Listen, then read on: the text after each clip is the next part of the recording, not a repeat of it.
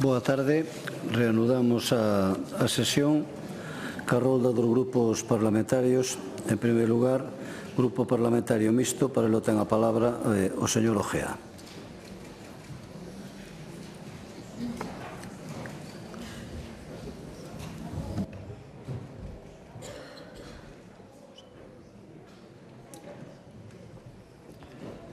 Gracias, presidente. Boas tardes, señorías. Boas tardes, presidente, grupo de goberno, resto de invitados.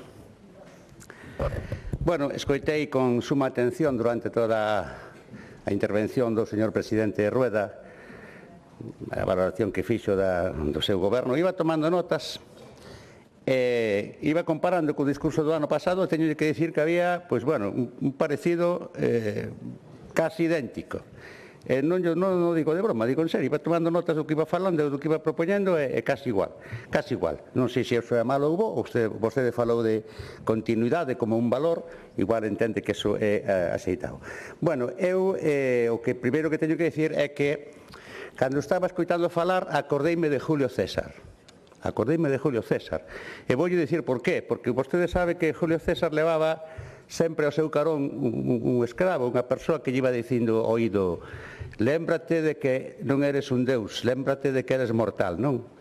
Digamos que lle facía poñer os pés na terra, non? Porque o mellor, pois claro, Xulio César rodeado de tantos adoradores, de tanto tal, o mellor, pois acababa tendo unha visión distorsionada da realidade, e viña ben que unha persoa lle fora dicindo: oye, mira, baixa un pouco dese mundo idílico que tes na cabeza, e aséntate un pouco os pés na terra. E entón eu, cando estaba escoitando a maneira que vostede falaba, dábase autobombo e autocomplacencia, non estou dicindo que fora de xeito consciente, o mellor non se dá conta. Eu dicía: este señor non terá, este señor presidente, que yo digo con todo respeto, eu non lle poño diminutivos ao seu cargo, non terá un departamento, alguén que lle vaya dicindo. Eu imagino que os seus conselleiros van facendo de vez en cuando a labor que facía ese escravo de Xulio César, non? Que lle van dicindo: oye, mira, que a cousa non é tan idílica ni tan paradisíaca como vostede conta nos discursos, non? Porque realmente tampouco a mellor é a visión catastrófica que moitas veces vostedes lle atribuyen á oposición. Non sei se tamén quizás é exagerada esa visión moitas veces, pero desde logo a visión idílica e a visión autocomplaciente de autobombo que deu ao largo de toda a mañá tampouco se corresponde coa realidade, non? Feita ese apunto preliminar, outra cousa que me chamou a atención: vostede empezou falando dunha imaxe que ten do país galego, unha imaxe de Galicia. Describiuna como o balcón do Atlántico, non? Foi unha das expresións que empregou para calificar a nosa terra, non? E entón eu quedeme pensando e dixo: esta persoa, este señor presidente, ten unha visión volcada cara ao Atlántico, e iso é coherente con toda esa preferencia, ese sesgo que ten o seu goberno cara a priorizar o litoral e a costa sobre o interior, sobre as provincias do interior, tal e como vostede sabe que nos adoitamos a interpretar. Falou do balcón do Atlántico, que ten a mirada, Galicia ten a mirada cara ao mar na súa visión do país, e iso pois conleva o risco de esquecerse un pouco do interior. Na imaxe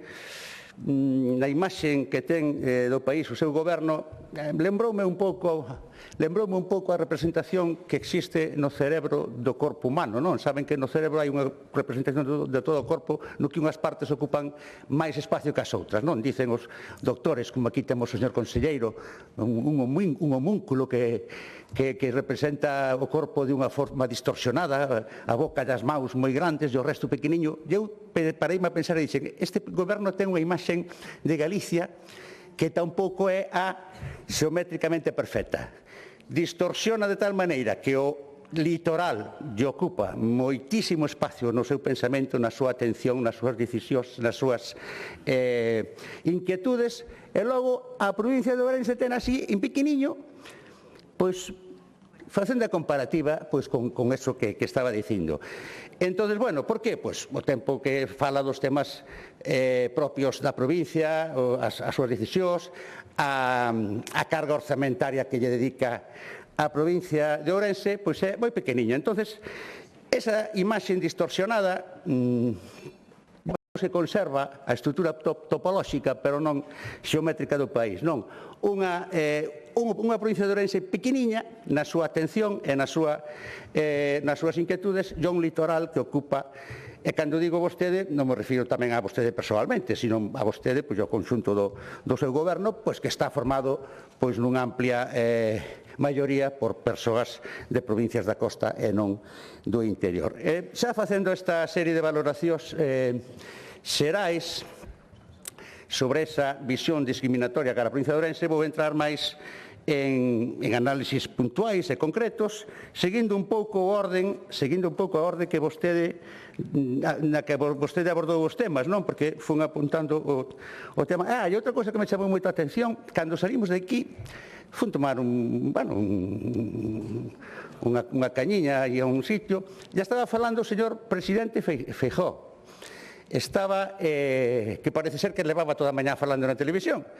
E eu quedei máis asombrado, que empecé a escoitalo, e coincidía no que vostede, en moitísimas cousas, no que son temas no que son temas de Estado, coincidía co que vostede acababa de decir, no tema das baixas laborais, no tema de... Eu dixen, pero este home, unha de dúas, ou o señor Rueda copia e di o que lle manda o señor Feijóo, ou o señor Feijóo copia e di o que acaba de falar Rueda no Parlamento de Galicia e acaba de dicir que diga isto. Non sei cual das dúas cousas é. Ou o mellor Feijóo fai o que vostede lle dice, ou ao mellor vostede fai o que dice Feijóo, porque a verdade é que era realmente moi improbable que coincidisen no que estaba dicindo o señor Feijóo. Non sei se vostede fala por boca de Feijóo nas cuestións que atañen ao Estado, que falou de varias delas.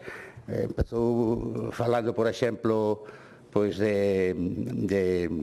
falou que levaba tempo sin ver ao señor presidente, que a última vez que o vira fora en Ourense, precisamente a única vez que nombrou Ourense foi para nomear algo malo, que foi a catástrofe dos incendios, que foi, según dixo vostede, a última vez que falou con el.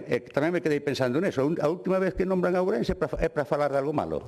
Bueno, empezou falando de vivenda. Como todos sabemos, un dos principales problemas digamos, prácticos e pragmáticos que ten hoxe a sociedade, particularmente a xente nova. Vostede saliu nestes días na prensa, pois tamén con titulares dicindo que esa iba a ser a súa prioridade.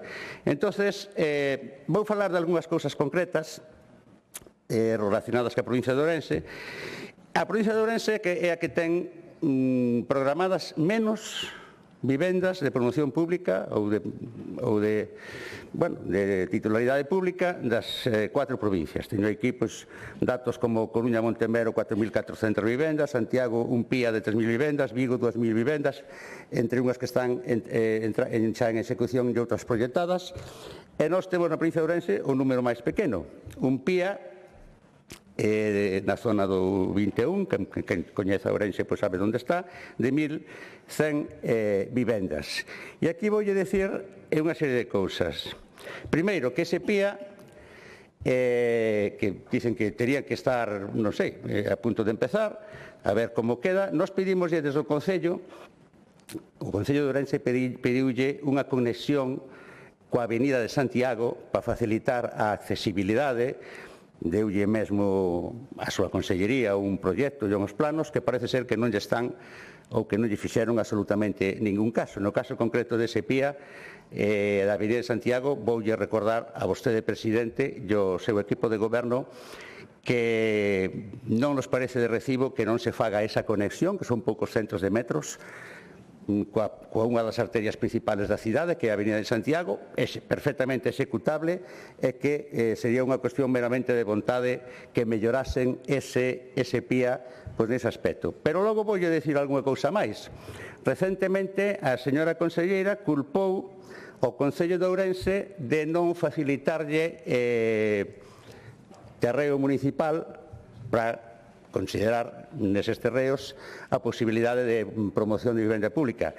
Dúas cousas. Primeira, o Concello apenas ten parcelas municipais, tuvemos problemas incluso, saberá o ben seguramente a señora conselleira cando foi de facer o CAP, que se está o CAP que se pediu tan reiteradamente, os problemas que houve para atopar unha parcela axeitada, estando Jesús Vázquez de gobernante, e incluso para facer o da Fundación Amancio Ortega, que houve que recalificar unha parcela, é dicir, que hai moi pouca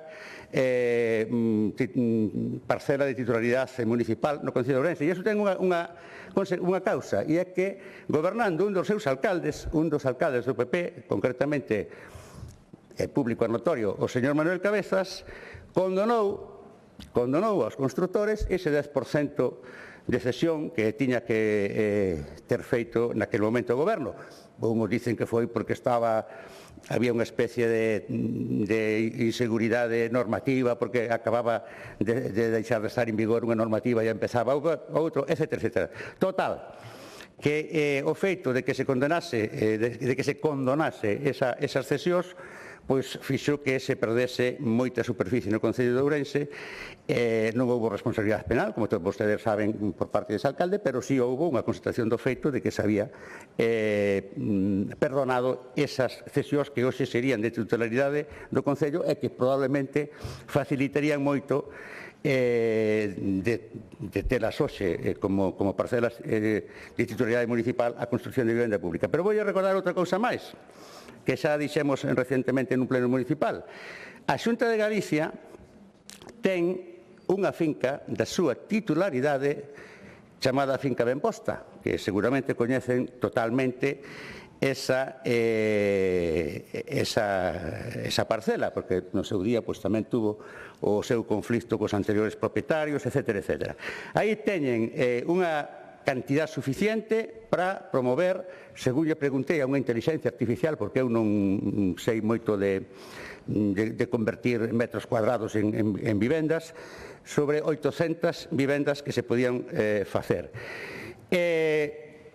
Parece ser que aducen que hai certas complicacións de tipo normativo, de tipo xurídico, pero que serían facilmente subsanables solo con declarar proxecto de interés autonómico, o sea, PIA, esas construcións. Eu teño visto que porque lles gusta, porque lles convén, enseguida declaran calquera iniciativa de importancia estratégica ou de importancia autonómica. Temos un caso reciente que non vou decir agora, porque como se volcan cando un proxecto lle interesa para establecer os criterios axeitados para declaralo de promoción estratégica. Bueno, pois eu doulles esta idea. Basta con que, ademais, é da súa titularidade esa parcela. Non teñen que expropiar, como pasa co PIA da Avenida de Santiago, do barrio do 21. Teñen unha parcela que é da súa titularidade, suficientemente amplia como para facer alrededor de 800 vivendas, e únicamente o que teñen que facer é un pouco de vontade para simplificar toda a tramitación burocrática a través dunha previa declaración de proxecto de interés autonómico. O sea, que se o queren facer, fágano. E o resto é disculpas de non querer, digamos, de priorizar a construción de vivienda pública noutras provincias da nosa autonomía. Bueno, logo falou, como son moitos temas, porque vostede falou, creo que unha hora e media larga, e a nos damos 45 minutos, lóxicamente, non podemos tratar os temas, cada tema, co grado, digamos, de profundidade que o tratou vostede. Pero, bueno, falou, por exemplo, de industria, e agora vou a recordar tamén outra cousa, que está ahora mesmo de actualidade. Vostede sabe que na comarca ourensán de Viana do Bolo estuvo parada unha mina, a famosa mina de Penouta, que tuvo seus problemas, houve unha denuncia por parte dunha asociación ecoloxista, foi ao xulgado. Bueno, vostede sabe que desbloqueouse ese tema no xulgado e tamén se desbloqueou recentemente desde o Estado. Entonces, agora é competencia ou responsabilidade exclusiva da Xunta de Galicia de poñer en marcha esa mina, na que a empresa australiana pois, que asumiu a súa titularidade parece ser que cumple con todos os requisitos ambientales e con toda a sensibilidade ecolóxica e con todo o que ten que facer para poñer en marcha sin que haya afectacións que deron lugar á denuncia. Entón, bueno, pois, como é xa unha cousa, estou falando dese caso concreto porque é unha cousa pois, totalmente de actualidade. Poñanse as pilas, non se esquezan deso, porque o cerre desa mina de Penouta, na comarca de Viana do Bolo, como vostede sabe, fixo pois, perder moita calidade de vida ás moitas persoas que dependían directamente do posto de traballo que desarrollaban nela e, ademais, pois, pola cadena pois, económica de consumo pois, no resto da comarca. Non? Vamos a ver, falou da recuperación e regeneración vou a recordar outras dúas cousas máis, tamén de parcelas que son de titularidade da Xunta na provincia de Ourense e que están ali como sería habitualmente de xeito coloquial mortas de risa. Temos, por un lado, teñen a Xunta de Galicia da súa titularidade unha superficie pois en un campo de fútbol, porque a xente entende mellor por campos de fútbol, de 850 campos de fútbol na zona do Xurés, donde ademais hai unha aldea que a Xunta comprou, a única aldea de titularidade autonómica. Nela restaurouse no seu momento nunha primeira fase varias construcións para albergues, para zonas de ocio, de turismo, nunha zona paradisíaca como é precisamente a Serra do Xurés, no Concello de Muiños, se quere pois concretar máis, seguramente que coñece esa zona. Xa digo, son 850 campos de fútbol que ten a Xunta de Galicia nunha zona paradisíaca na fronteira con Portugal, na zona fronteriza, e que, lóxicamente, con un mínimo de vontade, eu penso que se lle podería sacar moita rentabilidade deportiva, de ocio, vacacional, e, ademais, por unha razón moi sencilla, porque a escasos kilómetros do outro lado da raya, do outro lado da fronteira, o veciño país de Portugal, nesa mesma zona, ten amplias zonas que son motor económico desde o ámbito do turismo, desde o ámbito do deporte, desde o ámbito da pesca, basta con que vaya por ali e o comprobe. Que sucede? E aquí volvemos a entrar noutra. Está o problema das comunicacións.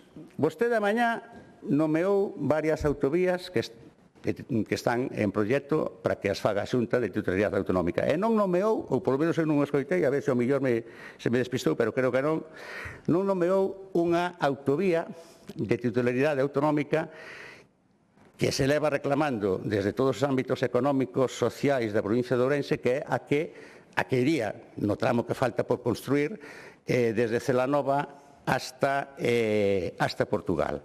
Non a nomeou entre as que dixo pola AG31, non?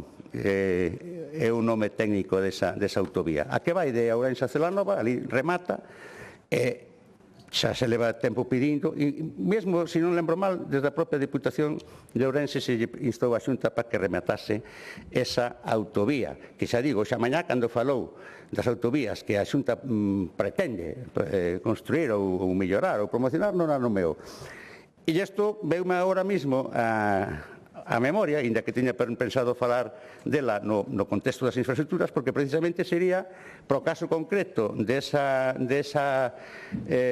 parcela que ten a Xunta de Galicia nas proximidades da fronteira no Concello de Muiños, lóxicamente sería unha das condicións sine qua non que existira esa autovía con o noso veciño Portugal para poderlle dar valor a esa parcela concretamente da Xunta na que se poden facer. Existe xa, ademais, un proxecto.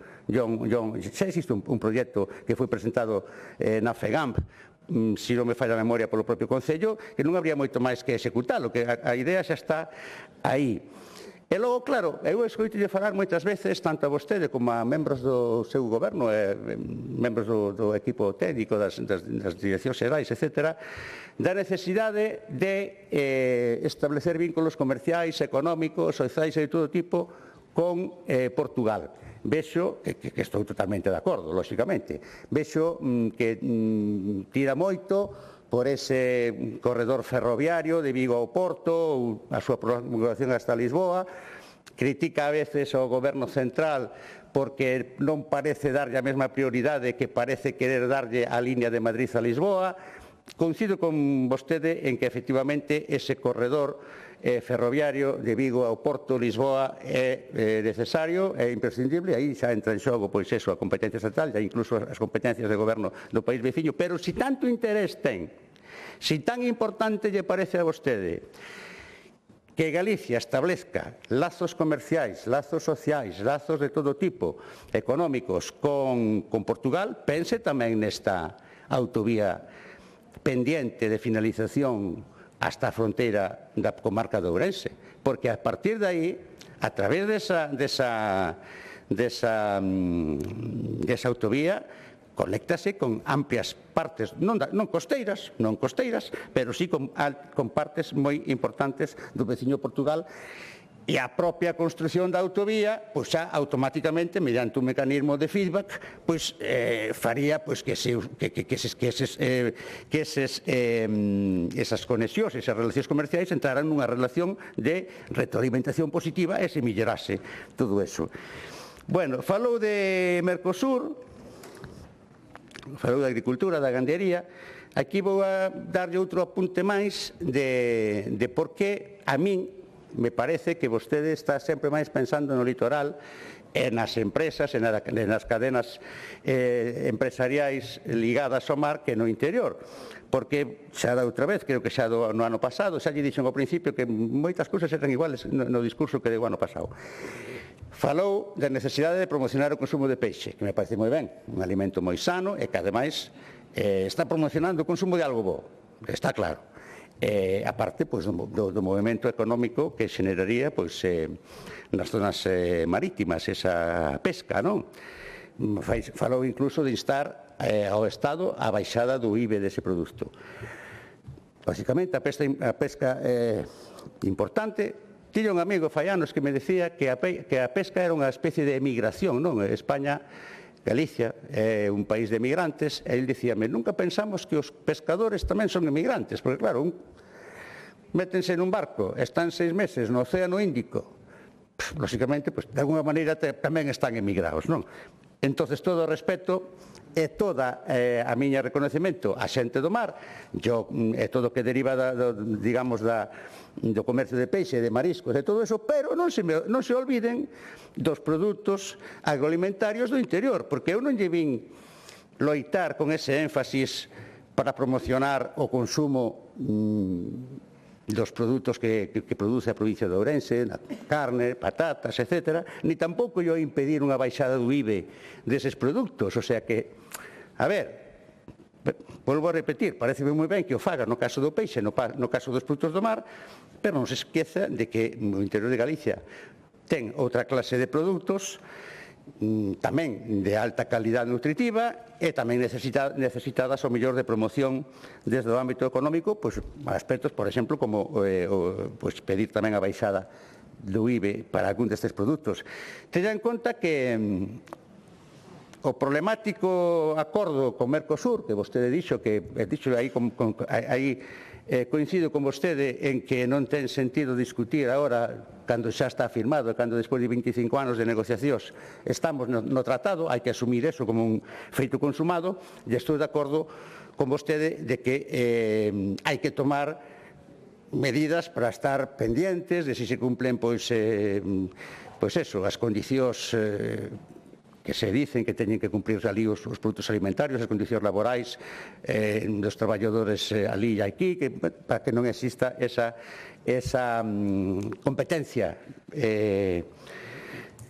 esa competencia desleal entre os produtos de aquí e os produtos de lá, tamén estou de acordo con vostede, neste caso tamén o PSOE creo que tamén coincide en que hai moitos aspectos nos que nos favorece.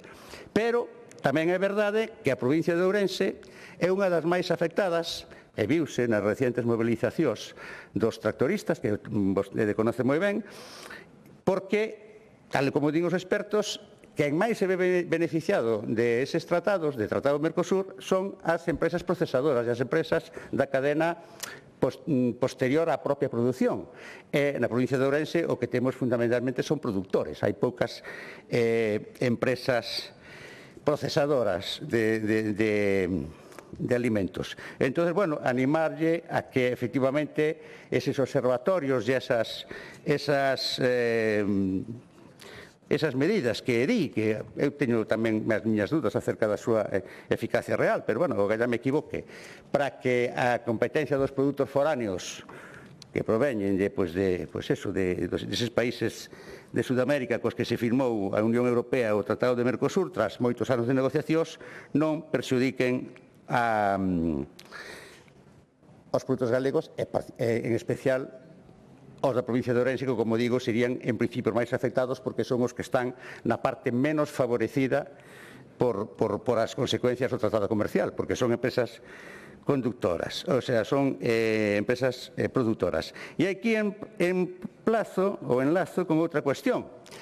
Moitas desas zonas das que estou falando que producen esos produtos de calidade, patatas, etc., foron recentemente afectadas por unha serie de temporales, de vendavales, de desbordamentos. Vostede sabe, por exemplo, falando, por exemplo, da comarca da Limia, sabe perfectamente por que, incluso desde a propia Diputación de Ourense, están solicitando axudas tanto do Estado, que iso sería unha competencia, pois tamén, na que habría que exixir, lóxicamente, pero aquí estamos ahora mismo falando da Xunta e da Autonomía, que axuden, primeiro que teñan en conta, porque ao mellor olvídense, ao mellor esquécense de que a comarca da Limia e outras comarcas da cidade foron fortemente, xa non falo dos incendios, o falaremos despois, pero de xeito máis reciente, por os vendavales, por as inundacións, e agora, pois tamén, vou a recordar algo máis, xa que estamos falando do río Limia, que nace nesa comarca, e é a cuestión da contaminación do embalse da Limia no encoro das Conchas e nos posteriores tramos do cauce do río. O ano pasado, creo que foi, e incluso xa antes, levábamos advertindo dese problema. En algún momento lle dixen que era un problema que en algún momento habería que coller o touro polos cornos. E de repente, pois vai unha asociación ecologista, denuncia no xulgado, e o xulgado, pois, sentencia. E agora, tanto a Xunta como a Confederación Hidrográfica, que son as dúas, hai unha corresponsabilidade no tema, o señor presidente da Confederación Hidrográfica recoñeceu a súa parte de responsabilidade, polo menos na prensa, e dixo que teríanse que, porque a cousa vende moi atrás, teríanse que ter tomado outra clase de cousas, pero polo menos é que faría o posible por tomar medidas, pero polo menos non vin de momento ainda a ningún representante da Xunta de Galicia que nos adiantase que medidas iban a tomar para cumplir a sentencia, porque hai unha sentencia clara, un castigo por parte do xuez á Xunta de Galicia, volvo a repetir, tamén a Confederación Hidrográfica, para tomar medidas contra esa contaminación que, bueno, que xa leva tido xa as súas consecuencias, primeiro na saúde, que foi casi o que fixo saltar as alarmas, pero xa desde fai moito tempo no turismo e, por lo tanto, na economía desa zona. Entonces, bueno, recórdolle ese tema porque non vou dicir que non o saiba, pero como dixen ao principio, penso que tengo mellor esa idea topolóxica, non topográfica do país galego, pois tereillo que recordar, porque se non lle recordo eu, quen vai ser aquí? Se non lle recordo eu que Ourense existe, quen vai ser? Bueno, xa non vou falar dos incendios, porque ese tema efectivamente, xa están empezando. Ve que xa empezaron onte e hoxe xa incendios por toda Galicia. O Pladiga está independente da aprobación, cando xa sabe vostede que antes de que acabara o ano pasado xa tiña que estar presentado. Ese Pladiga que está ahora, pois, o que se vai sabendo del, é que recoñece, por exemplo, este dato, que o 74% dos lugares de risco de incendio están na provincia de Ourense. O 74% dos lugares de risco, según di o Pladiga, que ainda está, como digo, sin aprobar polo Consello da Xunta ou sin presentar pois aquí. Que lle vou dicir sobre iso? Que teñamos falado xa de sobra. Vostede falou, efectivamente falou deso, que se aumentaba o número de efectivos, que se aumentaban as jornadas laborais, que se aumentaban os equipos de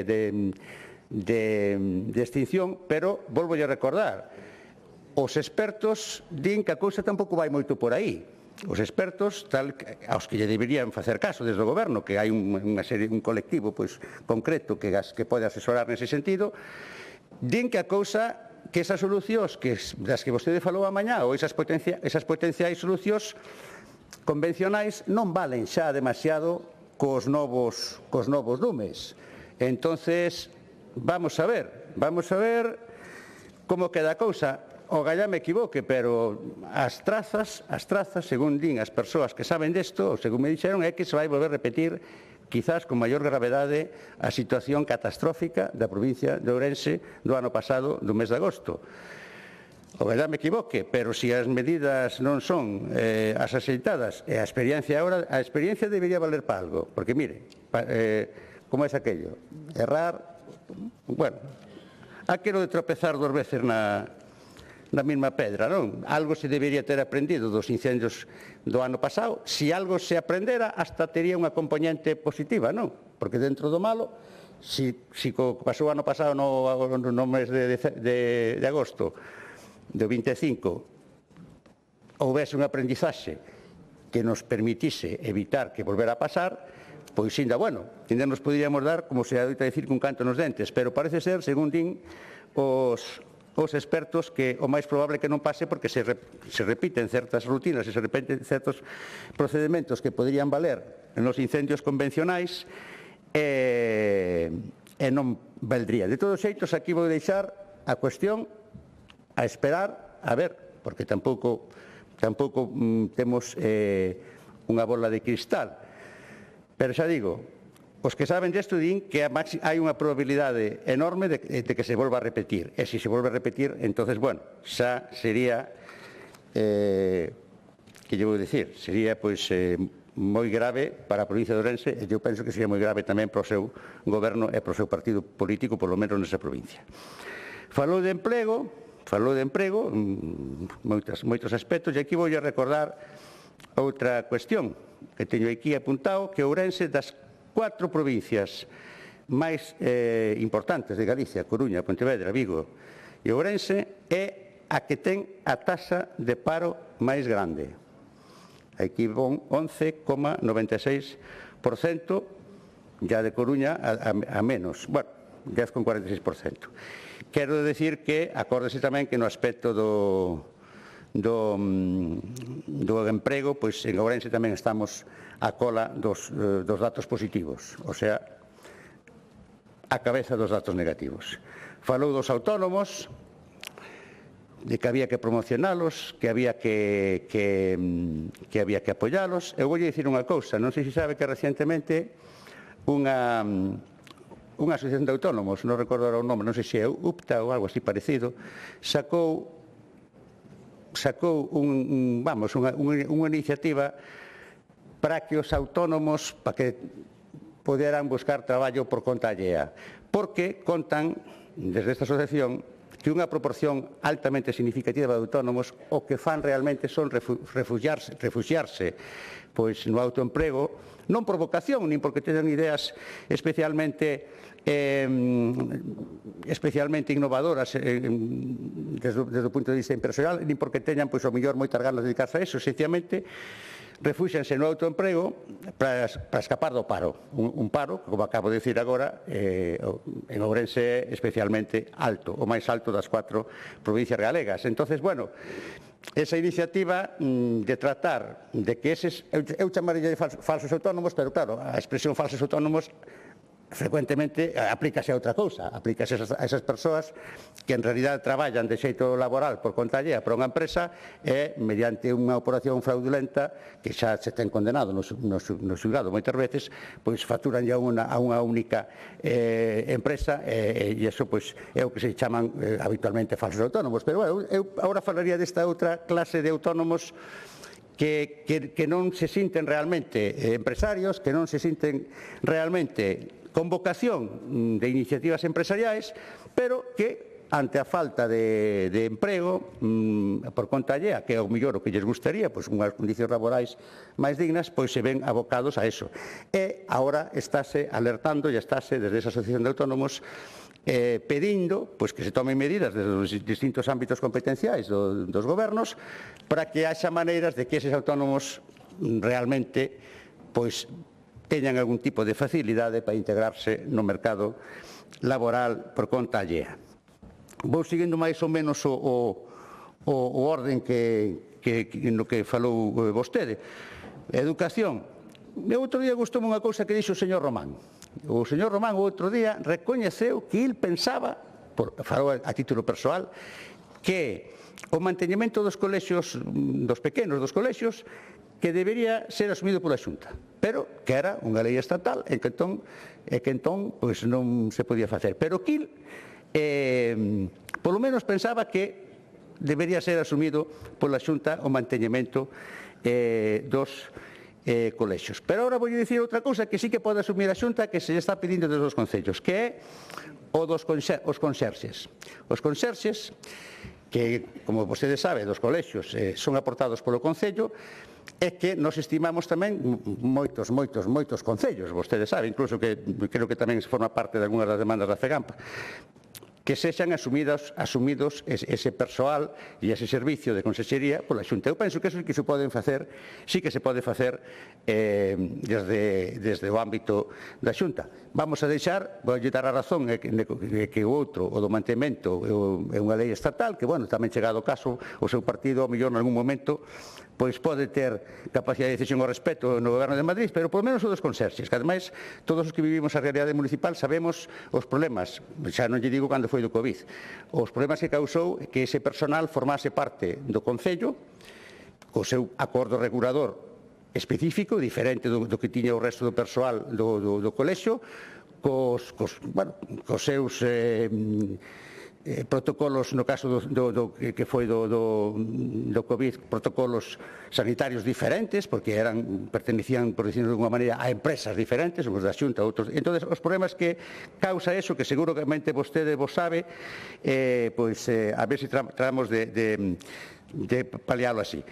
Falou tamén, ou voulle dar outra idea máis que tamén xa foi posta como proba piloto moitas veces, pero que unha cuestión que debería asumir a Xunta en materia de educación sería abrir os centros escolares polas tardes, sufragando os gastos de consellería ou de persoal que fixeran falta para actividades de cultura e deporte nos centros educativos. Eu penso que eso sería, ademais, incluso moi positivo, porque, bueno, si, lóxicamente, hai que facer centros deportivos, hai que facer polideportivos, hai que facer campos de fútbol, vai ser outra das demandas que lle faga despois, se me dá tempo, o famoso campo de fútbol do Couto, pero, se os centros escolares se abren pola tarde e os rapaces, ou non tan rapaces, poden usar as canchas para xogar o baloncesto ou para xogar unha pachanga de fútbol, lóxicamente vai disminuir a presión social a hora de exixirlle polideportivos ou deportivos máis dirixidos aos profesionais, porque non todo o mundo que lle gusta xogar ao baloncesto, pois, ao mellor ten intención de federarse e meterse no equipo, ao mellor hai algúns ciudadanos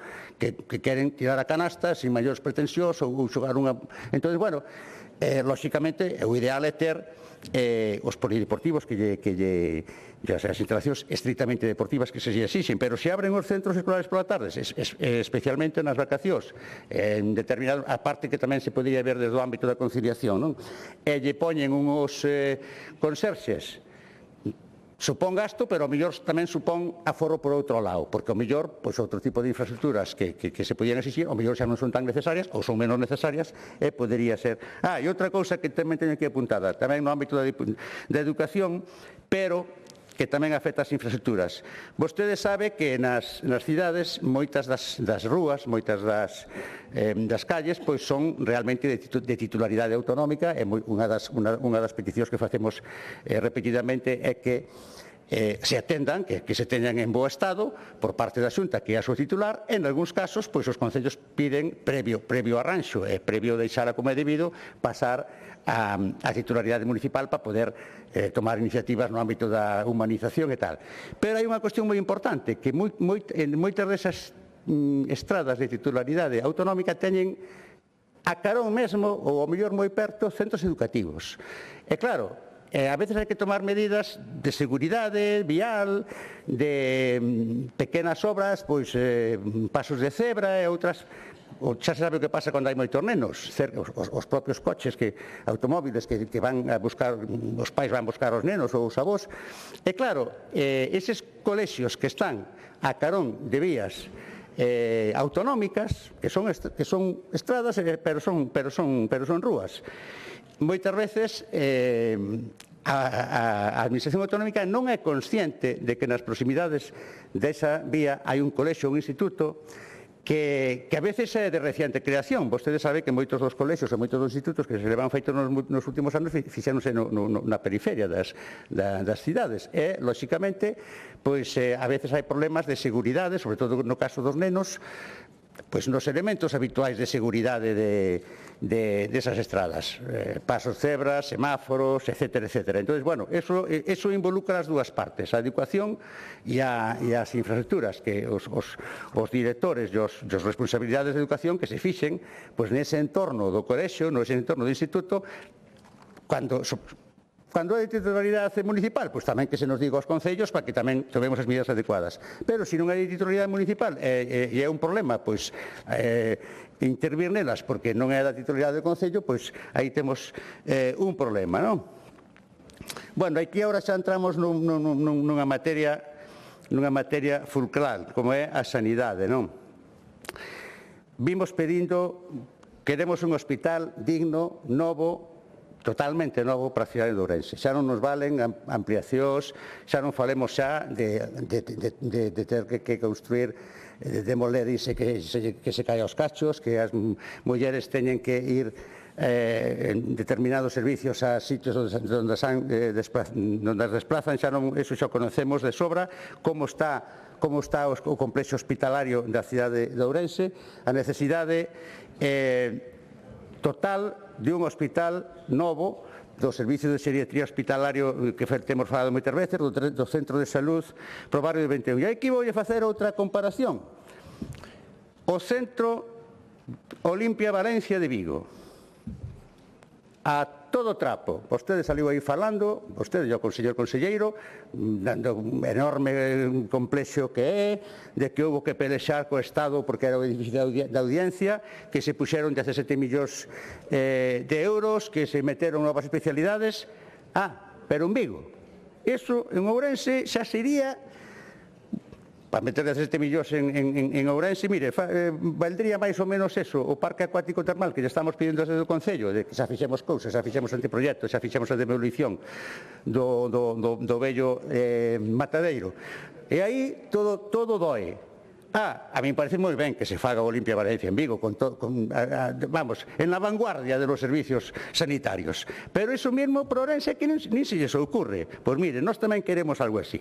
E despois xa lle digo, que témolo falado moitas veces, tamén están aí loitando co alcalde de Vigo para facer un centro para meter as asociacións de veciños, que son asociacións privadas, con todo respeto para as asociacións veciñais, son asociacións privadas e tampouco é que busquen o interés público, porque non é o que teñen que facer, teñen que buscar o interés da zona veciñal a que pertenecen, etc. Que me parece moi ben, pero mételle 20 millóns de euros, que é o que costa, pois o mellor, dous ou tres centros de salud perfectamente equipados, que sí, eso sí que é servicio público, e aí son capaces de pelexar co alcalde de Vigo, que non lle quere deixar facer a obra, e Belis Nolis, pois hai que facer a obra esa. Inda que non a queira o alcalde de Vigo. Pois mire, eses creo que son 20 millóns de euros, mándenolo para Ourense, que lle damos, non pelexen máis co alcalde de Vigo. Esa estación de tren, pois que fagan outra cousa, esa bella estación de autobuses que fagan outra cousa, e mándanlo para. Bueno, aquí temos algunhas cousas máis, a ver cando acaban o edificio administrativo da Xunta, que está ali parado, ainda non moveron unha pedra. O que decía antes das ascensións das vías autonómicas para poder humanizalas, unha cousa importante, soterramento da avenida de Otero Pedrallo, que iso xa era un proxecto que estaba feito da época de Cuña, e deixaron aí e non se fixo. Vamos, o que costa ese soterramento no outro sitio, mira, aquí temos un aquí ao lado, aquí ao lado do Parlamento, o soterramento ese que hai para pasar ao lado no Hórreo, e en Coruña faiso do Parrote sin ningún problema, o que faga falta. En Vigo fanse soterramentos sin problema ningún, o que faga falta. E algo tan que sería incluso de menos precio, que valdría menos en cuartos, me refiero. O de Otero Pedrallo, que estaba xa proyectado, que liberaría a parte que separa as dúas partes do campus, donde queren poñer agora un low cost de como se chama, refugio climático, porque claro, van poñer ali unhos árboles que non é o que nós pedimos, van pedir ali unhos poucos árboles nun tramo de poucos centros de metros, cando nós o que pedimos son 15.000 árbores, que xa está o proxecto feito, que se lle pagou unha consultora para que fixera 15.000 árbores en áreas urbanas e periurbanas, bueno, da Xunta mándanos ali unhos cuantos árboles poden ser nun tramo de poucos centros de metros, nunha estrada que podería estar soterrada en amplia parte se quixeran facelo, que ademais estaba o proxecto feito. E iso tamén contribuiría pois a calidade do aire, que, por certo, xa viron outro día na televisión ou nos medios de comunicación que temos a peor calidade do aire en Ourense. A mí foi un dato que me sorprendeu. Pero, bueno,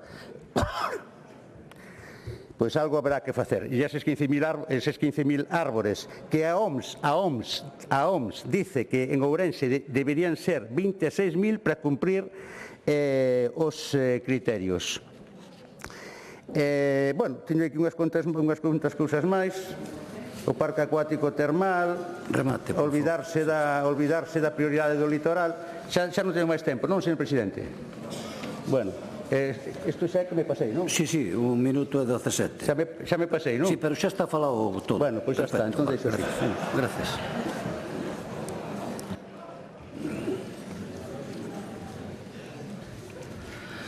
Grupo Parlamentario Socialista, señor Gómez.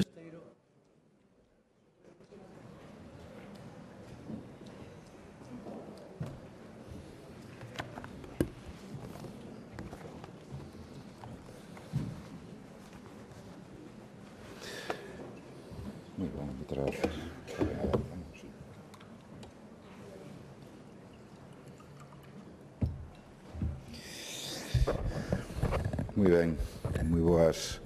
Grazas, señor presidente. Boa tarde a todos e a todas. Presidente da Xunta, señorías, autoridades, representantes dos colectivos sociais que hoxe nos acompañan, medios de comunicación, cidadáns que nos siguen tamén a través do streaming. Señor Rueda, 4 anos como presidente, 17 anos no goberno da Xunta, e a pregunta sigue aí. Que cambiou na vida da xente? Que mellorou? Que problemas se resolveron? E, sobre todo, neste último ano, que se transformou en Galicia máis alá da propaganda? Por iso, a pregunta realmente importante que creo que hoxe compre responder é esta. Que atopa hoxe un galego e unha galega cando pensa en que decisión do seu goberno lle mellorou de verdade a vida? E o que atopa é preocupación, incertidume. Non hai pegada, nin rumbo, nin planificación, nin proxecto. Hai inercia de xestión e melloras dunhos poucos, por certo, os de sempre, que siguen vivindo mellor co resto. Mentres tanto, o seu goberno permitiu que se complicase cada vez máis a vida da gran maioría da cidadanía, a de quen precisaba, quizás máis que nunca, dun goberno con un mínimo de alma. Señor Rueda, nestes últimos 2 anos tivemos a oportunidade de ter algúns debates como este ou semellantes. Preguntei en algunha ocasión para que quería ser presidente. Ante a falta da súa resposta, insistinlle e pregunteille para quen gobernaba vostede. Fun máis alá e intentei empurrar para que o seu goberno construíse en positivo. Pregunteille polos seus proxectos, polas ideas que quería desenvolver para este país, en vivenda, sanidade, o coste da vida, educación, reto demográfico, industria. Tampouco recibín resposta. Non sei se porque vostede non quería, non podía ou simplemente non sabía. A realidade é que nunca contestou a nada. Citou casi máis veces a Pedro Sánchez que a Galicia. E como vostede ten máis claro con quen quere confrontar, que para quen ten a obriga de traballar, que non é Alberto Núñez Feijóo, sino para a maioría dos galegos e das galegas, así faise imposible gobernar un país. Porque eu respeto a cidadanía e por iso respeto as institucións. E por iso teño que dicirlle hoxe con toda claridade que non é aceptable unha presidencia sen rumbo. Non é aceptable gobernar á deriva ni limitarse a administrar a inercia. E mentras vostede asemella ser máis un tertuliano que un presidente, os problemas acumúlanse en Galicia, perde tempo con un goberno que, se algo transmite, é unha notable falta de impulso e de sentido de país. Señor Rueda, en Galicia conviven 3 grandes espazos políticos, a dereita, a esquerda e o nacionalismo, unha pluralidade que, lonxe de ser un problema, é unha riqueza verdadeiramente democrática. E é natural que existan discrepancias, notables discrepancias, pero tamén é necesario que existan puntos de acordo. O que xa non resulta razoable é ver un goberno máis preocupado de silenciar a oposición que por ofrecer un proxecto propio. Porque mentras nós propoñemos, vostedes preocúpanse máis de silenciarnos que en dar respostas. Mesmo con decisións claramente mezquiñas como retirarnos turnos nas sesións de control. E iso di máis de vostede do que lle gustaría recoñecer, porque decide silenciar a quen lle incomoda. En esa estrategia gastan recursos e fondos de todos coa televisión e a radio pública como principales censoras. E nós, as e os socialistas, estamos aquí para ser útiles, para combater as desigualdades con políticas reais, non para conformarnos con pancartas e eslogans fáciles.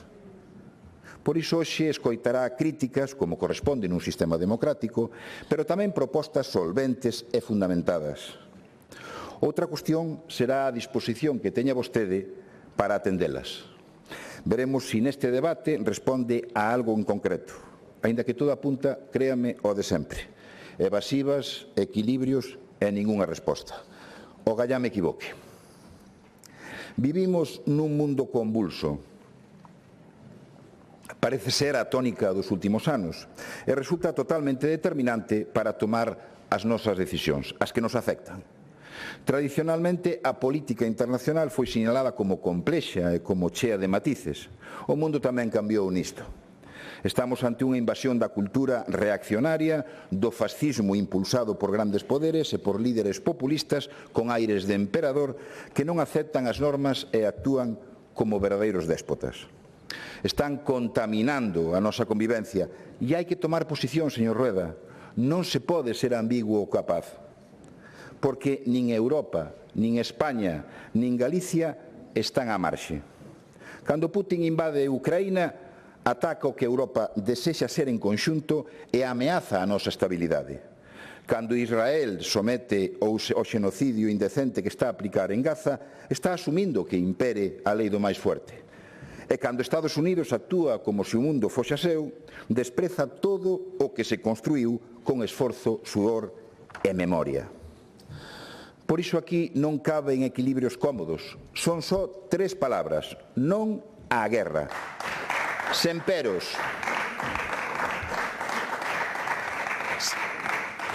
Sen peros.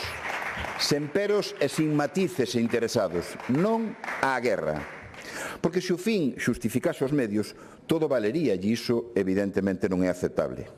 E dígollo con claridade, a posición do seu partido é cobarde. Decidiron rirlle as gracias a Trump. E custa entender que é o que gañan vostedes sendo a mochila dun líder que nin siquiera o respeta. Se cadra, vostede pode pensar que esa equidistancia entre agresores e agredidos é ponderada, prudente e incluso intelixente. Pero iso mesmo foi o que pensou o goberno inglés cando firmou aqueles acordos de Múnich con Hitler. A historia xa nos contou como rematou aquilo. O fascismo faiselle fronte, non se lle ríen as gracias, non se negocia con el e non se pacta con el. Hoxe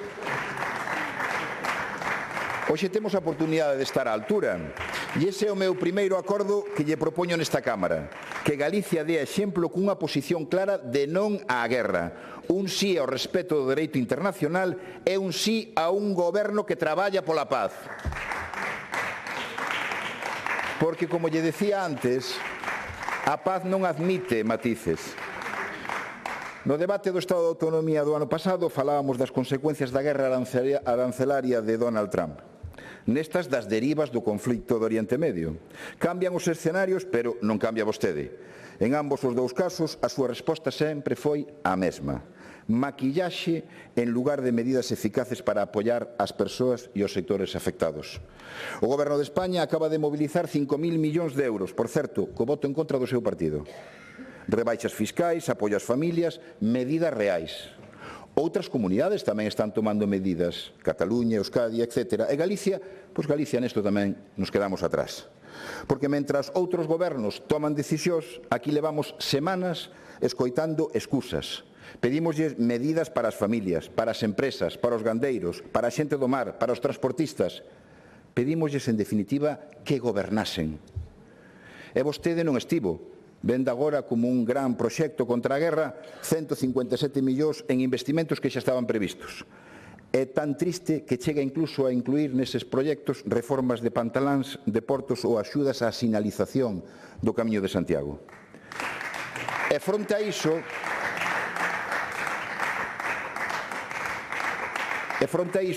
nos propoñemos o que toca. Axudas directas aos sectores productivos, reducción de taxas, apoio ao combustible e medidas fiscais claras.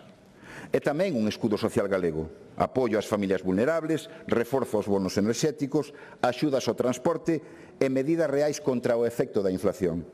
Gobernar é iso, señor Rueda, o demais é desaparecer. Fagamos un repaso directo sen rodeos dos principais problemas que lle preocupan aos galegos e as galegas. Das políticas que un goberno decente e preparado debería estar liderando en Galicia e que desgraciadamente non o está. Porque mentras a cidadanía pide solucións, o que temos é un goberno á deriva. Un presidente serio planifica a un ano, a 5, a 10 vistas que país quere herdar os seus fillos e as súas fillas. Pero vostede, señor Rueda, cando escoita a palabra planificación, mira para outro lado. E sabe por qué? Porque planificar significa gobernar, e tomarse en serio as necesidades de buscar solucións, e poñer obxectivos e marcarse prazos. E, sobre todo, é render contas do cumprimento ou do incumprimento das súas políticas. Señor Rueda, como pode presumir dun bo goberno? De verdade non se sente ningún mínimo de vergoña ao saber que baixo o seu mandato hai máis galegos e galegas que nunca que poden acceder a unha vivenda, a un médico ou a unha residencia?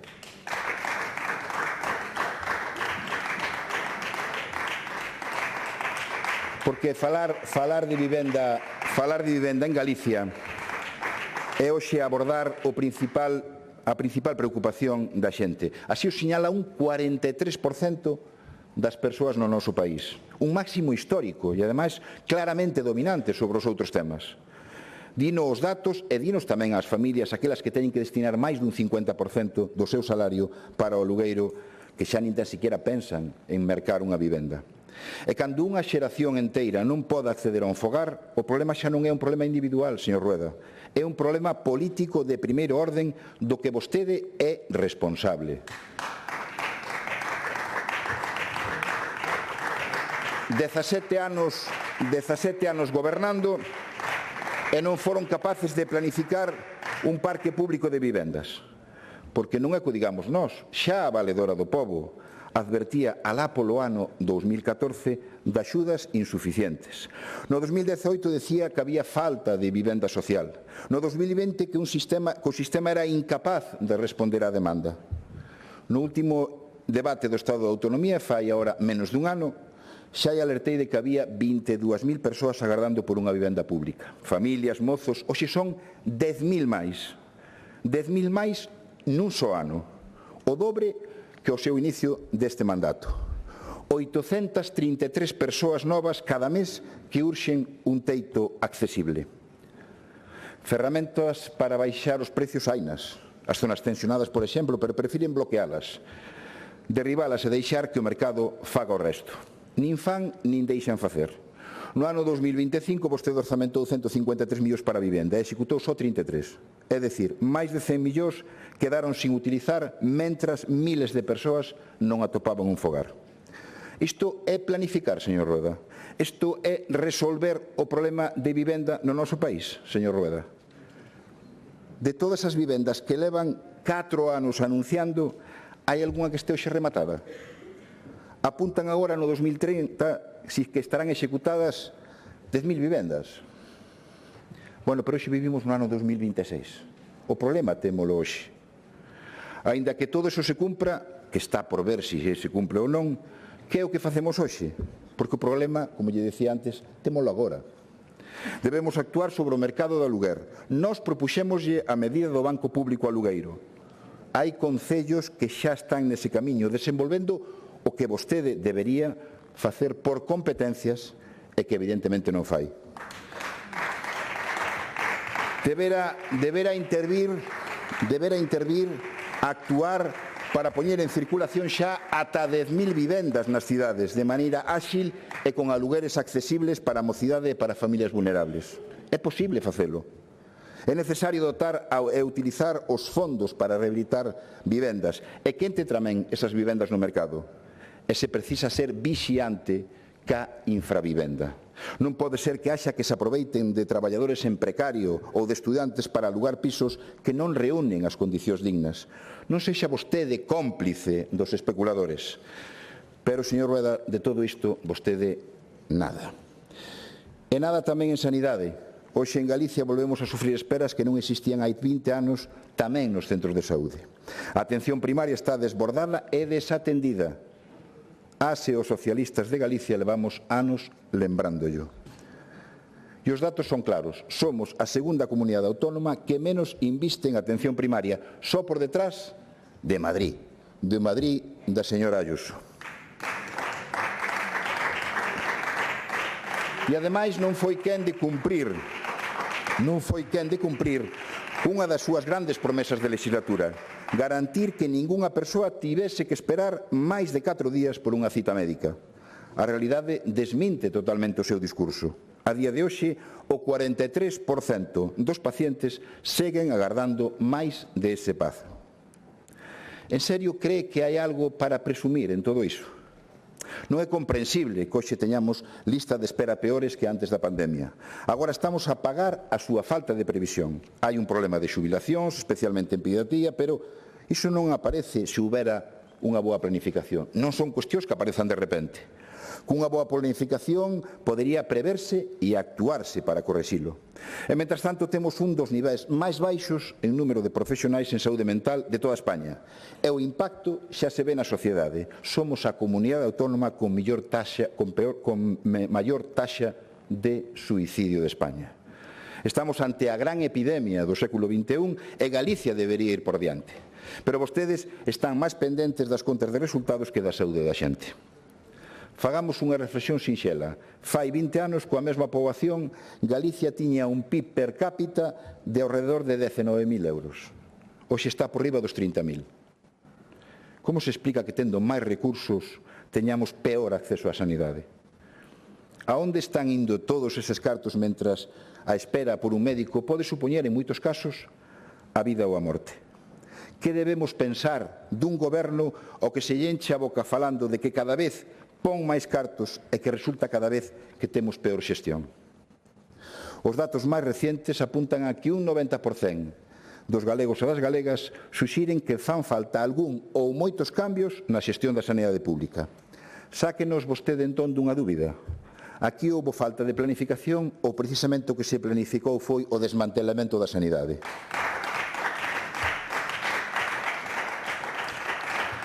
As e os socialistas, señor Rueda, témolo claro. Urxe reforzar a atención primaria, garantir máis profesionais e hai que blindar por lei a atención médica en menos de 48 horas.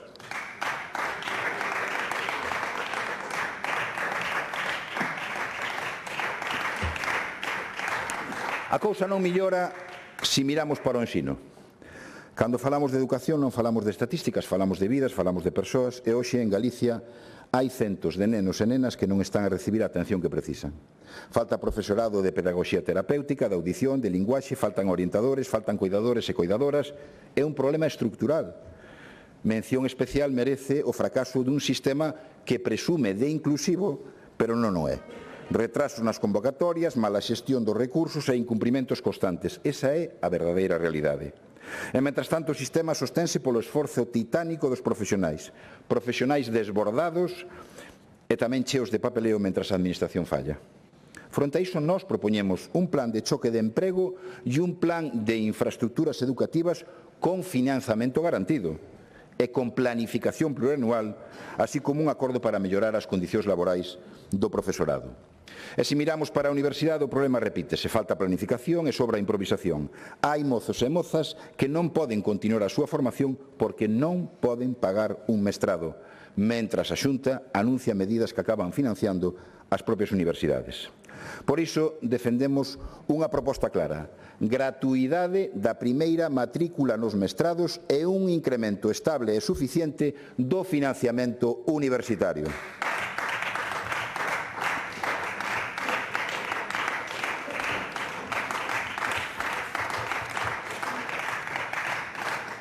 A súa política social é unha asignatura absolutamente fallida. Un fracaso que ten consecuencias reais na vida da xente. A ausencia de planificación é un cartel xigante de neón. Incumplen a lei de servicios sociais ou non ter siquera un plan estratégico. Vulneran a lei de dependencia sustituindo dereitos por bonos que non resolven o fundamental.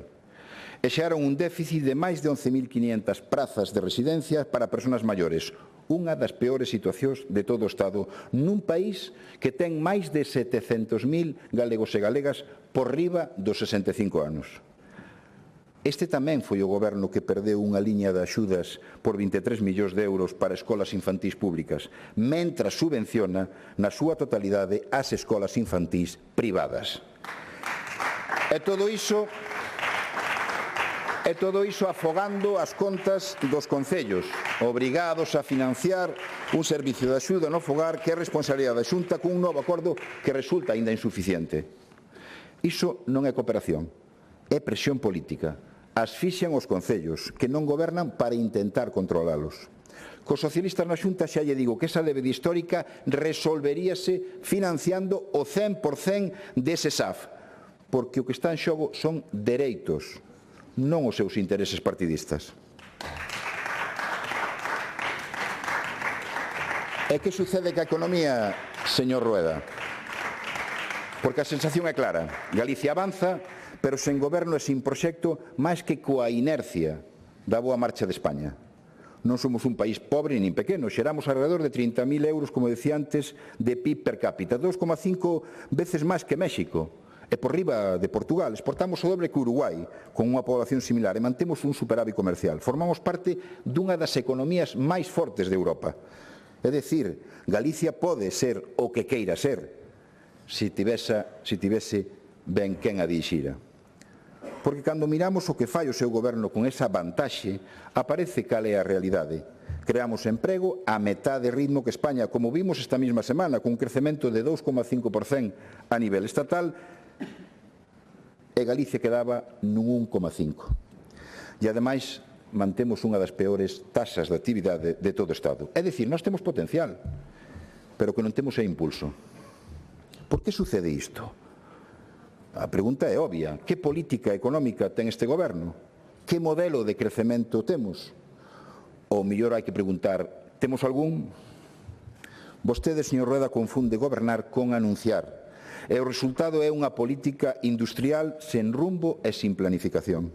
Os chamados PIEs, proxectos industriais estratégicos, eran a gran ferramenta, con prioridade, tramitación acelerada e apoio público para xerar emprego e atraer investimento. Inventaron a vía rápida, pero deixaron en punto morto. Ningún proxecto avanza, ningún se executa e cando todo é prioritario e estratégico, en realidad, nada o ven a ser. Porque sen proxectos reais, nin as ferramentas funcionan, señor Rueda. Altri é un exemplo máis claro do seu modelo. Venderon unha macrocelulosa como modernidade verde e acabou sendo o símbolo dunha política industrial opaca e sin respaldo social, nin técnico. Apostaron a única carta porque non tiñan plan. E tivemos que ser a sociedade galega e un goberno socialista que enfrease ese erro. Agora só queda unha saída digna. Só queda unha saída digna que é rectificar. Decía antes o compañero, errar é humano non es. E rectificar é humano, pero eu creo que é o que toca neste asunto. Fágalle un favor a Galicia, señor Rueda. Peche definitivamente este proxecto e faga público o acordo oculto sobre Altri. Porque o que se intenta agochar por decisión política acabará saindo por decisión xudicial. Na enerxía o problema é aínda máis evidente. Poderíamos ser a primeira potencia eólica, producimos electricidade, pero non transformamos esa enerxía en industria nin en benestar para o territorio. 80 parques paralizados pola súa falta de planificación e agora, coas repotenciacións eólicas que impón sin consenso e con inseguridade xurídica, os concellos poden perder ata un 60% dos ingresos do canon eólico, é dicir, menos recursos para servicios públicos. Non hai planificación, nin retorno, nin xusticia territorial. Fronte a iso, nós propoñemos un cambio claro, política industrial activa de verdade, planificación na industria eólica, tamén na eólica mariña, para ser líderes na transición enerxética, pero con retorno en Galicia. Máis ingresos para os concellos, enerxía máis barata para empresas e fogares e renovables ligadas á creación da industria e de emprego no noso territorio. O sector primario está en crise porque levan anos gobernando sen rumbo, sustituindo planificación por subvencións puntuais que non solucionan os problemas de fondo. Miren, o marisqueo leva máis dunha década en caída. E que é o que pide o sector? Planificación, rexeneración das rías, control ambiental e medidas a longo prazo. Pero o seu goberno sigue instalado na inercia. O consumo de peixe segue caendo. Hoxe, hasta vostede mesmo admitiu, non? O seu chamado bono peixe, a súa medida estrela de fai un ano, que non sei se ora non o vai haber este ano, como ano pasado, confirmou o que xa sabíamos, que sin actuar sobre os problemas de fondo, prezos, cadea de valor, hábitos de consumo, non hai solución. E no leite a realidade é igual de dura. En 2025 estánse a pagar alrededor de 3 céntimos menos por litro que o ano anterior. E segue sufrindo competencia desleal e prácticas abusivas da industria sen que a Xunta actúe con firmeza. E o dato máis demoledor de todos, Galicia perdeu casi a metade das súas explotacións de leite en 10 anos, pasando de 9.000 a 5.000, de 9.500 a menos de 5.000. Hoxe só alrededor do 5% teñen relevo xeracional garantido. E mentras é incapaz de frenar a dereita europea, a súa dereita, que ven a recortar a política agraria común e négase a apoiar os nosos produtos para que en Mercosur unha boa oportunidade para Galicia sexa aínda máis beneficiosa para a nosa economía rural. E logo está a súa planificación económica. Anunciaron unha rede de centros de innovación agroalimentaria no rural e saben que quedou? En nada. Prometeron unha comercializadora pública de enerxía renovable fai máis dun ano e medio e seguimos sin ela. Hoxe anunciounos un aumento no capital social.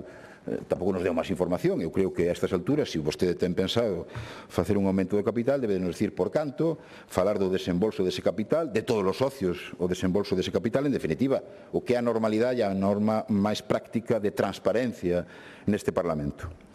En definitiva, os datos desmontan o seu discurso. Menos produción, menos consumo, menos explotacións e menos futuro. E todo isto cunha política a tumbos en materia de facenda. E a súa falla de planificación notase sobre todo no financiamento. Hoxe dedicoulle 10 segundos a falar de financiamento. Un logro, nunha hora e media, 10 segundos a un tema, creo eu, que capital. Levamos máis de 13 anos cun sistema caducado, pero curiosamente, cando por fin había unha proposta en riba da mesa, 587 millóns para aumentar o financiamento en Galicia, cando vostede, curiosamente, en decembro de 2024 falaba de que necesitaba 500 millóns para os servicios públicos galegos, é dicir, para as nosas arcas. Resulta que esa proposta tampouco lle vale, e eu podo entender que non lle sirva. Pero iso nós propoñíamos algo bastante revolucionario, que era un gran pacto de país para mellorar ese punto de partida desos 587 millóns. Sentarse, acordar e defender Galicia con ambición, tendo en conta que somos, evidentemente, un país con poboación avellentada e dispersa xeográficamente. E tamén dicimos que aproveitemos a condonación da débeda, 4.010 millóns menos, pasar de 12.010 a 8.000. Porque vostede é o único galego, bueno, vostede non, vostede e o señor Corgos son os únicos galegos que non queren que lle condonen a débeda a Galicia. A débeda, por certo, que vostedes contribuíron a aumentar, que a cousa xa ten bastante mérito. Van de vos xestores e non brillan as contas públicas, non executan os orzamentos, pero iso sí, deixamos de ingresar centos de millóns de euros en rebaixas fiscales, curiosamente para os de sempre. Un detalle cos que máis teñen que pagamos entre todos, señor Rueda. Cartos que non aparecen en sanidade, que non aparecen en vivenda, nin en educación. Sinceramente, señor Rueda, isto empeza a ser un verdadeiro problema. Un problema tamén porque é imposible xestionar este país se non é quen de ter unha mínima visión de conxunto del. Isto tamén se ve a través da súa idea do territorio. Galicia para vostede non é un país diverso e interconectado, é máis ben un mapa cheo de problemas soltos que vai atendendo según van estoupando. Pero mire, Galicia precisa xusto o contrario, vertebración, equilibrio territorial e políticas que entendan que este país funciona como un todo. E iso non se fai con ocurrencias nin con improvisacións. Faise con políticas públicas que entendan de verdade as necesidades de cada territorio. Aínda que, visto o visto, igual o problema é que Galicia queda grande, porque non é quen de entender nin tan siquiera esa Galicia urbana. Esa Galicia urbana que tira económica da economía e do progreso do noso país.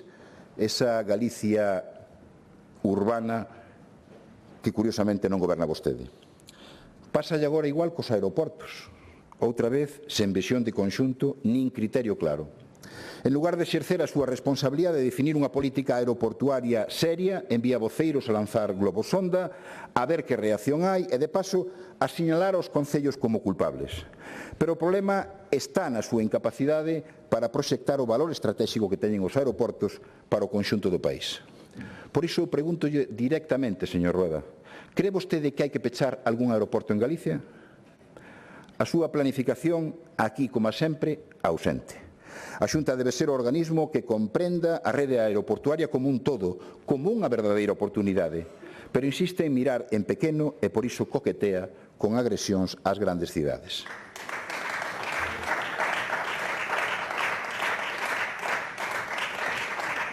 Voulle dar algún dato.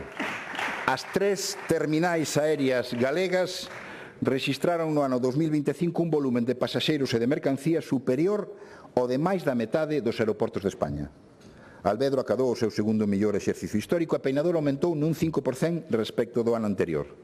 Se mirase de verdade polo país, señor Rueda, Galicia levaría anos competindo por atraer rutas, compañías e investimento aeroportuario con compromiso público e cunha estrategia clara de coxestión dos aeroportos, como xa se fai noutras comunidades. Pero non fixo nada, nin planificou, nin apostou, nin liderou.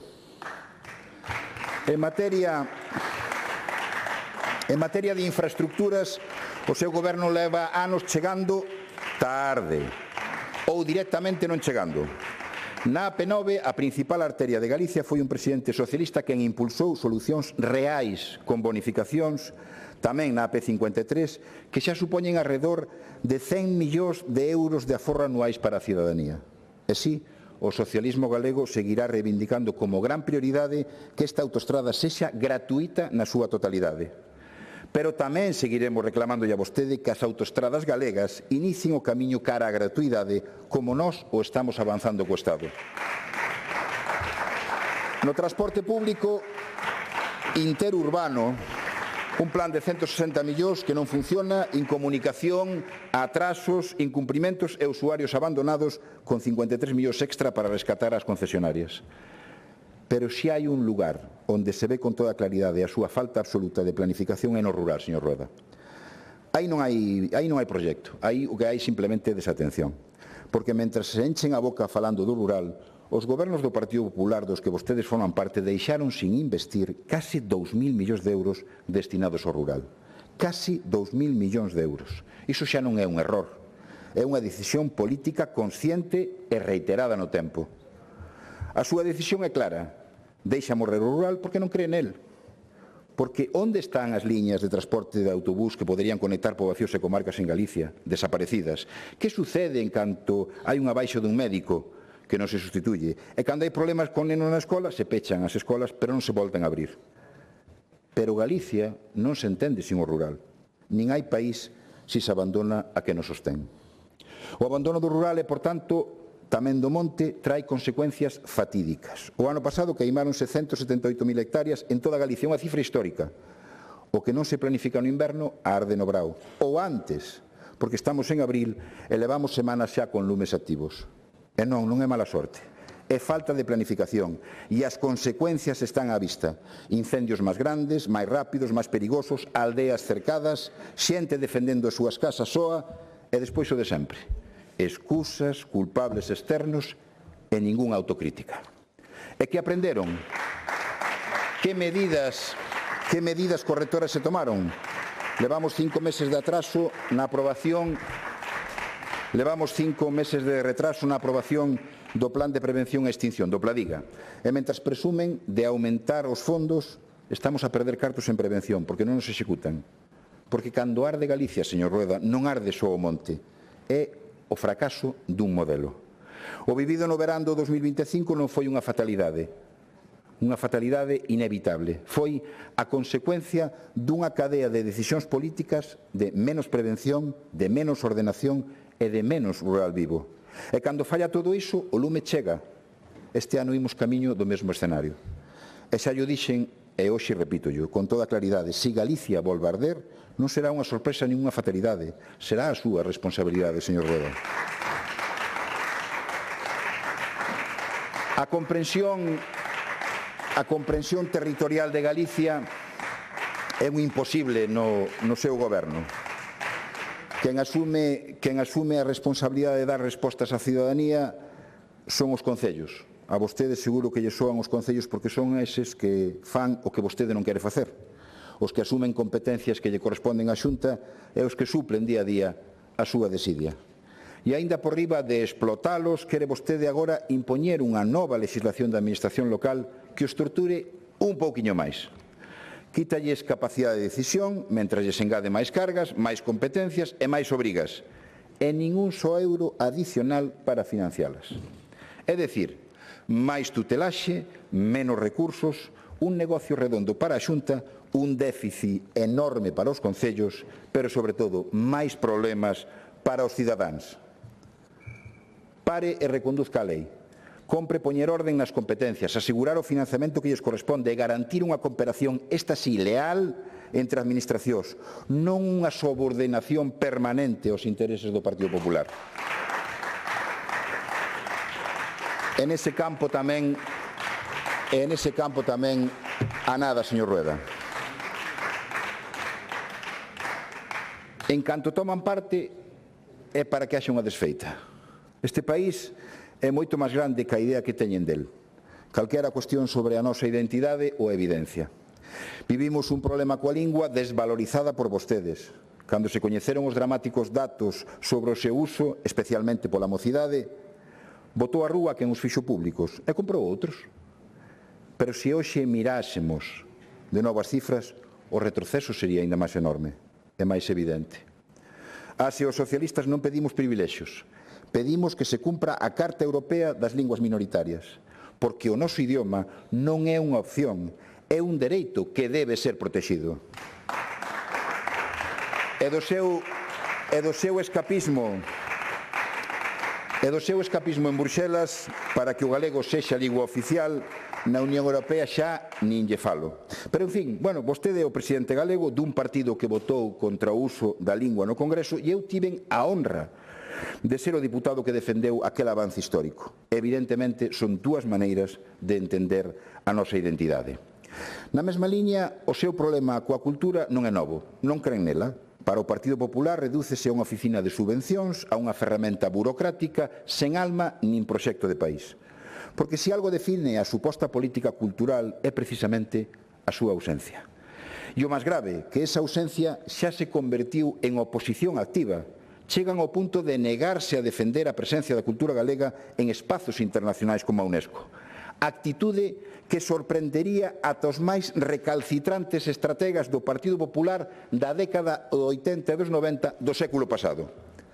Iso xa non é deixadez, é simplemente renuncia absoluta. Galicia necesita dun verdadeiro plan de dereitos culturais que entenda a cultura como un dereito da cidadanía, non como un privilexio nin como un trámite administrativo. Un país que coide e impulse o seu talento desde que comeza ata quen leva anos creando, dende o local ata o internacional. Pero para iso hai que ter claro que país se quere construir e vostedes non teñen proxecto.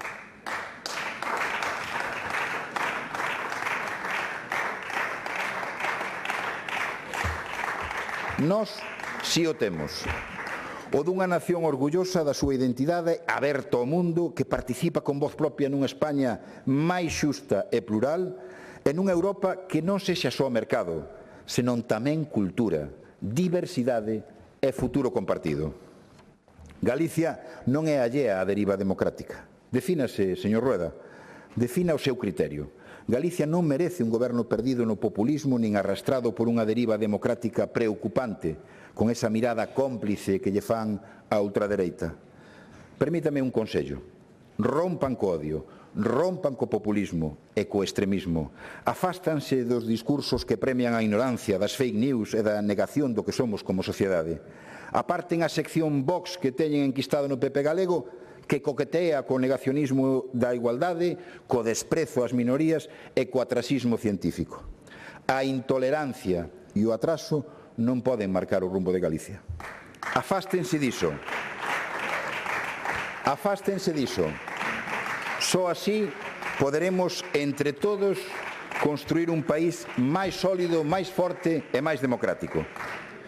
Pero déxeme que lle fale tamén da súa exemplaridade, ou mellor dito, da falta dela. Porque Galicia está á cola das comunidades autónomas na regulación efectiva dos conflitos de interese, dos lobbies e da transparencia real. E iso ten consecuencias. 1 de cada 5 euros en contratación pública adxudicanse a dedo. Contratos menores que acaban sempre nos mesmos nomes con vínculos familiares ou persoas do Partido Popular.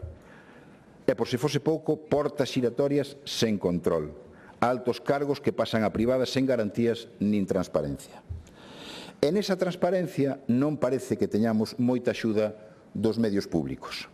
Desde o 2009, na tele e na radio do Partido Popular acumúlanse 450 procedementos laborais perdidos por vulnerar os dereitos fundamentais dos empregados e máis de 60 millóns públicos en indemnizacións e conflictos. Ao mesmo tempo, máis de 400 venres negros ca propia plantilla denunciando a manipulación e a falta de pluralismo. Pero hai algo aínda máis claro. A cidadanía xa respondeu ante a súa propaganda continua. No 2025 a TVG cae aos peores datos da súa historia, chegando ata 1,7,7 en algún momento. Os resultados son medios públicos máis controlados, máis cuestionados e menos vistos, e máis pronto que tarde, créame, Europa nos dará a razón nesa denuncia.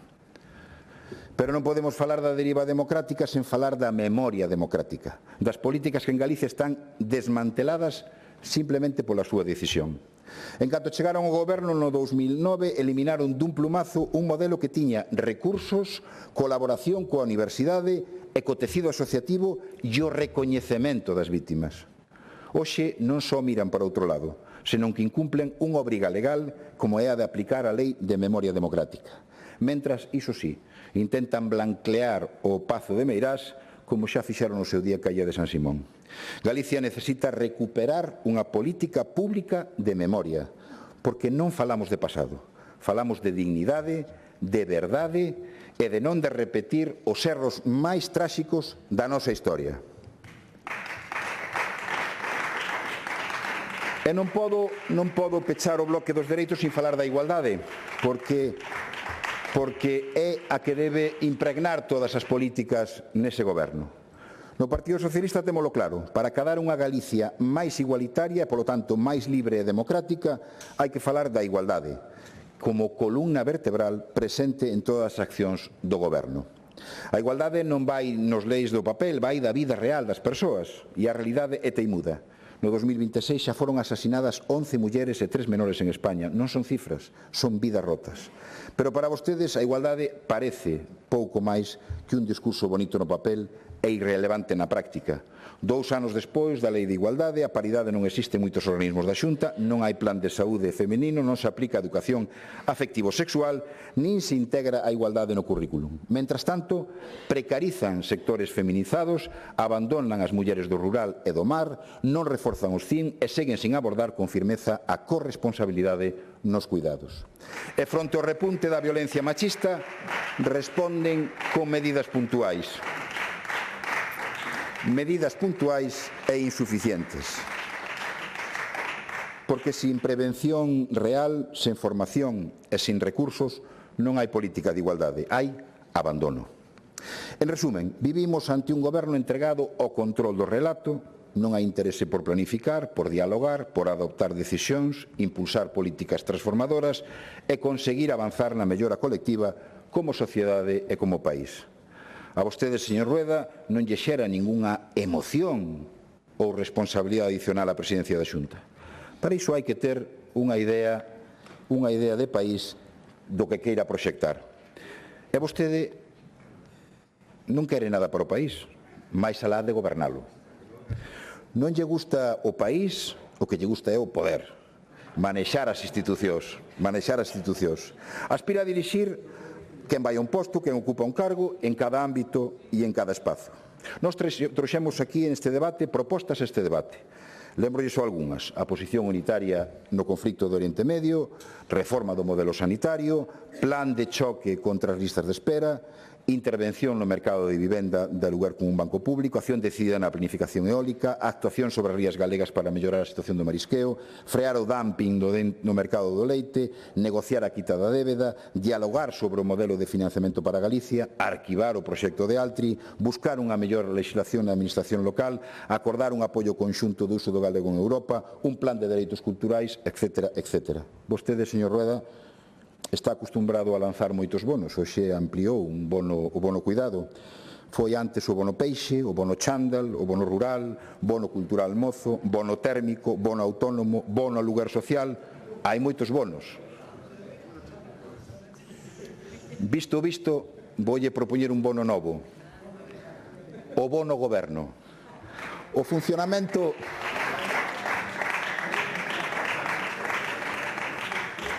O funcionamento é moi sinxelo. O funcionamento é simple. Simple e sinxelo. Os cidadáns pagamos uns impostos e o goberno resolve problemas. Que lle parece? A metade xa está cumprida, pero sería fantástico que anunciase vostede que vai intentar cumplir ca outra metade. Señor Rueda, insisto, non ten modelo, o que si ten é unha marca. A marca de Galicia, caridade. Caridade, que non confundir con calidade. Esa é a súa marca. Vou rematando. Señor Rueda, volve vostede a este debate e todo apunta que será novamente fallido. Cada vez que intervén dá a sensación de que vostede fai unha emenda á totalidade de si mesmo. Un presidente que anuncia solucións para problemas que levan anos crecendo nos seus propios gobernos. E o peor non é o que di. O peor é que xa sabemos que non vai a cumprir. E por iso estamos aquí nós, para denunciar esa pobre acción política que vostede desenvolve e para presentar alternativas. Facémola porque vemos cada día que Galicia é un gran país grande, con recursos e con persoas que lideran o mundo dende aquí. Galicia é unha historia de éxito que precisa o pulo necesario para ir máis alá. Só lle falta un goberno que goberne. Galicia pode estar segura que hai un Partido Socialista que cree neste país, que cree e o defende, que ten a ilusión e a ambición de camiñar cara adiante, sen pretender tutelalo, nin utilizalo para outras batallas. Con todo ese enorme caudal de coñecemento, de saber facer, de capacidade de traballo que ten demostrado este país, estamos convencidos que non é preciso, sino que é moi posible, devolver a esperanza fronte á indolencia. A firmeza da dignidade fronte ao servilismo aos poderosos, a convicción fronte á especulación, as iniciativas fronte á desidia, a política da maioría para beneficio da maioría. Para ese país que xa está en marcha é para o que nós traballamos cada día. Moitas grazas. Gracias.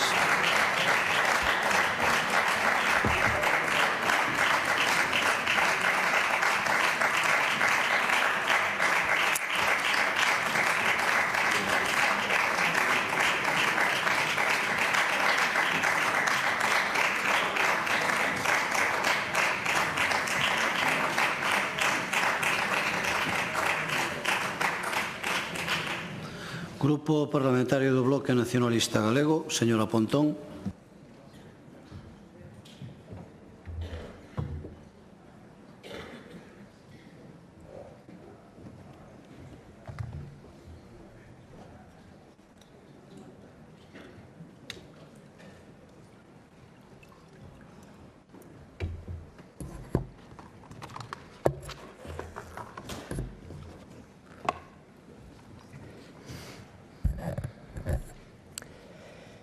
Señorías, representantes dos medios de comunicación, persoas convidadas que hoxe siguen este debate, cidadanía galega, señor Rueda.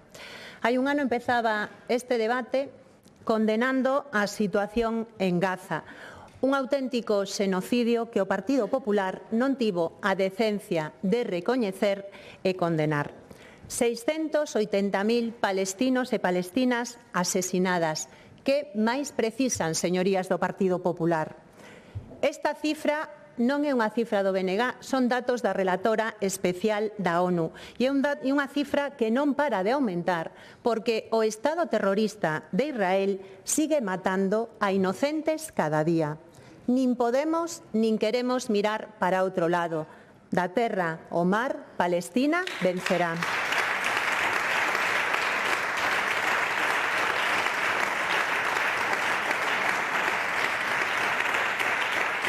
Pero de novo, temos outra guerra que condenar. Esa que o tándem Trump-Netanyahu iniciou o pasado 28 de febreiro en Irán, bombardeando a unha escola e asesinando a 200 nenas. Unha nova guerra que xa suma miles de mortos. Pero no último pleno deste Parlamento, o Partido Popular votou en contra de condenar esta guerra imperialista. Señor Rueda, ten a conciencia tranquila poñéndose do lado dun criminal e dun xenocida? Mentres vostedes, o Partido Popular, se colocan do lado da barbarie, os galegos e as galegas danlle unha lección de dignidade dicindo non á guerra, non ao imperialismo.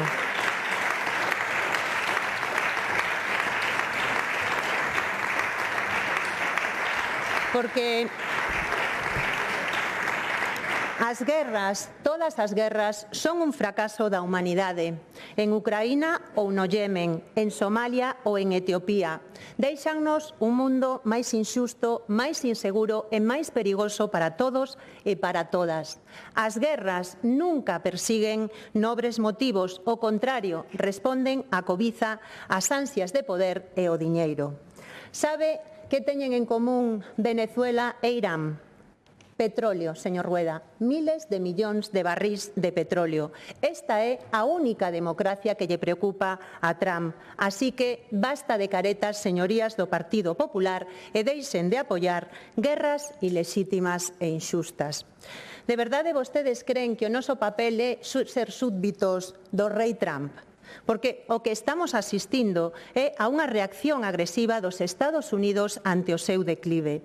Os aranceis, as bombas ou a exixencia de incrementar o gasto militar só buscan manter esa hexemonía estadounidense e que as súas empresas gañen máis. E precisamente por iso resulta máis humillante e preocupante ver as elites europeas demostrando a súa irrelevancia, axeonlladas ante Washington sen importarlles as súas consecuencias. Un exemplo vémolo no incremento do gasto militar. Estados Unidos manda, Europa obedece, incluído tamén o Estado español, que só no último ano fixo o maior incremento de gasto militar dos últimos anos. Fíxense que se sitúa en 33.000 millóns de euros, o equivalente a 6 anos da nosa sanidade pública. E hai algo que está moi claro: se gastamos máis en tanques, en bombas e en misiles, vamos a gastar menos en sanidade, en educación ou en pensións. Por iso, nós témolo claro e decimos non á OTAN, non no noso nome.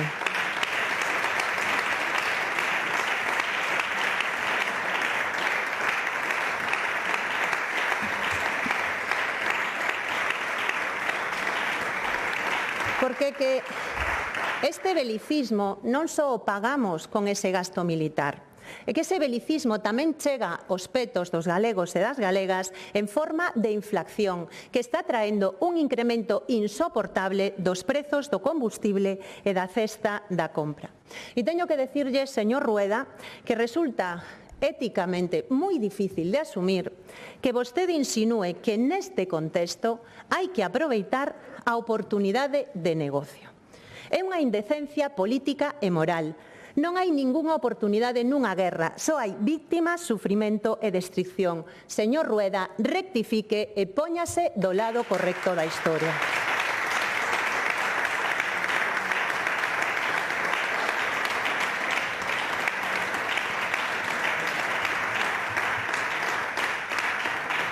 Porque estamos vivindo un momento que é certamente unha etapa histórica moi complexa, de grandes cambios e de grandes desafíos. E nun momento así era cando máis importante era para o noso país que Galiza tivera un goberno audaz, con visión de futuro, con ambición e capaz de impulsar as grandes transformacións que o país necesita. Mais, lamentablemente, non temos nada diso. O que temos é ao presidente do estancamento. Un presidente que aplica vellas receitas fracasadas, que está empeorando a vida da xente e que só ofrece o espolio dos nosos recursos naturais. E no BNG temos unha convicción moi clara: Galiza merece máis e Galiza pode máis. Vostede déixanos unha Galiza débil xusto cando máis necesitábamos unha Galiza forte. Unha fortaleza que vostede tivo moito tempo para construir, pero que non puideron porque non teñen proxecto de país. Levan 17 anos gobernando. Cal é o seu legado? Tiveron 17 anos e deixannos unha Galiza en crise demográfica e coa natalidade en caída libre. En 2024 tivemos a cifra máis baixa de nacementos da serie histórica, case a metade que en 2009, e aínda veu vostede aquí pola mañá a presumir do ben que lle iba a natalidade. Tiveron 17 anos e deixan unha Galiza con lista de espera para ir ao médico ou a médica de cabeceira. Tiveron 17 anos e cada vez é máis difícil poder acceder a unha vivenda. Tiveron 17 anos e estamos a cola en I+D+I e o noso talento a fuga. Tiveron 17 anos e deixannos os sectores productivos tocados e un monte que cada vez arde máis. Tiveron 17 anos e deixan a nosa lingua en situación de emerxencia. Este é o seu legado, unha Galiza estancada e máis débil. E claro, para tapar o seu fracaso, o que lle queda é a mentira, a propaganda e as promesas baleiras.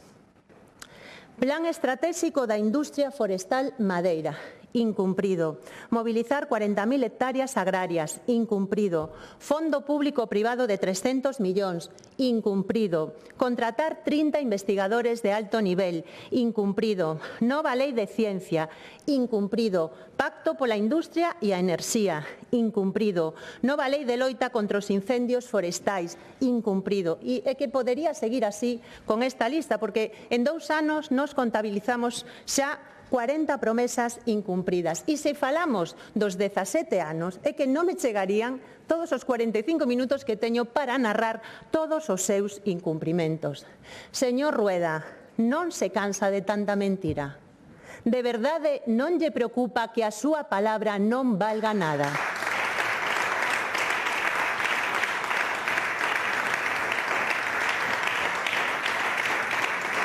Bueno, para ser xusta, hai que decir que a súa palabra só ten valor cando se trata de beneficiar a uns poucos. Decía vostede pola mañá que sabe a quen se debe. Sí, sabémolo todos e todas. Débese ás eléctricas, o lobby da sanidade privada e ás empresas amigas do Partido Popular. A esas se debe vostede. Sí. Vémolo e vémolo. Cando lle dan 1 millón de euros, millóns de euros públicos en miles de contratos a dedo a empresas amigas do Partido Popular, como a que dirixe a irmá do señor Feijóo. Vémolo tamén no trato ás constructoras amigas do PP, as que lle pagan 480 millóns de euros de sobrecuste polo Hospital de Vigo ou as 300 millóns por rescatar autoestradas ruinosas. Vémolo tamén a vostede traballando para as eléctricas que se están forrando, mentres 300.000 familias neste país non poden prender a calefacción. E, como son rapiña pura e dura e non están satisfeitos, acaban de cargarse os xuíces que tiveron o atrevemento de pedir que se cumpra a lei fronte á súa barra libre o espolio. Un escándalo máis que demostra o poder das portas xiratorias. Con vostede só gañan os de sempre a costa da maioría.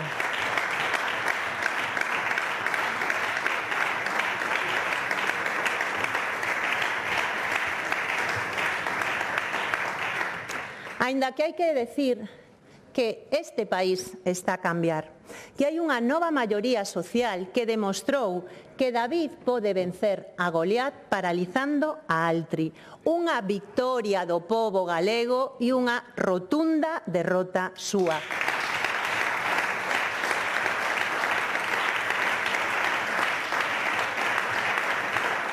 Porque Altri non era un proxecto máis, era o seu proxecto. Ademais, era o seu modelo de desenvolvemento económico. E é que cando en pleno século XXI un goberno ten como modelo as macrocelulosas do século pasado, isto xa o di todo do seu goberno. Pero é máis, isto evidencia a súa falta de proxecto, a súa incompetencia política e o máis grave, señor Rueda, a súa deslealdade con Galiza.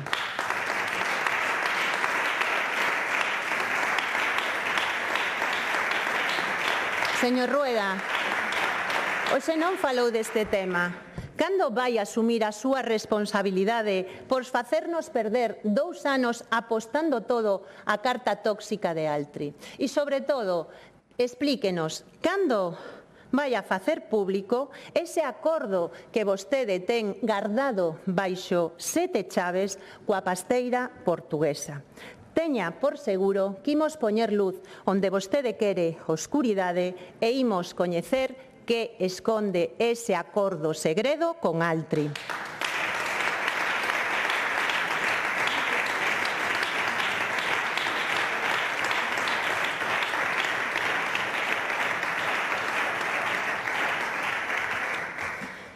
E o grave é que a súa falta de proxecto e a súa falta de ideas para este país o que nos deixan é unha Galiza estancada co seu músculo económico e industrial debilitado. E é que os datos son contundentes. En termos de converxencia, o seu balance é que Galiza perdeu peso no Estado en emprego, en poboación e en riqueza.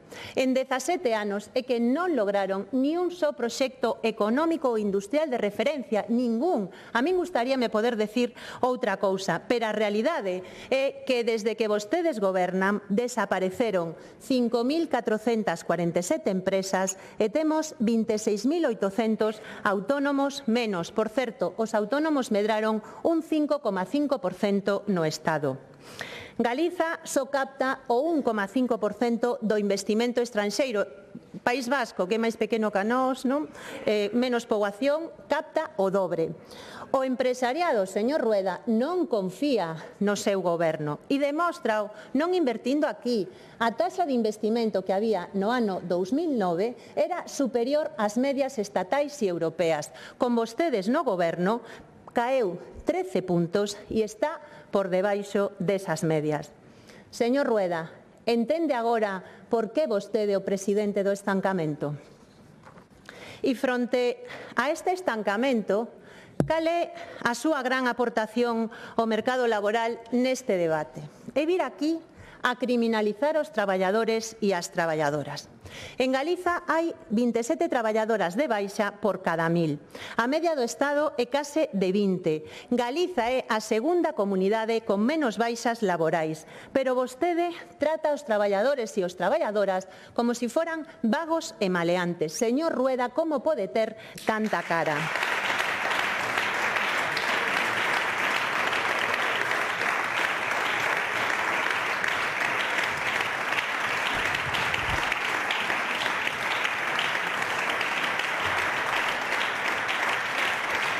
Sí, e sabe por que duran máis? Por que duran máis as baixas laborais? Porque vostede ten colapsada a sanidade pública.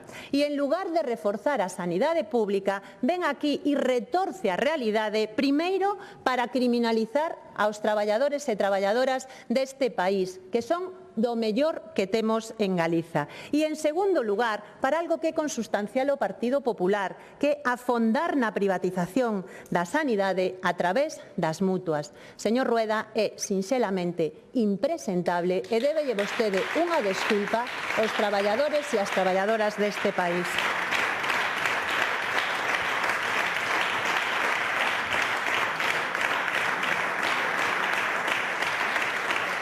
Galiza, señorías, ten todo para avanzar e progresar, pero para iso hai que cambiar o modelo. E a chave de bóveda dese novo modelo ten que ser poñer a riqueza do país ao servizo do país, que é xusto o contrario do que fai vostede, que é o cabalo de Troia do lobby eléctrico e da megaminería contaminante.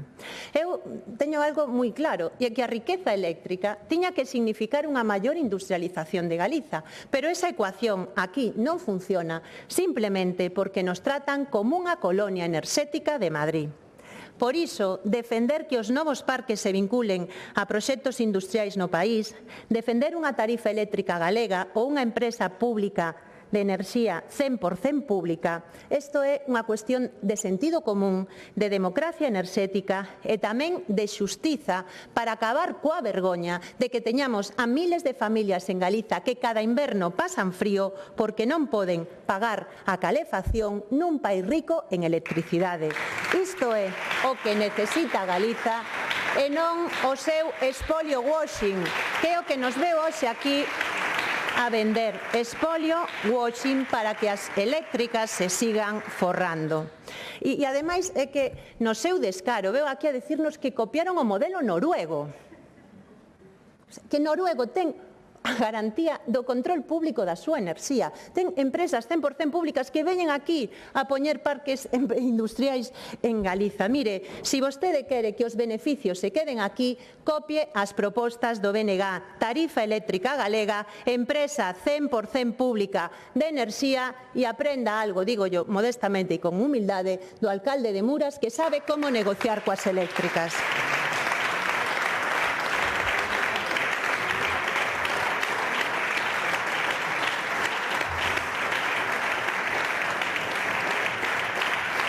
Porque si Galiza Galiza merece máis que o seu estancamento. Merece un plan de futuro que aposte por invertir o 2,5% do noso PIB en ciencia e innovación. Merece un plan de desenvolvemento industrial que peche ciclos productivos e cree valor engadido. Merece un instituto de crédito e un fondo soberano de investimentos estratégicos co obxectivo de que a nosa industria se sitúe no 20% do PIB. E se estamos analizando como a nosa economía sufre os efectos dun goberno estancado e sen proxecto, na sanidade hai que recoñecerlle que teñen un plan claro, debilitar o público para beneficiar á privada. Só así podemos entender que recortaran 1.600 millóns de euros en atención primaria mentres temos lista de espera de até un mes para poder ir a ver o noso médico ou médica de cabeceira. E aínda por riba é que queren que comulguemos con rodas de muiño, facéndonos crer que isto é o normal. Non, señor Rueda, o normal é que se estás enferma, o teu médico ou médica te pode atender en menos de 24 horas. Por iso, precisamente, hoxe os galegos e galegas son os que peor valoran a atención primaria de todo o Estado. E vostede, con este panorama, hoxe aquí veu a anunciarnos un novo modelo de atención primaria. Señor Rueda, lémbrolle que isto xa non lo anunciaran en 2019. Exactamente as mismas promesas. É que sería para rir se non estivéramos falando de algo tan serio como é a saúde da xente. Vostede ten mérito, sí, porque puxo a todo o mundo en contra da súa política, as sociedades científicas, os sindicatos, os pacientes e o personal sanitario. E, evidentemente, como non van a sair á rúa se ten a 380.000 persoas nunha lista de espera que por riba está manipulada? Como non van a mobilizarse se ten 11.000 nenos e nenas en pediatra? Como non van facer folga se o seu goberno é o segundo que menos inviste en atención primaria? Señor Rueda, mire, non fan falta alborotadores nin axitadores controlados, non se sabe moi ben por quen, para que a xente saia á rúa. Só fai falta un goberno do Partido Popular atacando a sanidade pública.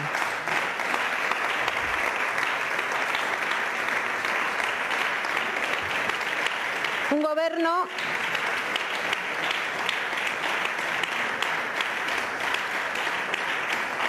que tamén fai propaganda cun asunto tan serio como é a saúde mental. Prometeu 83 millóns de euros en atención á saúde mental e investiu menos da metade. Anunciounos un plan de saúde mental polo que seguimos esperando. Só hai 21 psicólogos para 400 centros de saúde. E mentres vostede fai propaganda con este tema, temos a miles de mozos e mozas que sufren angustia, autolesións, que hai un problema grave, moi grave, coa mocidade. Líamos hoxe un informe.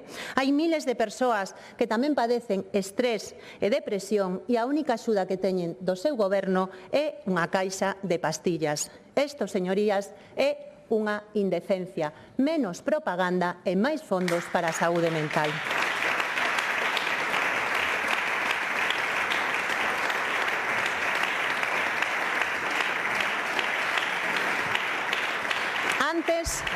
Antes íbamos ao médico coa tarxeta sanitaria. Agora, se non queres esperar, tes que ir coa tarxeta bancaria. Este é o tráxico legado na sanidade tras 17 anos no goberno.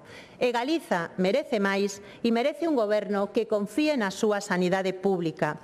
Por iso, desde o goberno alternativo do BNG, propoñemos cubrir todas as prazas vacantes na sanidade pública e contratar 100 psicólogos para atención primaria. Un novo modelo de atención primaria con máis servizos, con máis personal e con máis recursos. E un plan de choque para reducir as listas de espera hospitalarias que están descontroladas.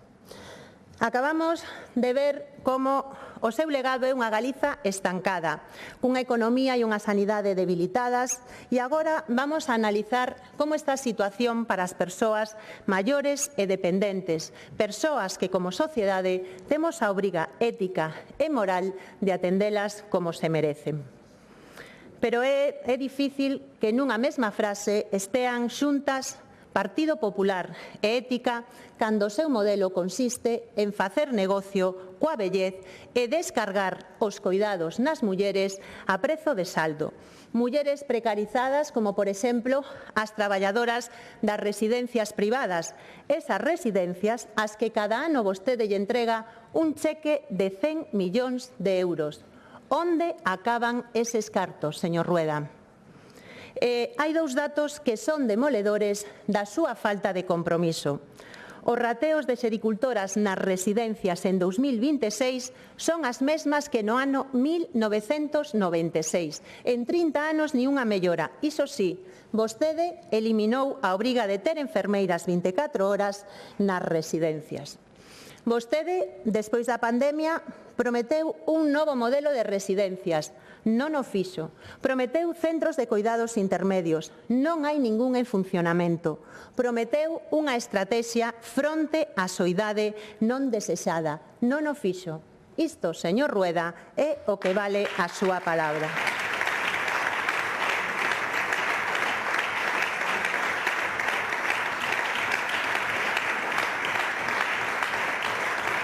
Coñecemos casos arrepiantes como da residencia de Amoeiro, con anciáns desnutridos en un estado deplorable de abandono. Pasou nun centro que acumulaba inspeccións, pero a dirección da Consellería mirou para outro lado hasta que este tema saltou á opinión pública. E aí sigue a súa conselleira de Política Social como si nada, e por riba ocultando documentación que pedimos. Señor Rueda, que está ocultando nas residencias privadas deste país? Cantos amoeiros máis hai en Galiza?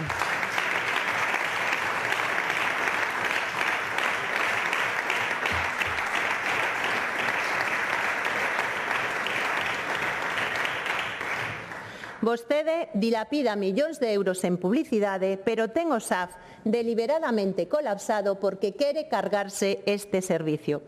A súa estrategia é moi simple. Colapsamos o SAF e despois ofrece cheques miseria para que as familias teñen que coller como única alternativa. O resultado é que as mulleres terminan facendo por 400 euros o mes o que vostede con 14.200 millóns de euros de orzamento non quere facer. Ese, señor Rueda, é o seu legado despois de 17 anos de goberno, facer negocio coa vellez.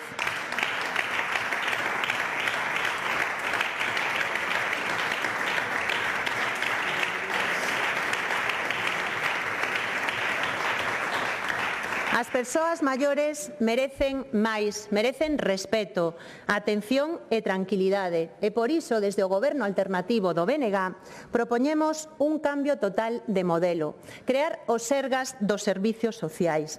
Hai que garantir que as persoas maiores podan pasar esta etapa da súa vida na súa casa con todos os medios que necesiten e, en caso de ser necesario, que conten cun modelo de residencia que poña as persoas no centro. Teño tamén que decirlle que hoxe sorprendeume o seu silencio, ou non me sorprendeu, o seu silencio sobre as políticas de igualdade. Non dixo absolutamente nada. Ese é o seu compromiso. Ni unha mención ás políticas de igualdade, ni unha mención á violencia de xénero, ni unha mención a ningunha proposta para mellorar a vida das mulleres. E mire que vostedes teñen moitos ámbitos nos que poderían traballar, porque as galegas sufren a maior fenda salarial da serie histórica, sufren maior temporalidade laboral, maior risco de pobreza ou cobran pensións máis baixas. E tamén vostedes poderían esforzarse máis na loita contra a violencia machista, porque só o 15% das víctimas recibe atención psicolóxica e estamos por debaixo da media en prazas de acollidas. E sabe cal foi a súa resposta este ano? Recortar 1,2 millóns de euros as políticas de loita contra a violencia machista, mentres vostede se gasta 7.000 euros diarios en publicidade. Están moi claras as súas prioridades.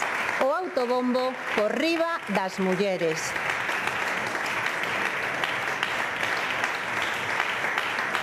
E claro, isto explica porque incumplen a lei e porque teñen todos os plans caducados. Claro, teñen, por exemplo, fíxense, non teñen plan de igualdade e contra o acoso no ensino, a pesar de que é obligatorio por lei.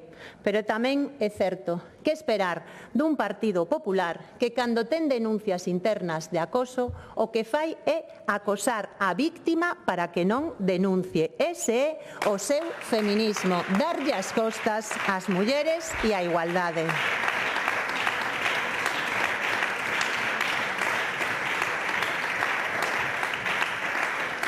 E outra das preguntas imprescindibles neste debate é saber que pasou coa educación pública con vostede 17 anos no goberno.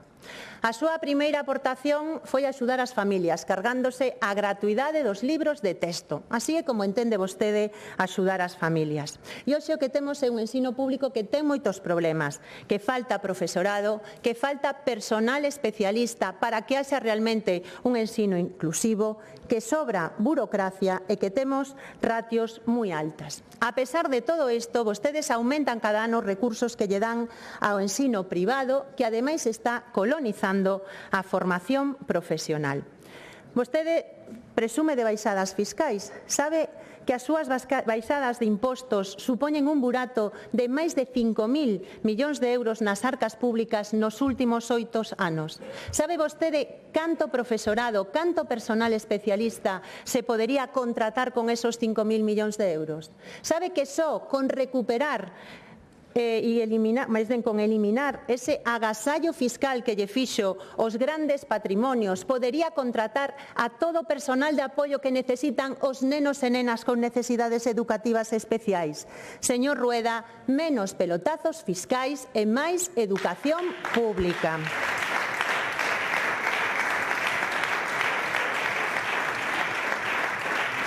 E na Universidade vostede está empeñado en traernos aquí o modelo de Ayuso.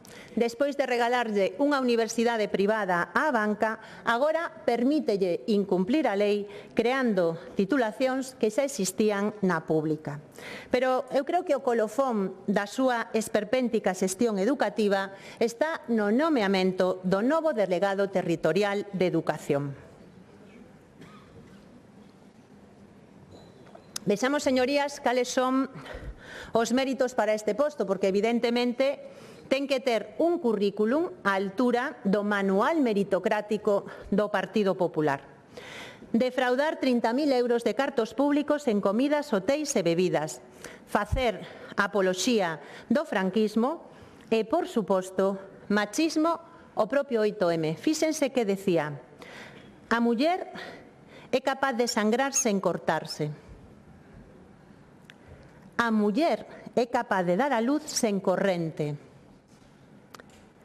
A muller é capaz de tocar as narices sen achegarse. Señor Rueda, esta é a súa catadura moral en mans de quen pon a educación dos nosos fillos e fillas.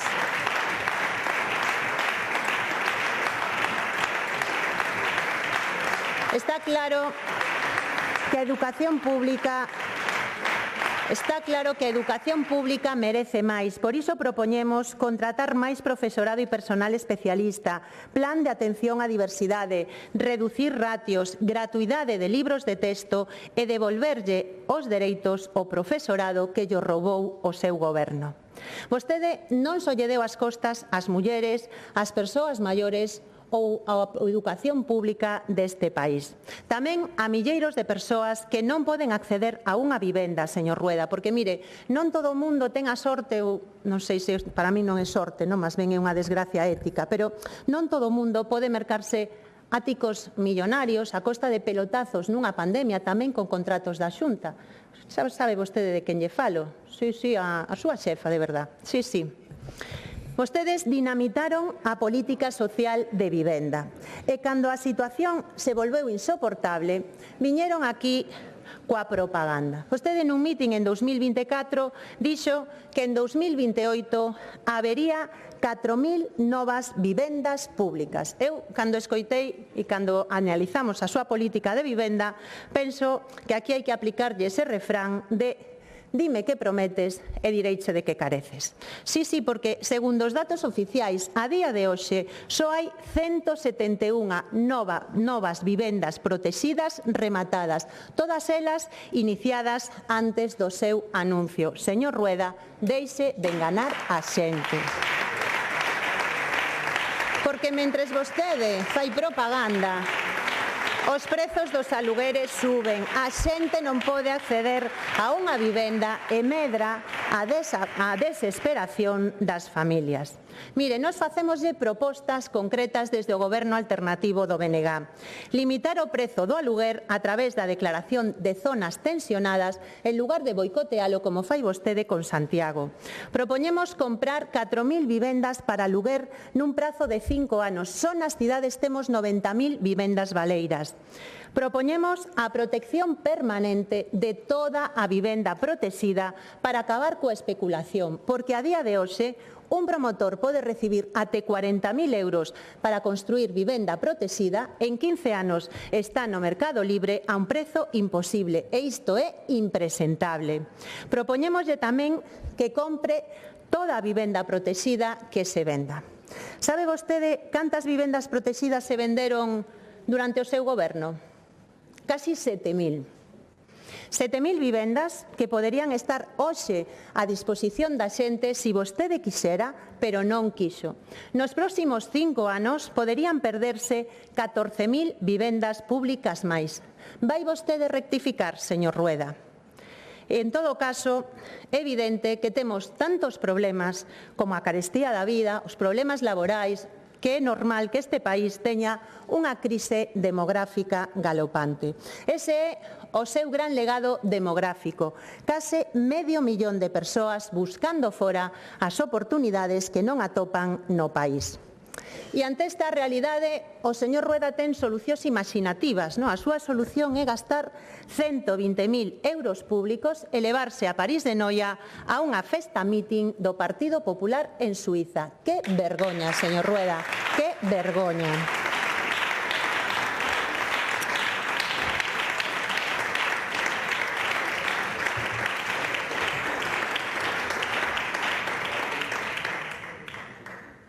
Nesta crise demográfica tamén inflúe moito a destrucción programada que fixeron dos nosos sectores productivos.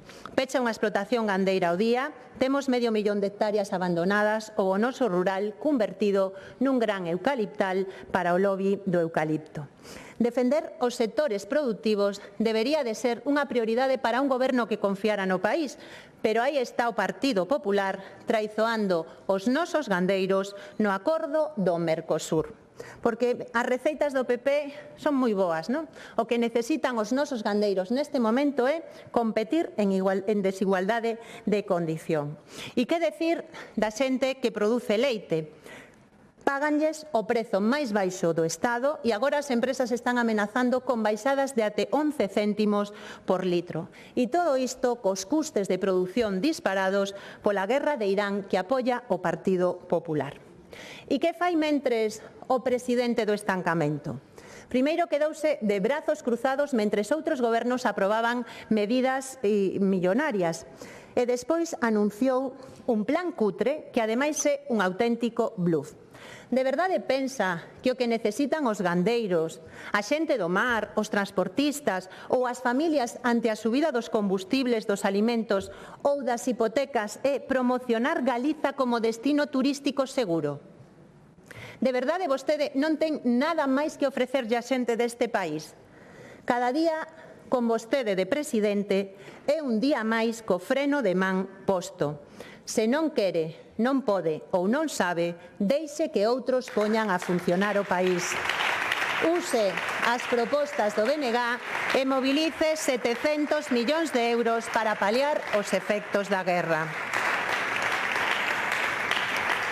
E se quere axudar a xente do rural, traballe para garantir prezos xustos do leite, facilite o relevo xeracional e vote en contra do acordo do Mercosur. Iso é o que fixo e o que vai facer o BNG no Parlamento Europeo. A pregunta, señor Rueda, é que vai facer vostede? Traizoar de novo os nosos gandeiros e gandeiras? E se miramos a un sector como é o da pesca e do marisqueo, a situación é realmente dramática. E voulle dar só un dato. Galiza pasou de vender en lonxa 196.000 toneladas de peixe de marisco fresco en 2009 a vender 107.000 en 2025, unha caída do 45%. E que vostedes teñen unha estrategia deliberada de liquidación do sector.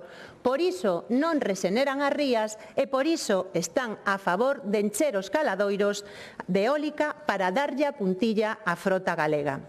E a súa gran proposta é encher a nosa costa de chiringuitos de praia. 400 autorizacións en menos dun ano. 400. Recoñezo que esta eu non a vin vir, non? Paréceme que vostede un visionario. Ten un plan sin fisuras. Cambiar pesca por chiringuitos. Vamos, un plan innovador, señor Rueda.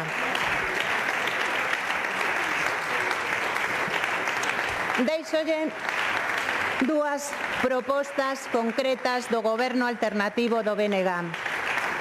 Rexeneración das rías e declarar Galiza libre de eólica mariña.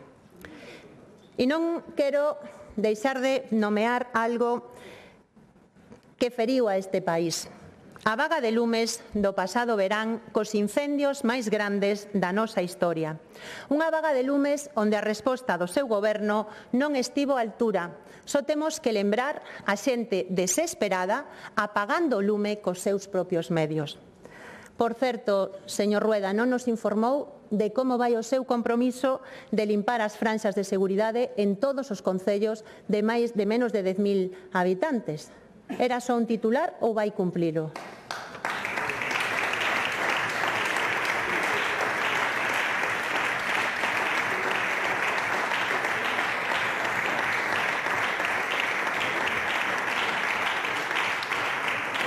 En 2017 arderon 62.000 hectáreas e morreron 4 persoas.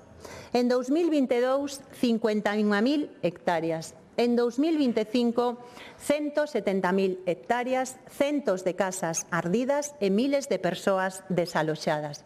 Vostede estaba no goberno en todas esas catástrofes económicas, ambientais e sociais, pero é evidente que non aprendeu nada. O contrario, segue practicando a mesma política pirómana de sempre, aumentando as hectáreas de eucalipto con moratorias fake en plena emerxencia climática. E ese é o seu legado tras 17 anos, converter o noso monte nun polvorín. E Galiza merece moito máis que ser pasto dos lumes cada ano.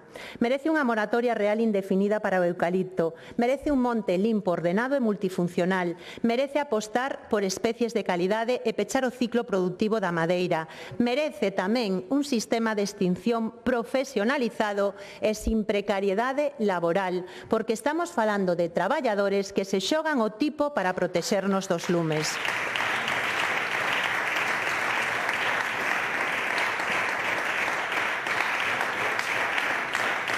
Estas son propostas do Goberno alternativo do BNG e esperamos non ter que arrepentirnos este verán de ver a vostede 2 anos perdidos nos que exercía de comercial de Altri. E, señorías, señor Rueda, nun debate do Estado da Nación é obrigado facer balance sobre cal é o estado do noso idioma, o que máis nos une a todos os galegos e galegas. Vostede púxose detrás da infame pancarta en contra do galego. Votou neste Parlamento en contra da nosa lingua e apoia esa cruzada antigalego que teñen o Partido Popular e Vox en Madrid e en Europa. Señor Rueda, por que lle molesta que se fale galego? Por que, señor Rueda? Mantén o decreto da vergonha, proíbe ensinar matemáticas, física ou bioloxía en galego. Só temos un 15% da poboación que escriba en galego e só o 7% dos nenos e nenas de maneira habitual, entre 5 e 14 anos, falan galego sempre, a metade que en 2018. Este é o seu legado despois de 17 anos de acoso á nosa lingua. A inmensa maioría das persoas deste país están orgullosas do galego, falen o que falen, e queren 1000 primaveiras máis para a nosa lingua. Por iso nos propoñémoslle cumpra o Plan Xeral de Normalización Lingüística, o gran acordo pola lingua que temos que rompeu o Partido Popular. Suprima o decreto da vergoña e consensúe un novo decreto que garanta a aprendizaxe do galego e actualice a Lei de Normalización Lingüística, porque, como decía Castelao, se aínda somos galegos e galegas é por obra e gracia do idioma.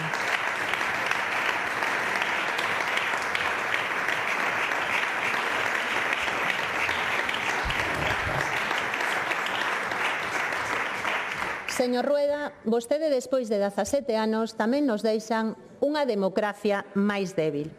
Prometeu diálogo e transparencia, pero só mantivo un encontro coa líder da oposición e mostra un total desprezo por chegar a acordos de país. Oculta información sistemáticamente a este Parlamento e practica a crispación porque pensa que se trae aquí a la meira madrileña pode ocultar a súa incompetencia. Rompeu por primeira vez na historia deste Parlamento o acordo para renovar a valedoría vetando a un xurista polo delito de defender o interese xeral fronte a Altri.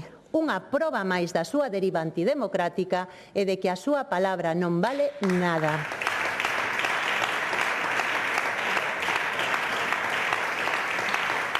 E, por suposto, ten secuestrada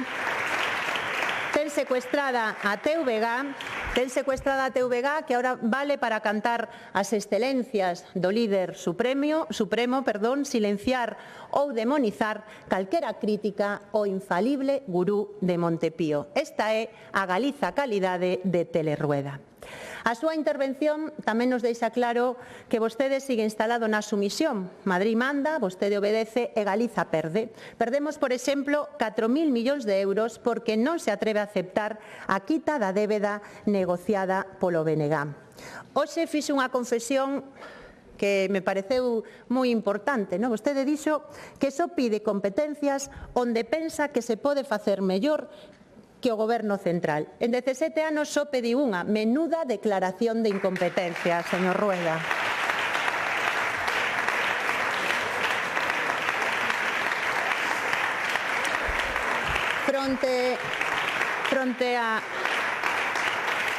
Fronte ao seu servilismo centralista e a súa falta de confianza en Galiza, desde o BNG o que defendemos é un novo estatus de nación para o noso país, para decidir desde aquí e desde nós todas as cuestións relevantes para o noso futuro, incluída a nosa riqueza e, por suposto, un modelo de financiamento que nos permita ter a chave dos nosos cartos, porque esa é a maneira de construir unha Galiza forte, non depender do que os demais deciden por nós.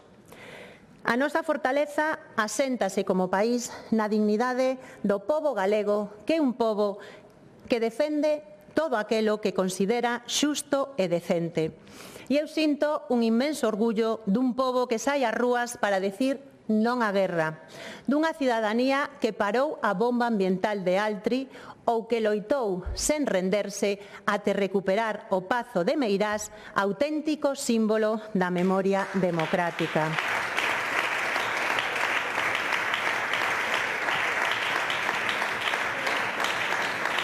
Ese pobo traballador, ese pobo loitador é unha fonte de inspiración que exixe que o seu goberno este á altura. Exixe un liderado con visión de futuro. Exixe confiar sen complexos no país desde a dignidade e orgullo de ser unha nación con lingua e cultura propia.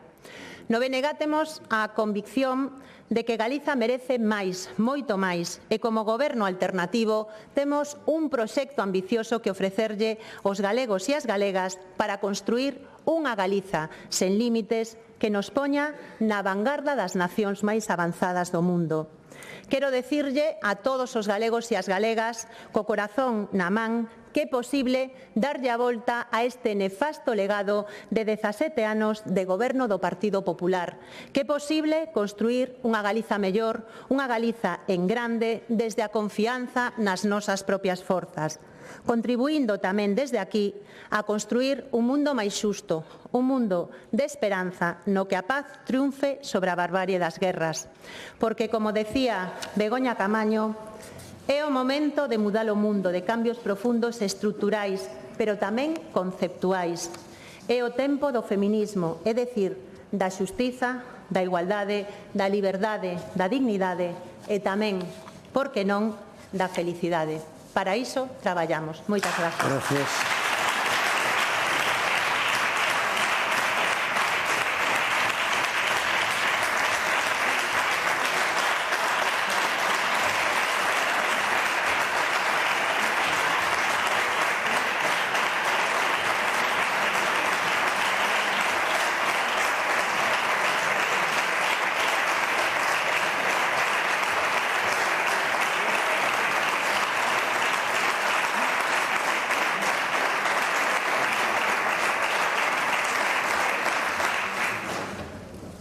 Grupo Parlamentario Popular, señor Pazos.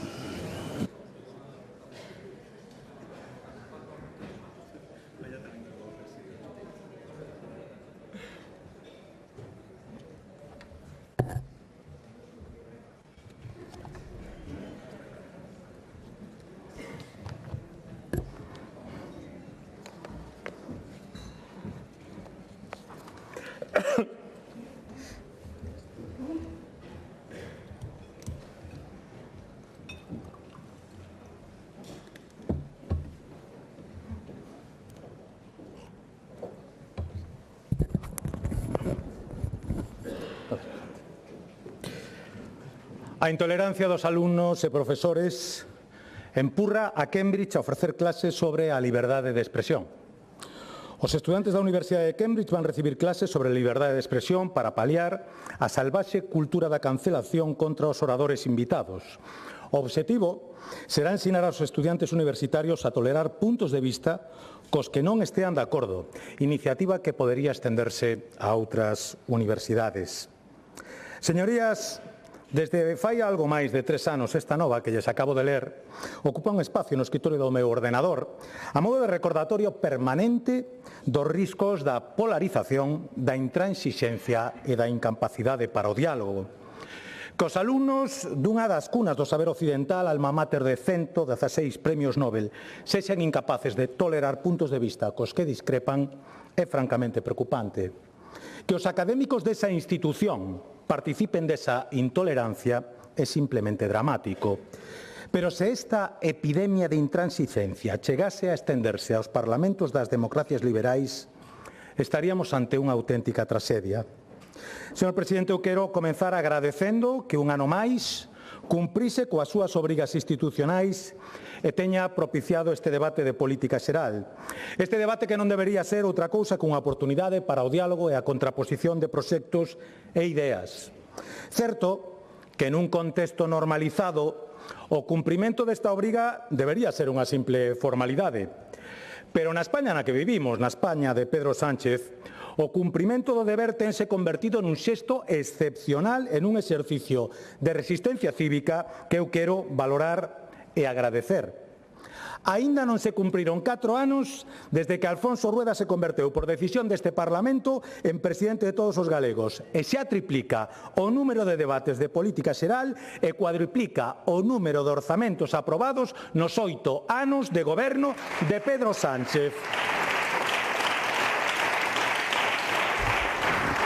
O mesmo Sánchez que exixía a Rajoy elixir entre orzamento ou convocatoria electoral, ignora desde fai 4 anos a súa obriga constitucional de presentar un proxecto de orzamentos.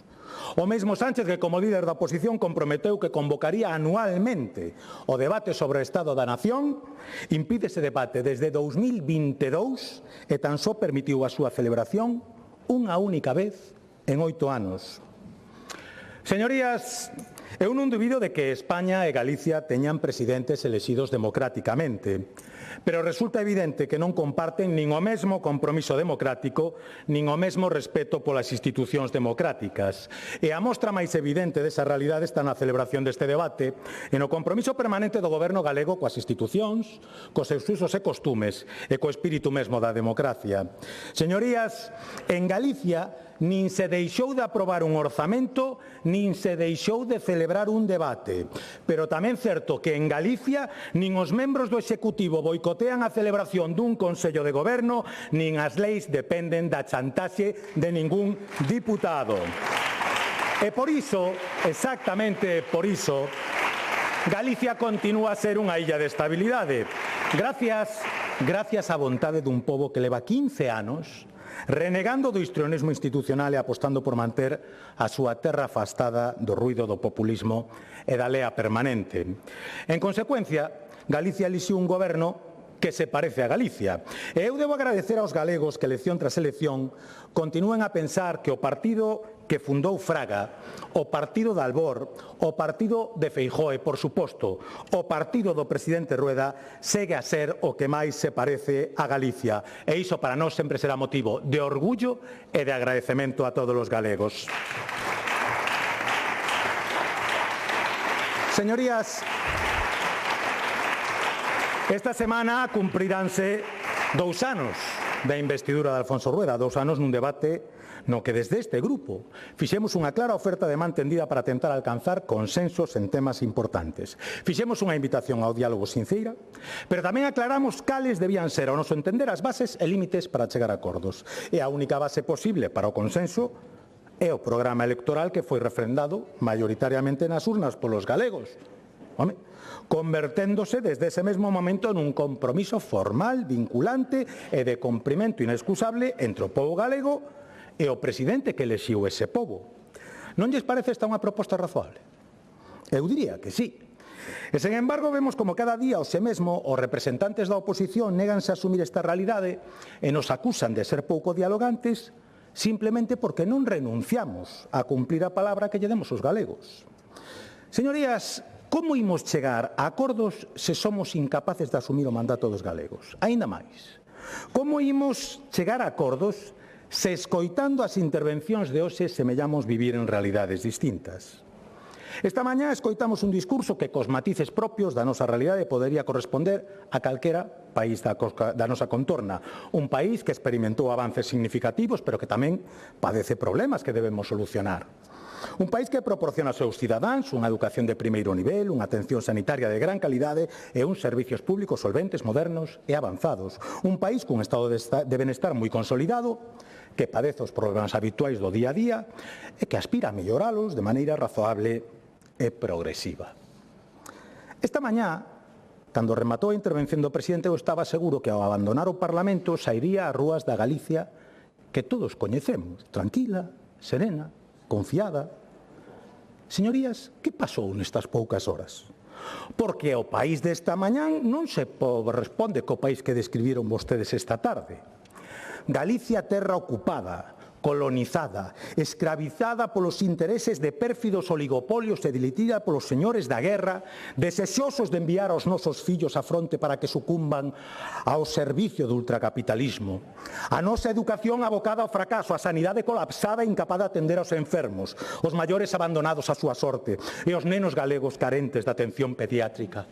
Os nosos recursos naturais esquilmados, campos ermos, costas arrasadas, traballadores esclavizados, mulleres abandonadas á súa sorte, mentras soan as trompetas de Jericó e Galicia enteira camina inexorablemente ao abismo.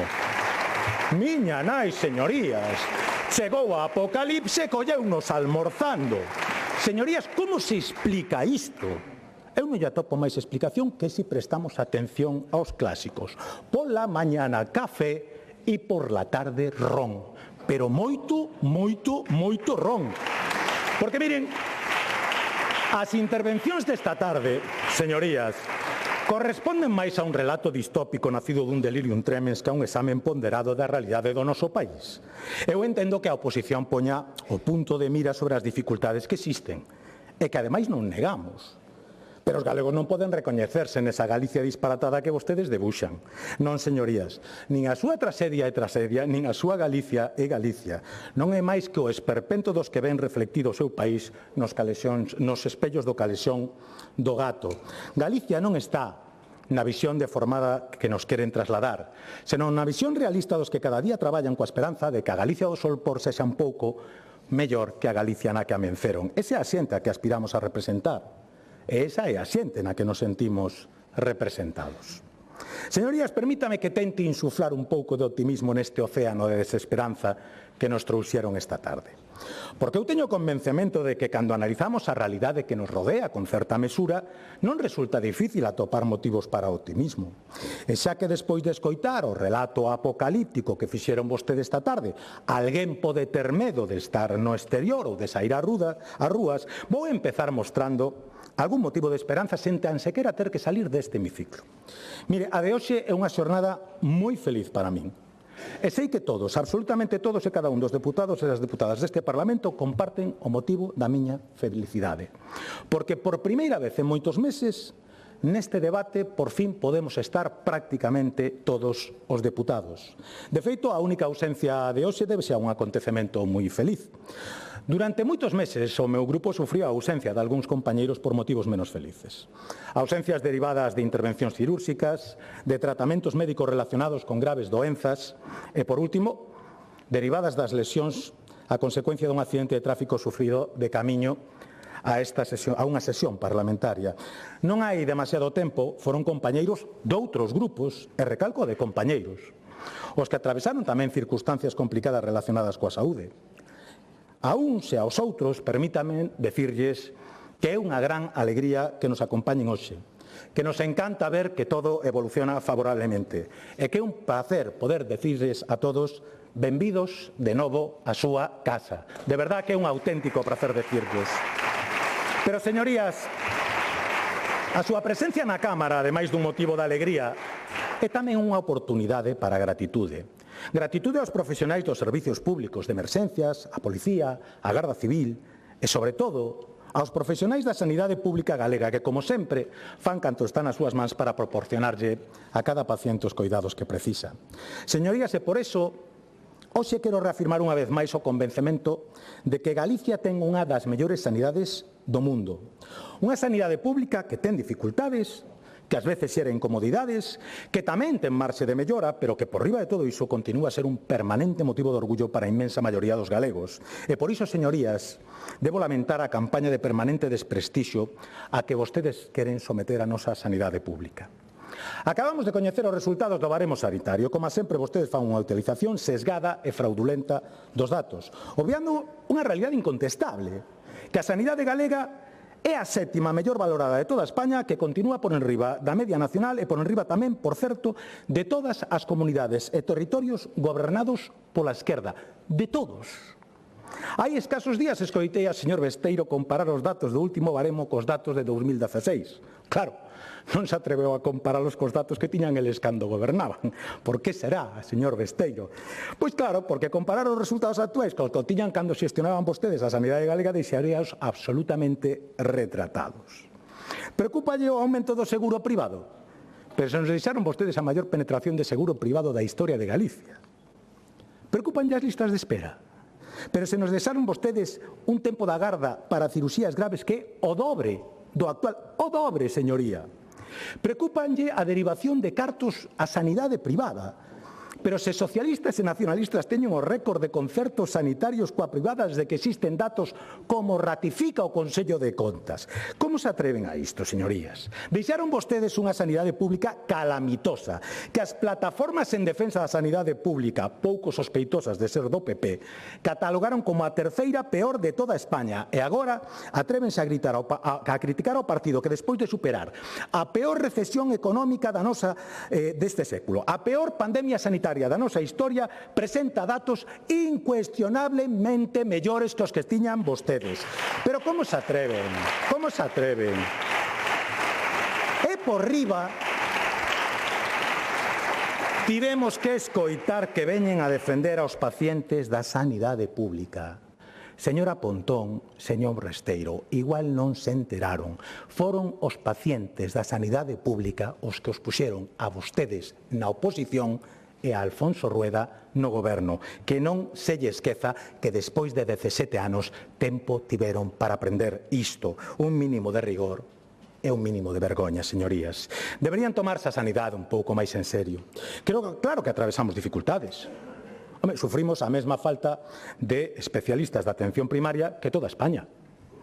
Sufrimos a mesma folga de profesionais da sanidade que toda España. Sufrimos a mesma indolencia da ministra de Sanidade que toda España. Se vostedes teñen a solución para topar eses profesionais que botan de menos, por que teñen vacantes máis do 50% das prazas médicas nos centros penitenciarios galegos? Por que están sin cubrir máis do 30% das prazas médicas nos equipos de valoración de incapacidades na Seguridade Social aquí, en Galicia? Será que non atopan profesionais ou será que o Goberno de España tampouco ofrece condicións laborais interesantes? Señorías, a demagoxia ten as patas moi curtas e a vostedes hai moito tempo que os galegos os teñen calados. Díganlle á ministra que se senta a negociar cos profesionais, que convoque o MIR extraordinario que solicitaron todas as comunidades autónomas, que aumente as prazas de formación de MIR, pero sobre todo, e isto pido eu, deixen de mentir que así sería unha gran contribución á nosa sanidade pública. Señorías, xa que empregamos parte importante deste pleno en facer balance de goberno, non terán inconveniente en que fagamos tamén un pequeno balance das aportacións que fixo a oposición ao longo deste ano para mellorar o noso país. Señor Ojea, é xusto recoñecer que desde a súa chegada á Cámara as súas intervencións se caracterizan por un ton moderado que eu lle agradezo especialmente. Sen dúbida, é unha boa demostración de como se pode manter a discrepancia sen necesidade de recorrer á crispación. E penso que nestes tempos nos que con demasiada frecuencia se alimentan artificialmente os enfrontamentos para acadar algún rédito electoral, compre poñer en valor o debate cabal, sereno, repousado, que ten como obxectivo alcanzar acordos. Feito este recoñecemento, agardo que en xusta reciprocidade vostede non teña inconveniente en recoñecer que o tratamento que recibe a oposición nesta institución é francamente mellor que o que recibe na outra institución da que vostede forma parte. Esa disparidade de criterio nos tons e nas formas lévame a reflexionar se a súa actitude nesta Cámara corresponde a unha convicción persoal ou forma parte dunha estrategia política condicionada pola súa debilidade parlamentaria. Eu, polo de agora, prefiro pensar que o primeiro pesa máis que o segundo, pero ao longo do día de mañá teremos ocasión de comprobar se ese talante conciliador se materializa en acordos concretos como fomos capaces de facer o ano pasado. Pero tamén penso que para avanzar nesta senda de entendemento, ademais do talante, resulta necesaria unha lectura ponderada da realidade que nos rodea e tamén unha certa coherencia nas propostas que realizamos. Mire, escoitolle con demasiada frecuencia cuestionar o compromiso do Goberno galego coa provincia de Ourense. E aínda peor, facelo en base a uns fundamentos afastados do mínimo rigor. En multitude de ocasións temos acreditado que o investimento per cápita en Ourense amosa ese compromiso coa provincia, cousa que vostede vincula cunha perda de poboación que xa non é certa. Señoría, vostede exixe aquí que desconcentremos determinados servicios e unidades, na mentras alá onde goberna ameazan con facer xusto o contrario, concentrar servicios municipais e pechar unidades en barrios da cidade. Señoría, non parece razoable predicar unha cousa e facer a contraria, salvo que vostedes pretendan mudar o nome da súa formación e que esta comece a chamarse demagoxia orensana. Ourense sufriu un ano complicado, especialmente nun verán marcado polo lume. Neses momentos moi difíciles, os ourensáns puderon percibir máis que nunca a proximidade dunha xunta e dun presidente que se esforzou na atención aos afectados, que habilitou axudas con enorme celeridade e que estuvo en todo momento ao pé de cañón mirando os veciños aos ollos e escoitando de primeira man as súas necesidades. Estuvemos ali entón, e seguimos ali hoxe, apostando por un desenvolvemento integral da provincia sempre da man da Deputación de Ourense e de todo aquel concello que estea máis interesado en buscar solucións que na busca de conflictos.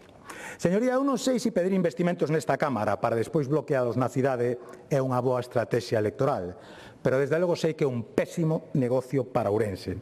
Así que voulle pedir que faga o posible por permitir o investimento na Praza de Abastos, por facilitar solo municipal para construir vivenda pública, por desbloquear o transporte metropolitano, por acelerar as solicitudes do programa de Xantar de Casa, por solicitar as axudas de limpeza dos camiños do rural, en definitiva, que faga posible para que Ourense non perda as oportunidades que a Xunta lle proporciona.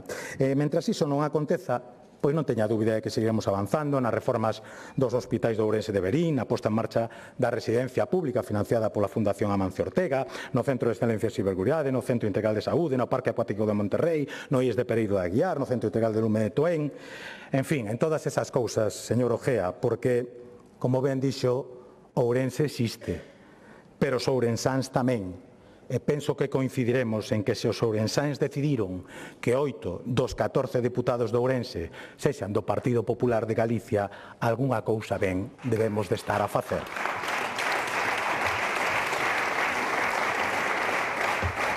Señor Besteiro, no día de hoxe eu creo que as miñas primeiras palabras para vostedes sexan de condolencia, no persoal e no político, de agradecemento e de disculpa.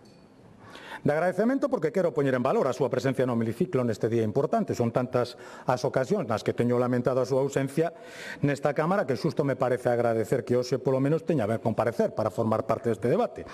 E precisamente en relación aos meus lamentos polas súas reiteradas ausencias polo que quero expresar tamén as miñas disculpas. Nos últimos días preparando este debate tive ocasión de reflexionar polo miúdo sobre a situación que atravesamos todas as forzas políticas en Galicia. E recoñezo que cando fixen lista das frontes que teñen abertos os socialistas galegos, pensei que igual non fora de todo xusto con vostede. Xa sabíamos do caos absoluto no que está asumida a Agrupación Socialista de Santiago, que converteu ao seu grupo municipal no máis cativo da corporación, da alcaldía a irrelevancia en cuestión de meses, gracias, por certo, ás artes de algún dos seus máis achegados colaboradores. Se nos trasladamos a Ourense, basta con votar unha hallada representación socialista ourensa nesta Cámara, aunque tampouco estaría de máis recordar o lío que teñen vostedes en Barbadas, onde expulsaron ao alcalde do seu partido por actuar exactamente igual que a súa señoría en relación a unha denuncia por acoso. Na provincia de Pontevedra, ata 16 concellos paralizados porque son vostedes incapaces de converter os seus pactos de investidura en acordos estables de goberno. E xa para rematar, agora se lle rompe o grupo provincial, onde cada quen vota o que lle dá gana, porque os deputados socialistas renunciaron a alcanzar unha postura común e decidiron defender os seus intereses particulares ao grito de socialista el último. E chegamos a Lugo, a súa provincia, o epicentro da desfeita do PSDG. Ali os socialistas expulsaron do partido e do grupo ao expresidente da Deputación Provincial por comportamentos indignos dun socialista. Agora sí, contaron co seu voto para elixir a nova presidenta, que tampouco sería digna de ser socialista, segundo a denunciante o señor Tomé, quen, por certo, para rematar este culebrón, continúa a ser alcalde de Monforte gracias ao apoio de 9 concelleiros socialistas, os mesmos que decidiron subirlle o salario para compensarlle a perda de ingresos na Deputación. E todo isto sin cober a ningún reproche da dirección socialista. Se ve que considera correcto que estes 9 socialistas continúen apoiando a un ex-socialista indigno de seguir sendo socialista. E como todo isto non lle parecía suficiente, pois engadimos un novo cisma no Concello onde xa non existe unha maioría estable, xa que aí foi a concelleira socialista a que considerou que a súa propia dignidade personal lle impedía seguir militando no socialismo. Señor Besteiro, quería darlle o beneficio da dúbida, pero ante este panorama comprenderá vostede que custa moito creer que o tempo que non votou no Parlamento o adicara vostede a ordenar o seu partido. Señoría, xa que lle vin interés en falar de feminismo, tamén quero recordarlle que resulta evidente que nin sequera tivo vostede tempo para atender as denuncias de comportamentos machistas que lle trasladaron empregadas do seu partido. Aproveito esta ocasión para recordarlle unhas palabras que pronunciou vostede no último debate do Estado da Autonomía. Decía, abro comillas, a igualdade, señor Rueda, non é un acto dun día ao ano. É o dereito de calquera muller a vivir sen medo, a ser escoitada e a contar cos apoios cando os necesita. Nós, as e os socialistas, temos clara unha cousa. A igualdade non se negocia. Que bonitas palabras de alguén que cando unha muller lle dixo que tiña medo, non escoitou, non prestou apoio e non dubidou en negociar coa igualdade. 500.000 euros para o BNG, alcaldía para Tomé e abandono absoluto para a víctima. Esa é a súa bagaxe, señoría, esa é a súa bagaxe. Unha bagaxe que, por certo, debería leválos a reflexionar sobre as dificultades que teñen vostedes para protexer as víctimas e a facilidade que teñen para levantar o dedo contra quen o tempo e a xustiza tamén demostrou ser vítima dunha situación inxusta. Nesta Cámara, señor Besteiro, señora Pontón, vertéronse graves acusacións contra o anterior conselleiro do Mar e eu agardo que a mesma contundencia que usaron entonces para criminalizalo a teñan e asiban hoxe para pedirlle disculpas públicas claras e convincentes. É o mínimo que lle deben a un home bo que asumiu as súas responsabilidades cando se demostrou que non había responsabilidades que asumir. Señoría, unha vez feito este análise, creo que podo facerme unha pregunta lexítima. Se non atende ás súas obrigas parlamentarias, tampouco atende ás orgánicas. Señor Besteiro, a que dedica el tiempo libre? De cando en vez, sei que acompaña a ministra de Vivenda en algunha das súas visitas a Galicia porque din que lles preocupa moito a vivenda. E como lles preocupa tanto a vivenda, a ministra do ramo chegouse a Galicia ata en 4 ocasións, 4. Para presentar algunha vivenda impulsada polo goberno? No, para iso no. Para fotografiarse delante das que construe a Xunta. Mire, Betanzos 2024, visita ao mercado de abasto, rehabilitación de 20 vivendas, 3 locais no casco histórico.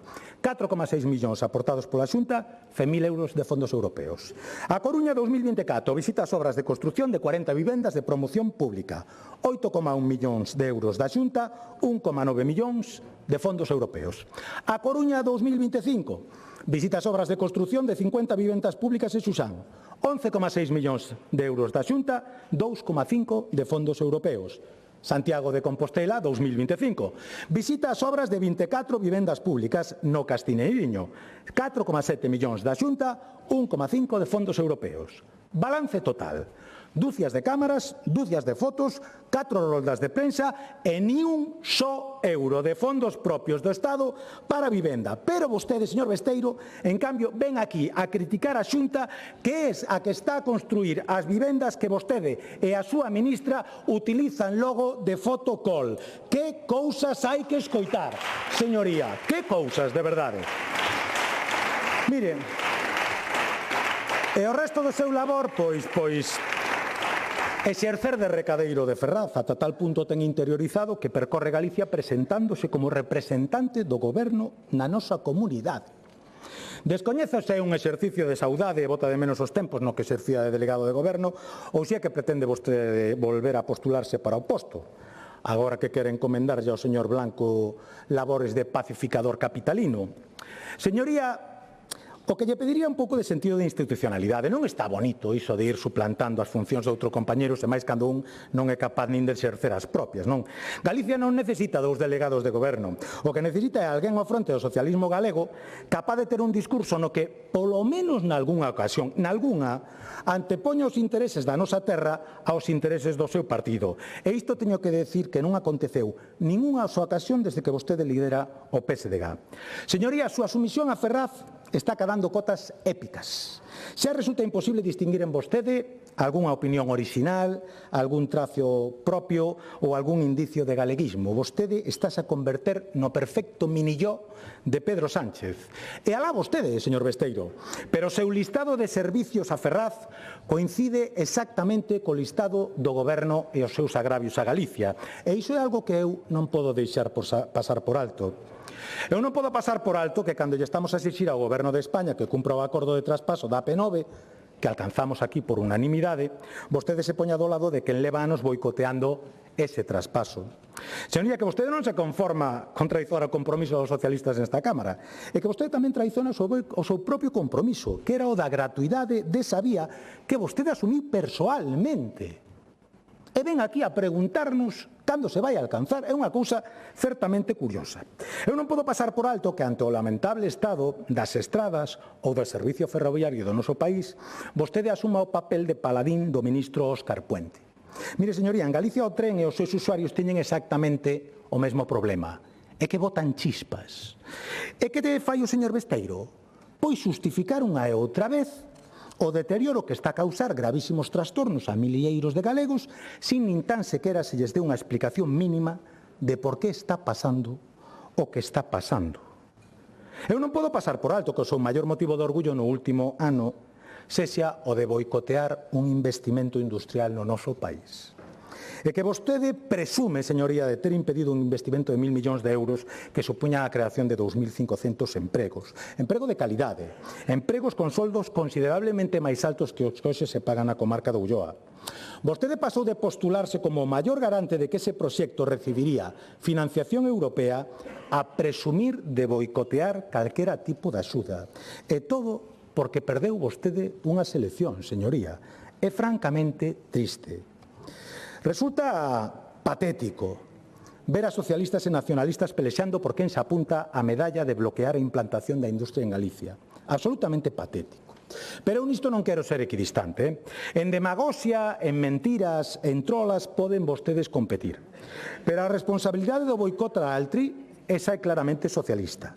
Altri non foi paralizada nin pola mobilización social nin por ningunha ilegalidade. Altri foi paralizada polo centralismo dun goberno socialista e antigalego que antepuxo os intereses de partido aos intereses de país e que, como non atopou ningunha soa tacha de legalidade que impedise a implantación dese proxecto, decidiu deixarse en conexión eléctrica industrial a toda a provincia de Lugo para atender exclusivamente aos intereses políticos do señor Besteiro. Esa é a verdade, señor Besteiro, esa é a súa triste realidade. Ben debería de avergoñarse delo. Señoría, vostede boicoteou esa industria, como antes boicoteou o plan de choque para a dependencia, como tentou de boicotear a asunción das competencias do literal e como tenta agora, por certo, boicotear unha financiación xusta para esta comunidade. Vostede traga con que a financiación autonómica se acorde nunha mesa onde Galicia non estaba representada. Vostede traga con que Galicia se teña que conformar coas millagallas que sobran despois de ceder ao chantaxe do independentismo catalán. Vostede traga con calquera cousa que lle diga Pedro, o seu amado Pedro. Non é fidelidade o seu, señoría, é culto ao líder supremo, é pura idolatría. Ata tentan convencernos do suposto liderado mundial do seu gurú. Acaba de celebrarse un cume internacional para topar unha saída diplomática á crise causada polo ataque de Estados Unidos a Irán. Participaron 40 países, España nin está nin se lle espera. Menudo liderado o do seu amado líder, señoría. Eu, señor Besteiro, digo yo de corazón, no persoal desexo yo mellor, e no político agardo que o tempo que lle quede a vostede neste Parlamento non se lle faga demasiado longo, nin a vostede, nin aos galegos. Señorías, hai escasos días que rematamos as celebracións da Semana Santa e eu non podería poñer fin a esta intervención sen falar dun dos gremios máis peculiares da xeografía galega, a Cofraría da Perpetua Negatividade, máis popularmente coñecida polos galegos como os do non. Unha agrupación que se caracteriza por levar décadas opoñéndose de xeito contumaz e recurrente a todos e cada un dos avances que ten experimentado a sociedade galega. Alcoa, Penove, turismo, minería, rebaixas fiscais, o Gama, Xacabeo, Casas Niño, Casas do Maior, en fin, un longuísimo, inacabable, etcétera, que eu non podo desenvolver porque só teño 45 minutos para esta intervención e a lista superaría con moito ese tempo. Os últimos exemplos desa longuísima lista son ben recentes. Acabamos de coñecer a negativa do BNG á ampliación de Estelantis. Aínda non se elaborou ningún só informe técnico, pero o BNG xa está radicalmente en contra. De que me soa a min isto? Pois soa a Alcoa, a Altri, soa a eólica, a minería, soa o BNG de sempre, a ese que sabe de todo e que nunca precisa de asesoramento técnico, porque, señorías, o nacionalismo ten outras vías para coñecer a verdade das cousas. Hoxe estou en disposición de desvelar o segredo da infalibilidade da eterna promesa do nacionalismo galego. Deputadas e deputados, a señora Pontón en ocasiones ve muertos. Non só os ve, senón que tamén fala con eles. Acórdense, Rosalía estaría en contra de Altri. Anos acusando a señora Pontón de pitonisa ceniza do nacionalismo galego e resulta que realmente o que tiña era vocación de medium. Señorías, non é fácil. Non é fácil acceder aos segredos máis segredos do nacionalismo galego, pero unha vez máis este grupo logrouno. Así que hoxe estou en disposición de dar a coñecer un instrumento infalible para planificar o futuro industrial de Galicia. Señorías, teño aquí a Ouija do BNG, a auténtica, xenuína, certificada pola mesmísima UPG. Presidentes, conselleira, conselleiros, atrás quedaron os tempos nos que eran necesarios farragosos informes técnicos para autorizar unha industria. Para que? Basta consultar a Ouija do eterno non, a única resposta posible a calquera problema de Galicia según o nacionalismo. Mire, Rosalía, instalamos Antri en Galicia? Non. Ampliamos Estelantis? Non. Don Daniel, deberíamos impulsar a eólica no noso país? Non. E que pensa vostede da minería? Non. Home, parece infalible, a verdade. Pero por se albergan vostedes algunha dúbida sobre a efectividade da Ouija bloqueira, podemos facer algunha comprobación. Vou probar, mire. Rosalía, ti crees que Ana Pontón presidirá algunha vez a Xunta de Galicia? Non. E o señor Besteiro? Non. Funciona, señorías, funciona. Claro que sí. A Ouija bloqueira nunca falla. Bromas aparte, señorías. Vostedes teñen con Rosalía que o Castelao exactamente o mesmo problema que cos galegos de hoxe. Prefiren utilizalos antes que escoitalos. Vostedes utilizan os galegos como un ventríloco utiliza o seu moneco. Aínda non se decataron de que os galegos non son marionetas. Son cidadáns libres que teñen opinión propia e que non necesitan a súa voz, necesitan ser escoitados. E se os escoitasen, comprobarían que non comparten esa permanente obsesión do BNG por debuxar unha Galicia triste, gris, dramáticamente pontoniana, que derivou nunha completa incapacidade para alegrarse de calqueira cousa boa que lle pase a este país. En cada motivo de felicidade, mire, o BNG non o dubiden, atopará a espiña da rosa, a nube no horizonte e o pelo na sopa. Este ano, mire, este ano os galegos compartimos legitimamente o éxito dun director galego que conseguiu un fito histórico. Por primeira vez unha produción galega estaba representada na meca do cine acadando non unha, dúas nominacións aos Óscar.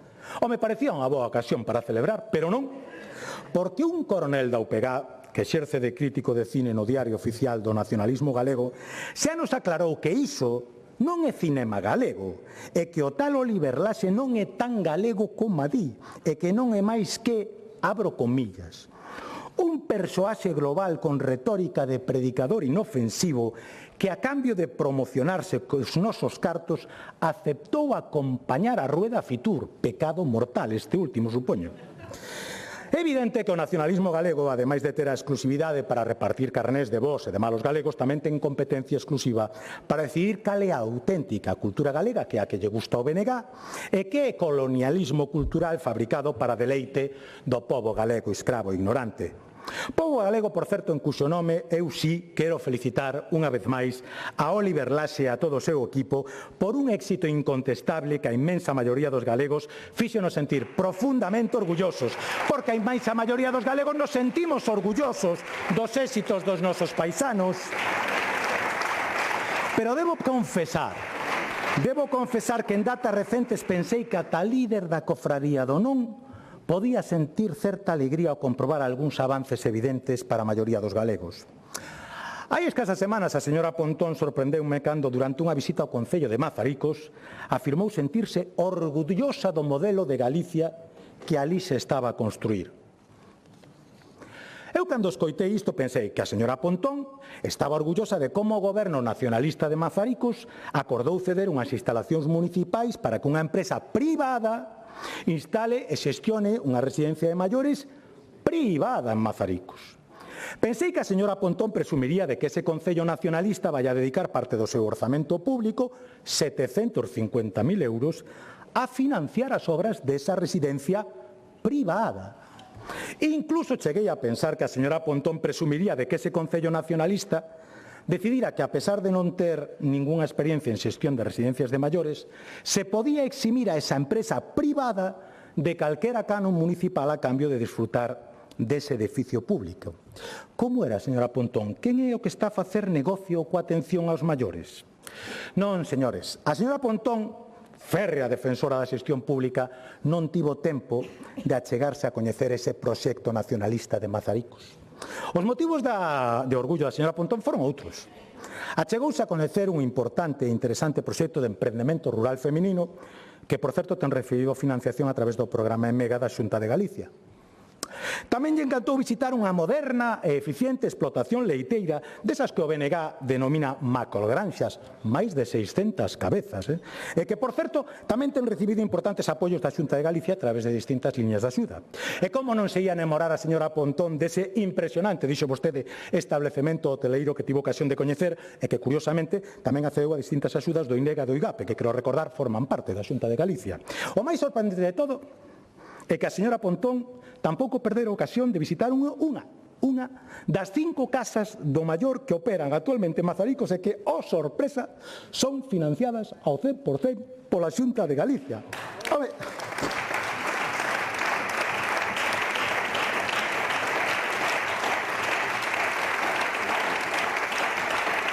Mire, señoría, a mí non me molesta que a señora Pontón presuma de proxectos financiados polo goberno galego, ao contrario, creo que deben de ser motivo de orgullo para todos. Pero tamén penso que presumir do desenvolvemento no rural e despois vir aquí a criticar de forma despiadada as políticas que propician ese desenvolvemento rural do que vostede di sentirse orgullosa, alguén pode tomar como un exercicio de hipocresía, señoría. Pero certo é que xa estamos acostumados a esa hipocresía constante do BNG. Estamos acostumados a que nos dean leccións de independencia judicial mentras critican decisións judiciais que pretenden evitar que se repitan sentencias cuestionando a imparcialidade dun xuiz. Estamos acostumados a que nos expliquen a necesidade de diálogo institucional os mesmos que rexistran e anuncian públicamente candidaturas que non foron consensuadas previamente con ninguén. Estamos acostumados a que nos falen de respeto á soberanía dos povos, os mesmos que negan a soberanía do pobo venezolano e validan o pucherazo electoral dun tirano. Estamos acostumados a que nos dean leccións sobre xenocidio, hoxe tamén, os mesmos que bloquean neste Parlamento declaracións institucionais de condena ao maior xenocidio da historia. Estamos acostumados a que nos dean leccións de humanidade os mesmos que bloquean nesta Cámara unha declaración institucional en defensa das mulleres iraníes e condenando o réximen dos ayatolas. E incluso estamos acostumados a ser espectadores dunha patética competición de pancartas e discursos para determinar quen berra máis alto non a guerra, como se houbera aquí alguén que estivese a favor de algunha guerra. Señorías, contra a guerra estamos todos. Iso si, algúns, ademais de estar e de dicir non á guerra, tamén nos atrevemos a decir sí á paz. Sí á paz en Irán, en Gaza, en Ucraína, no Sáhara Occidental, sí á paz en calquera das guerras que están a causar fame, sufrimento e morte a milleiros de inocentes en todo o mundo. Sí á paz para os máis de 30.000 asesinados durante as propostas pacifistas contra o réximen dos ayatolas e para as mulleres escravizadas por ese repugnante réxime. Sí á paz para os 8 millóns de exiliados venezolanos que desexan volver a unha Venezuela libre e democrática na que se libere aos miles de presos políticos causados pola ditadura bolivariana. Sí á paz os presos políticos de Cuba e para todo o pobo cubano que leva 74 anos en poder elexir democráticamente os seus representantes, 7 anos de ditadura de Batista, 67 anos de dictadura comunista.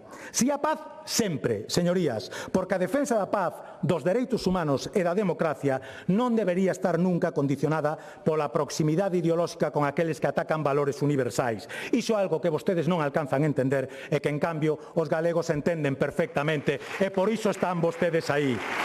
Señorías, eu desexo que a guerra acabe o antes posible e que as súas consecuencias afecten o menos posible as familias galegas.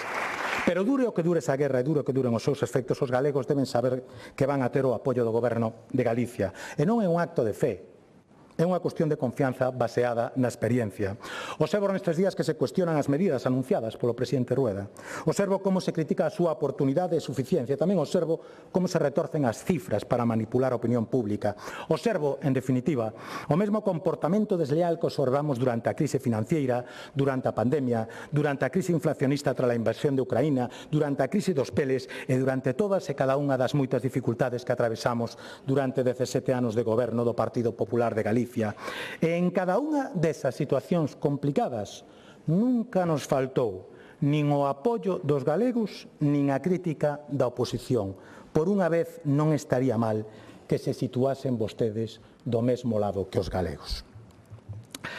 Señor presidente, sen dúbida o comportamento desleal da oposición é molesto, pero non preocupante. Porque os galegos demostraron ter memoria e gracias a esa memoria recordan perfectamente quen estivo ao seu carón nas dificultades e quen espallando enganos e sementando alarma. Despois de atravesar todas esas dificultades, a realidade é que Galicia presenta cifras de desemprego máis baixos que o conxunto de España. A pesar dos intentos de boicot de algúns, Galicia está batendo récords de emprego industrial e está aumentando o seu tecido empresarial. Galicia está a reducir os seus índices de pobreza mentras impulsa unha fiscalidade xusta que protexe a quen máis o necesita. Galicia está a reverter por primeira vez en décadas o problema máis grave da nosa sociedade, que era o devalo demográfico. Mellora o saldo migratorio, acumula un resultado positivo de 83.300 persoas nos últimos 3 anos. Supera por primeira vez os 84 anos de esperanza de vida e, ademais, aumentan o número de nacementos.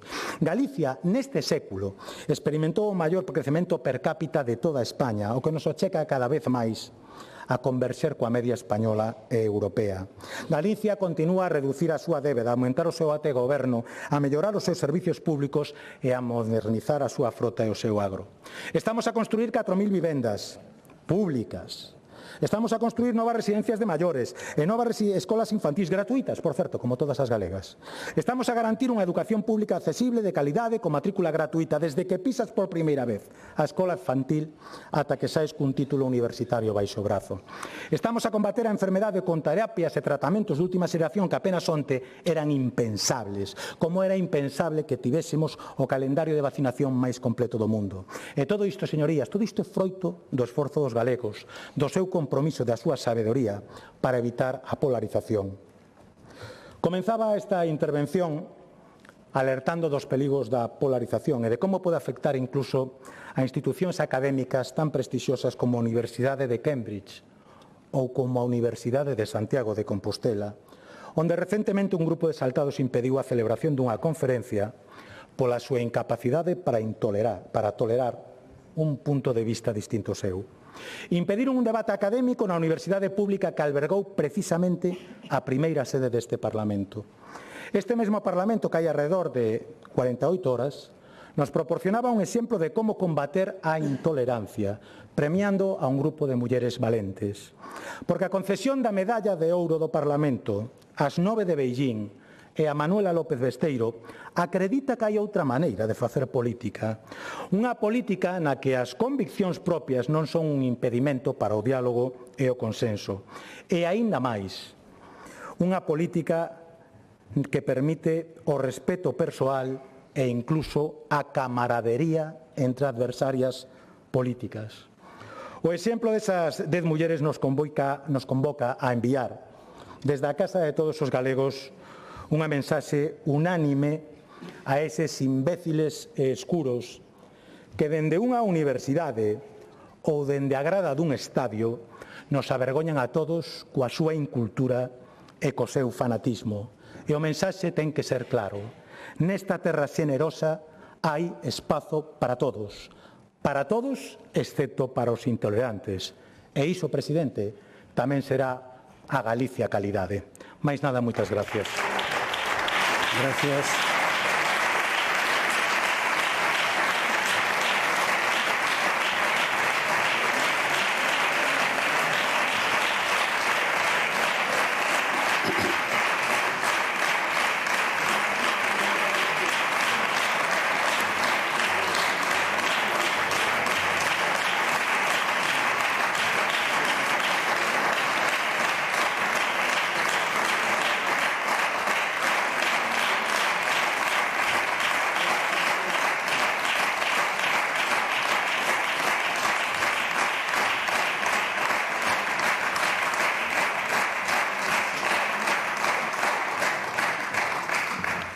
Resposta do presidente da Xunta.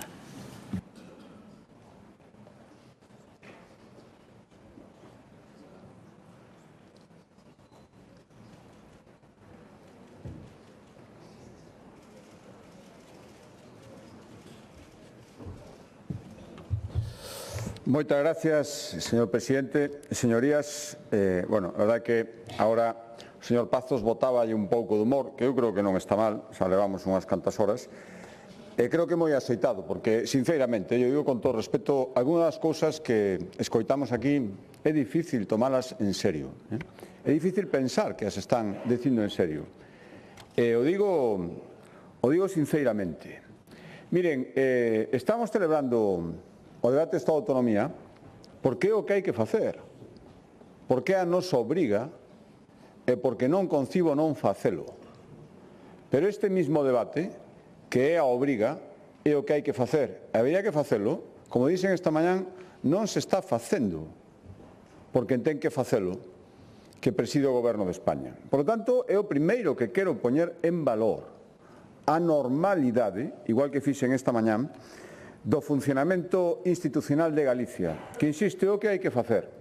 Gustaríame que fora máis útil, sinceramente, escoitándolles, non sei o que pasará na segunda réplica, pero escoitando a primeira, sinceramente, non o digo por todos, creo que o señor Ojea volveu a utilizar un ton institucional e a falar do que el cree, sinceramente, que son propostas aceitadas, na súa opinión, é certo, pero escoitando os outros dos portavoces, Partido Socialista e BNG, me dou conta de que lles dá exactamente igual calquera cousa que podamos propoñer.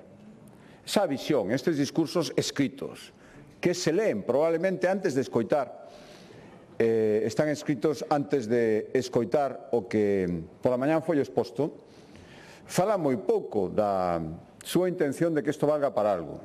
Pero eu quero que valga para algo, porque creo que os galegos agradecen que fagamos estas cousas, polo menos agradecen que as faga o Goberno, e queren que valga para algo. Por lo tanto, o que vou facer é intentar non estenderme moito, o que sempre se di, pero vou intentalo, xa sei que non teño tempo limitado, pero creo que non hai que estenderse moito. E vou intentar, perdonen porque é imposible apuntalo todo, intentar ir respostando a todo o que plantexaron, polo menos o que creo que se pode respostar, porque está dito con un mínimo de seriedade e non dito para escoitarse a si mesmo máis que outra cousa. Empezo polo señor Ojea, polas órdenes de intervención. Decía o señor Ojea que ve continuidade no que estamos dicindo, oiga, igual que os galegos, que cada 4 anos que lle preguntamos si queren que continuemos, din que sí, porque é un labor de goberno, anunciar cousas, executalas, cumplilas, ir a polas seguintes. Algúnas son máis longas, outras son máis curtas, pero creo que así debe funcionar un goberno. Decía que tiven visión autocomplacente. Sinceramente, creo que non. Fixen varias autocríticas esta mañán. Pensei incluso, sempre tes xente que che di si había que decirlo tan expresamente, pero creo que sí, porque é honrado, é o que hai que facer, é o que a xente espera. Por lo tanto, cando as cousas hai que melloralas, cando crees que hai que melloralas hai que actuar, creo que o temos feito. E cando creo que as cousas van razonablemente ben, creo que tamén é lógico decirlo e explicar por que creo todo eso. Vostede falaba de unha visión esquecendo Ourense, para nada. Non me vou a meter, porque digo, me quero estender moito nas cifras, pero Ourense, e creo que ten que ser así, sigue sendo provincia, e ademais Ourense cidade, terceira cidade de Galicia, sigue tendo un investimento moi importante, superior ao que meran os investimentos da Xunta, é superior en renta per cápita a outros lugares que vostede nomeou varias veces. Decía que o decir balcón do Atlántico que era un síntoma de que damos preferencia a outros lugares. Oiga, é casi unha licencia poética. Ao mellor os de Lugo, que están máis no Cantábrico, tampouco lles parece moi ben. É como se digo que Galicia é unha rexión termal e algúns pensan que o digo por Ourense, que o diría basicamente. Pero a miña obriga é ter unha visión global de Galicia. Dicíalle que a carga orzamentaria é moito maior do que falaba vostede. En infraestructuras tamén. Estamos facendo infraestructuras moi potentes. Ahora mismo, por darlle a cifra, no orzamento do 2026 hai 40 millóns de euros só en infraestructuras para Ourense. Non quero desgranar datos que vostede seguro que xa coñece. E alégrome moito de que lle chame a atención de que coincida co presidente do meu partido en plantexamentos que son do país. vostede tamén coincide co alcalde de Ourense en plantexamentos que son da provincia e de Ourense tamén, supongo que concelleiro. Isto é o normal, supoño que vendo o espectáculo que nos dá o Partido Socialista en moitos sitios de España, con presidentes realistas, e logo non é o caso do señor Besteiro, que din o que hai, porque creen que o que mellor lle convén as súas comunidades autónomas, esas discrepancias, esas incoherencias chamen a atención. Pero nós, afortunadamente, non estamos nese caso. Falando de vivenda, que foi o eixo fundamental, efectivamente, da miña intervención, porque é un dos eixos fundamentais da legislatura, non o único, pero, dende logo, un dos fundamentais, decía que vostede que hai pouca vivenda en Ourense. Primeiro, temos un proxecto de interés autonómico que tivemos que comprarlle o chan a Saref, o Concello de Ourense non o pudo ceder, porque di que non teñen solo. Oiga, outros concellos o cederon. Non teñen solo porque non teñen pesón. Usted di que a culpa de non ter pesón é porque é de outros, levan uns cantos anos no Concello de Ourense e, polo tanto, seguramente algo máis poderían facer. Inda así estamos facendo intervencións moi potentes en Ourense. Oiga, proporcionalmente o PIA que estamos facendo para casi 2.000 vivendas é moi superior, o doble de algunhas cidades que vostede nomeaba. Falaba da mina de Penouta. Xa digo que vou por orden que vostede numerou. Oiga, ya podamos facer algo, efectivamente, un pronunciamento judicial, ahora se levantaron os bloqueos, a miña aposta pola minería respetuosa co medio ambiente, cumpridora, creo que ofrece lugar a poucas dúbidas. Xa veremos o que os de sempre van facer en canto se queira revitalizar un proxecto que daba de comer a moitísimas familias. Dende logo, por nós non vai quedar, si cumplen. Ahora, xa sabe o que vai pasar cos de sempre, xa o dixeron aquí, e, ademais, non foi ninguna sorpresa, fan o que fan sempre, opoñerse a todo. Decía a señora Pontón que xa lle gustaría decir que hai proxectos industriais en Galicia. É mentira, absolutamente. Traballa para que non haxa ningún, e hai que decilo. E non lle gustaría nada que hubiera proxectos industriais en Galicia, pero ahora falaré deso. Falaba das autovías, creo que hai un investimento importante, certo, se non a nomeei, disculpe, porque o investimento non é autovía, pero o investimento que estamos facendo para prolongar o que era unha autovía é importante. E seguiremos facendo, e a que estamos facendo na zona Gudiña-Viana do Bolo, tamén 15 millóns de euros. Hai investimentos potentes en estradas autonómicas en Ourense, porque creo que é o que hai que facer. Falaba do consumo de peixe. Oiga, en Ourense tamén se come peixe, por lo tanto, supoño que se hai unha rebaixa no IBE que estamos pedindo, os ourensáns tamén se van beneficiar. E, en todo caso, revise Hemeroteca, tamén temos pedido a rebaixa do IBE da carne, co mesmo resultado que do peixe. O Goberno lle dá exactamente igual. Aquí hai que recaudar. Sabimos o que opinan das rebaixas fiscais, tanto o Partido Socialista como o BNG. Noraboa pola postura de Mercosur. Creo que é inteligente controlar para que haxa cumprimento e intentar aproveitar os beneficios. Además, é populismo e para eso están os de sempre. O Pladiga se aproba inmediatamente, se podemos xa no Consello de Asunto ao próximo lunes. Iso non quere dicir que non se viñera traballando, que xa non haxa traballo sobre o terreo. Tivemos 2 lumes estes días. Por certo, chamoume a atención moito, casi non sei se as ameazas ou as advertencias. Espero que todo o mundo desese que non haxa incendios, tanto como desexan os galegos e a Xunta de Galicia neste verao. Espero que sexa así, porque escoitando algunhas manifestacións, perdonen que lle diga, é para sospeitar algunha outra cousa. Todos teñen solucións máxicas. Se as teñen, non lo teñen que decir. Porque esas persoas que saben o que hai que facer para que non haxa incendios, esas persoas valen o seu peso en ouro. Non só aquí en Galicia, sino no resto das comunidades autónomas e en tantos lugares de tantos países do mundo onde hai grandes incendios. Eso de decir que se arde porque non queremos facer o que hai que facer para que non arda, eso non é certo. E é caer unha demagoxia que está ben que o diga quen nunca gobernou nin vai ter posibilidades de gobernar.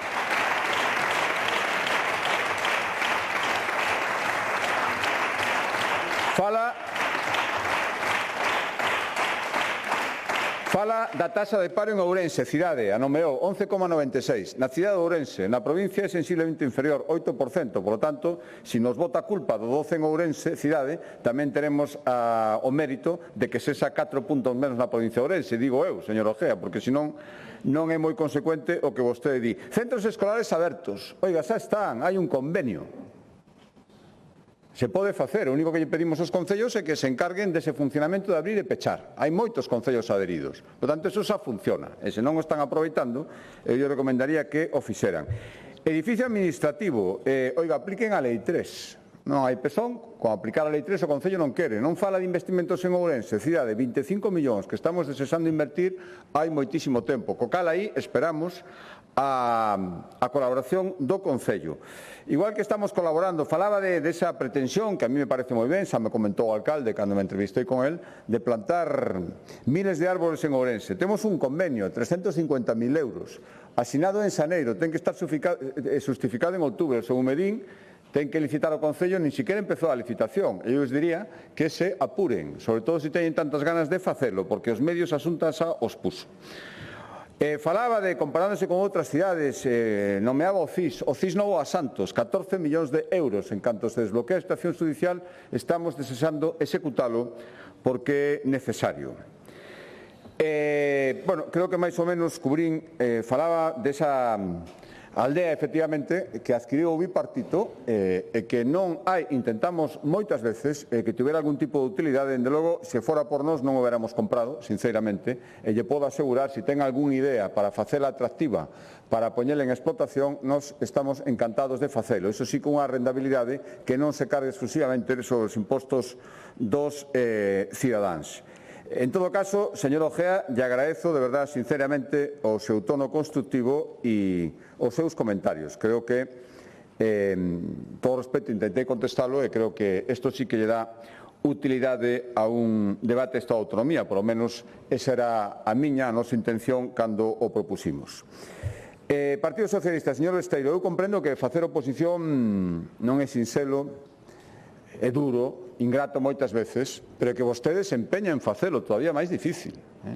Sinceramente. Por certo, non sei cantas veces dixo a señora Pontón, a expresión goberno alternativo. Esquecendo que si algunha vez houbera, dependería dos galegos, digo eu que vostedes terían algo que decir. Totalmente ignorados. Falen eso entre vostedes porque é bastante sintomático. Me di que cambiou na vida da xente nestes 17 anos. Oiga, pero os pregunto a xente, e preguntamos cada 4 anos, e cada 4 anos nos revalida a maioría absoluta. Penso que igual que nos otorga unha maioría que xa prácticamente ninguén ten, co mesmo empeño, a vostedes cada día o sitúa máis abaixo.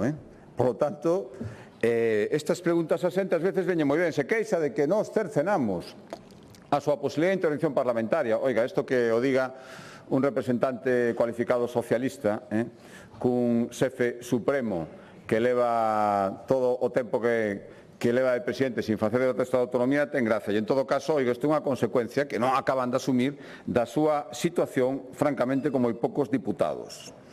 Di que nunca lle dixen o que quero facer. Oiga, cada vez que me pregunta, outra cousa é que non lle gusta a resposta. E esta mañán non sei que estaba pensando vostede, señor Besteiro. Creo que fixen propostas claras. Cales son as miñas intencións. E que así o recollen os medios de comunicación. Vostede non se quere enterar, ou está outras cousas, ou está aquí en corpo, pero non en alma, xa non é o meu problema, señor Besteiro. Pero claro que lle digo as cousas. Vostede non fixo ningún comentario prácticamente sobre as miñas propostas. Por lo tanto, que non se quere enterar é diferente a que non llo dixera. Que pouco tardou, por certo, xa o esperaba, en meter o argumentario en vena de Moncloa, incluso nun debate sobre o Estado da Autonomía. Non debería ser o lugar. Dedicoulle un montón de tempo a falar do que lles mandan a Moncloa que teñen que falar. Venos a contar. Non se preocupe. A Xunta de Galicia non ten ningunha intención, a mí non me cae Beltrán e non teño ningunha intención de facer ningún acordo entre a Xunta de Galicia e o Goberno de Estados Unidos, señor Besteiro. Quédese tranquilo niso. Dígalle ao señor Sánchez que se esa a súa preocupación, non pode ter ningún tipo de inquietude ao respecto. E, por lo tanto, se iso está aclarado, que sexa responsable en materia internacional e que pense en toda España e tamén nos galegos, non só nel e nas súas expectativas electorais, que é o único que fai o señor Sánchez todos os días, señor Besteiro. falou das rebaixas fiscais, as que propuso o Goberno Central. Por que lle costa recoñecer que a mitad asumen os galegos? Oiga, que todas as rebaixas fiscais que propuso o Goberno Central, a mitad pagamos as comunidades autónomas. Co cal, aí imos o 50% e despois hai que engadir eses decenas de millóns de euros que poñemos en axudas específicas, que vostede desprecia. Desprecia as axudas específicas que pagan directamente os galegos e desprecia o 50% que tamén pagan os galegos. Non lle deixan recoñecer o que é o que pasa. Pero se o están dicindo outros responsables socialistas, outro día decía o presidente de Castilla-La Mancha, oiga, que isto é o de sempre. O señor Sánchez invita e pagan, el decía no seu caso, os castellanos manchegos. Pois aquí pasa exactamente o mesmo. Se esa valiente, como él, como son outros responsables socialistas, e diga que o que propón o señor Sánchez o pagan a mitad os galegos. Non pasa nada, se en este momento non nos opoñemos, pero polo menos que se saiba de onde salen os cartos.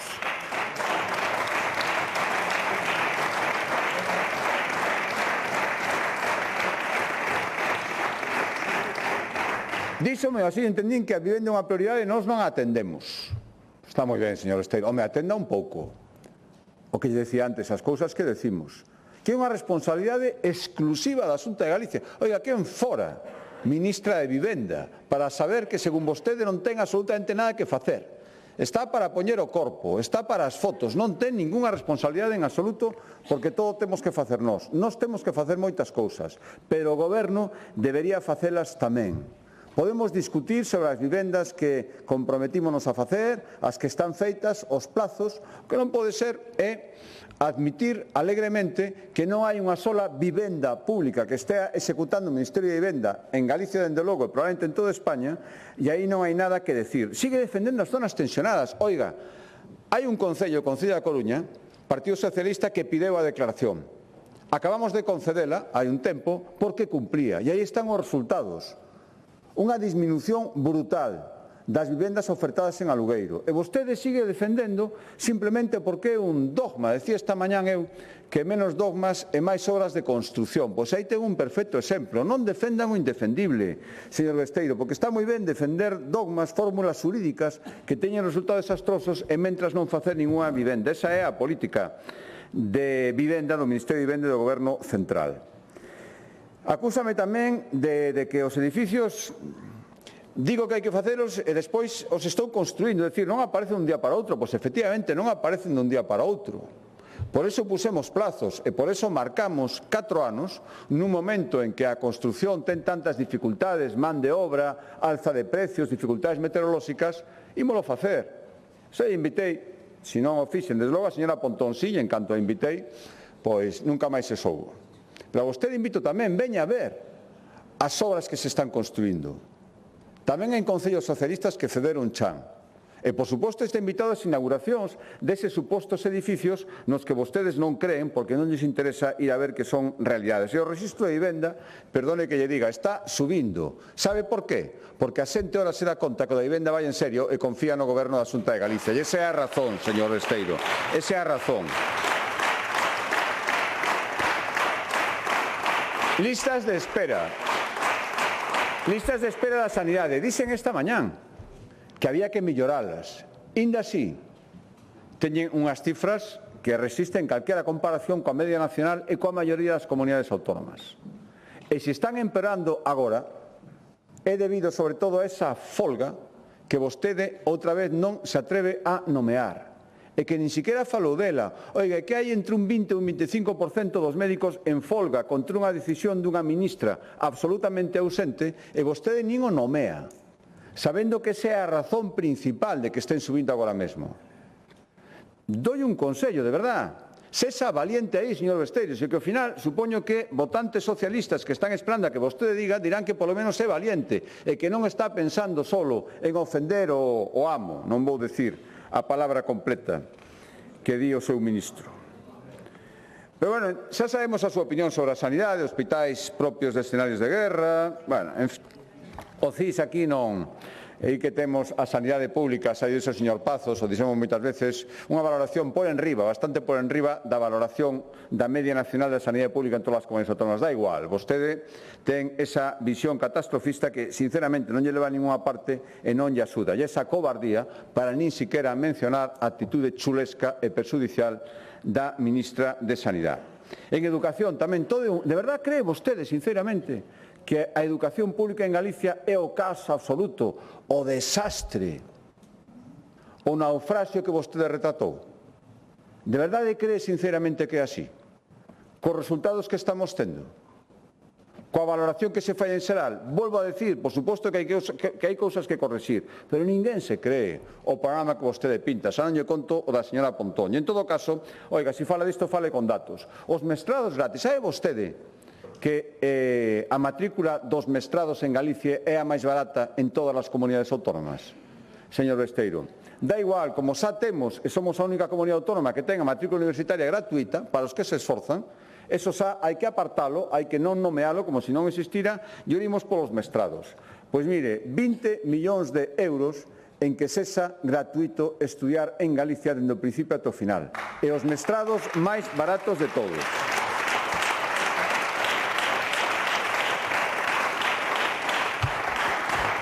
De verdade que di en serio que temos que financiar o 100% do servizo de asistencia no fogar, señor Besteiro.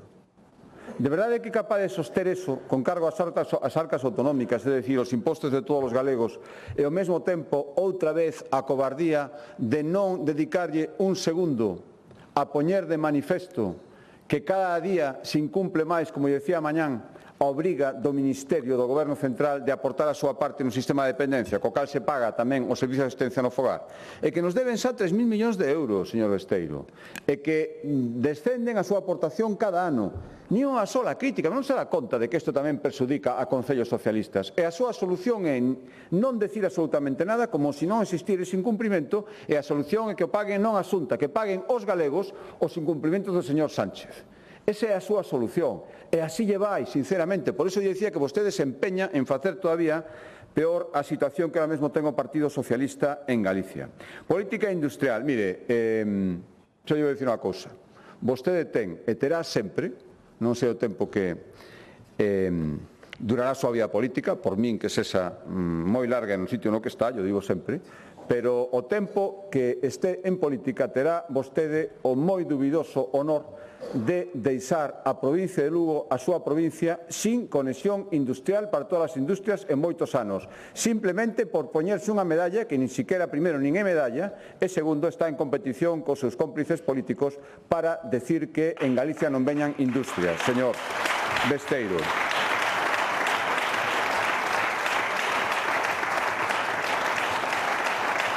Resulta que os 80 non, son 84, me parece,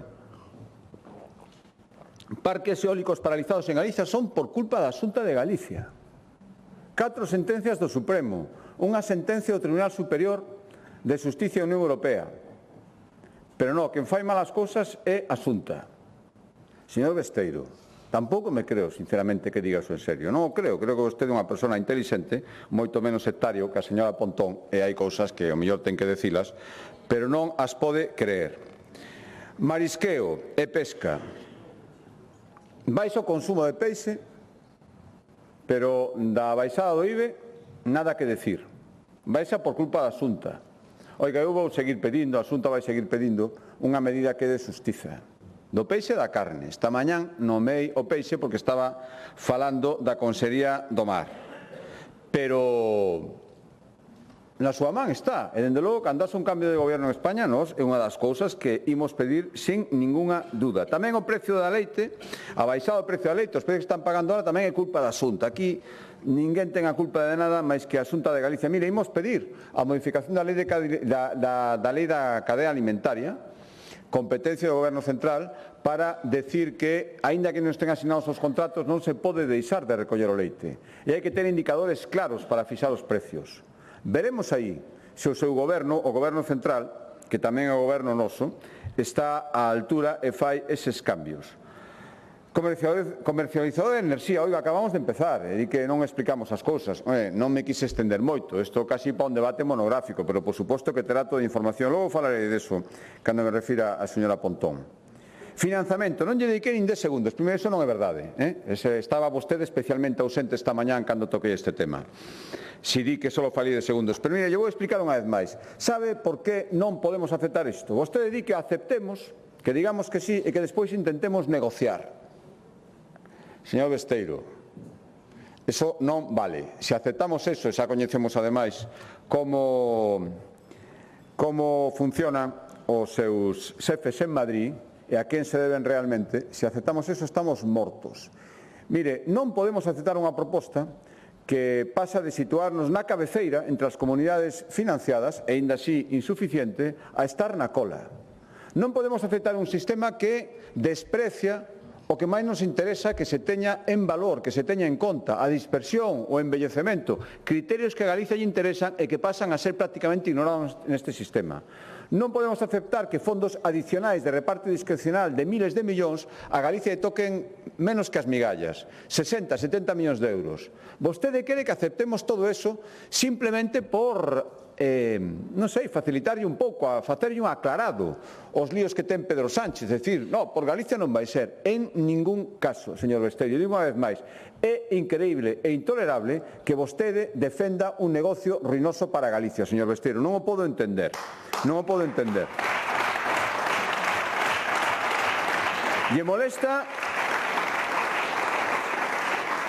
E molesta que se baixen impostos. Digo, vostedes baixan impostos e despois piden financiamento. Sí, as dúas cousas. Se poden baixar impostos e reclamar o que nos corresponde. E ímolo seguir facendo. Ora, tamén a xente xa sabe o que lle espera. Se de vostede dependera, que creo que está bastante lonxe de que dependa de vostede, aquí non se baixa un solo imposto. Igual que a señora Pontón, que dixo que a baixada de impostos son buracos no orzamento. É dicir, a xente xa sabe o que ten que esperar de rebaixas fiscais se vostedes algún día tiveran a oportunidade de gobernar Galicia. A política aeroportuaria, vostede, outra cousa que non me creo que o diga en serio. Vostede non sabe, ou sí que sabe, que a política aeroportuaria é competencia exclusiva do Estado. Hai un organismo que se chama AENA e que a solución que está proposta é unha solución que nos vende AENA, organismo estatal, e que nos apoiamos porque nos parece a lógica.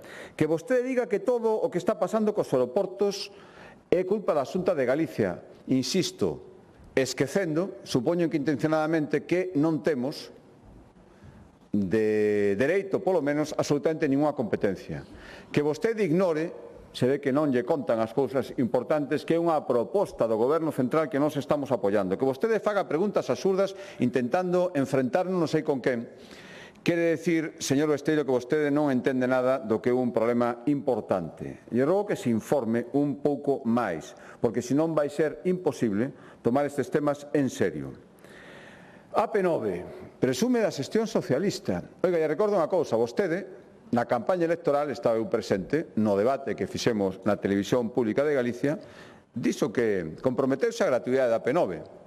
E agora di que se sigue comprometendo, pero non sabe cando vai ser. Menudo compromiso, señor Besteiro. Así adquiro eu os que faga falta.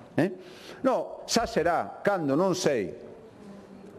Así non vamos a ninguna parte, señor Besteiro. Mire, neste momento hai que saber por que o Goberno de Pedro Sánchez se está opoñendo esa gratuidade que lle contou a Comisión Europea e ten que actuar canto antes. Eses adiamentos sobre adiamentos que está provocando o Partido Socialista para discutir sobre este asunto se teñen que acabar. E mentras vostede apoie esa actitude, non vai ser creíble nesto tampouco. Os incendios de 2025 vostede tamén dixo que podían terse evitado. Oiga, dígame a fórmula máxica. Dende logo, se a sabe, non nos la conta. Si cree que os incendios son porque non os queremos, pois entón non entende nada. Mira, afortunadamente, os alcaldes do Partido Socialista tamén, os do Bloque un pouco menos, están entendendo que a colaboración é o camiño e que a limpeza é prevención, non é garantía absoluta de nada, pero dende logo un monte limpio, un monte ordenado, funciona moito mellor para a prevención de incendios. E se están sumando a esos convenios que propón a Xunta de Galicia doblando o orzamento, tamén falamos desto esta mañán, vostedes deso, por suposto, non dixeron absolutamente nada, e, por tanto, estamos facendo todo o posible para que algo que a Galicia non lle interese en absoluto, a pesar, volvo a decir, de que é sospeitoso escoitares falar deso as súas advertencias, non se volva a repetir, se pode ser, en moitísimos anos. Pero se teñen solucións máxicas, xa están tardando en decilas. A Lei de Administración Local, mire, había que reformarla, había que actualizarla, creo que é unha lei moi ben plantexada, que por suposto será obxecto de melloras. Para iso estamos nun proceso de diálogo, para iso pasará polo Parlamento, pero vostede, sinceramente, non está calificado, eu digo con todo respeto, para opinar dela. Vostede amenazounos cunha denuncia penal o día que falamos da lei por primeira vez sin coñecer o texto, señor Besteiro. Pero que tipo de credibilidade é esa para falar? Non poñe esa cara, foi exatamente así, amenazou con accións penais sobre un texto que non coñecía. Oiga, que a min casi acababa de ter eu o texto definitivo e vostede resulta que só opinaba sobre ele hasta ese punto. Un pouco de seriedade para ser creíble, señor Besteiro, senón é moi difícil. Di que eu non creo na cultura. Bueno, pois, e se queda tan ancho, pois é imposible discutir. Tampouco creo que pense eso, sinceramente, pero mire, xa non entra en discusións. Se pensa eso, para que? É inútil. Pero se digo unha cousa, póñase as pilas, exerza polo menos unha mínima influencia e mande yo recado ao Goberno, é un ministro que, non sei, doutro palo, que o Goberno de Sánchez, estamos vendo esos espectáculos, pero me mando o recado de que non hai dereito que Galicia siga esperando polos beneficios fiscais cando estamos a punto de cumprir a mitad do ano anterior o Xacobeo. Isto nunca pasou, señor Besteiro. E, de logo, lle podo decir, isto as comunidades que sosteñen a Pedro Sánchez non llo fan. E a Galicia non podemos tolerar que llo fagan tampouco.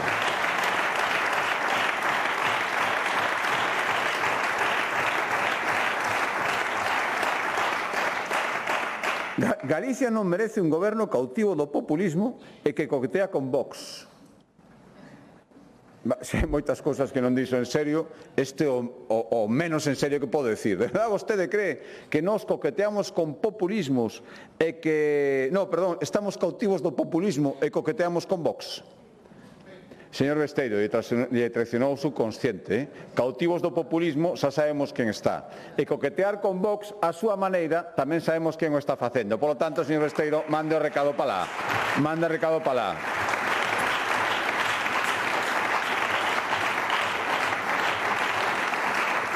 O meu goberno ten un problema de o meu goberno, o goberno da Xunta, supoño que ten un problema de corrupción e amiguismo con cargos de partido e con familiares. Que isto o diga o máximo representante do Partido Socialista. Cando están xulgando dende onte todo o que estamos vendo e o que nos queda por ver, eso é todavía para tomarlo menos en serio que o que acabo de decir, señor Besteiro.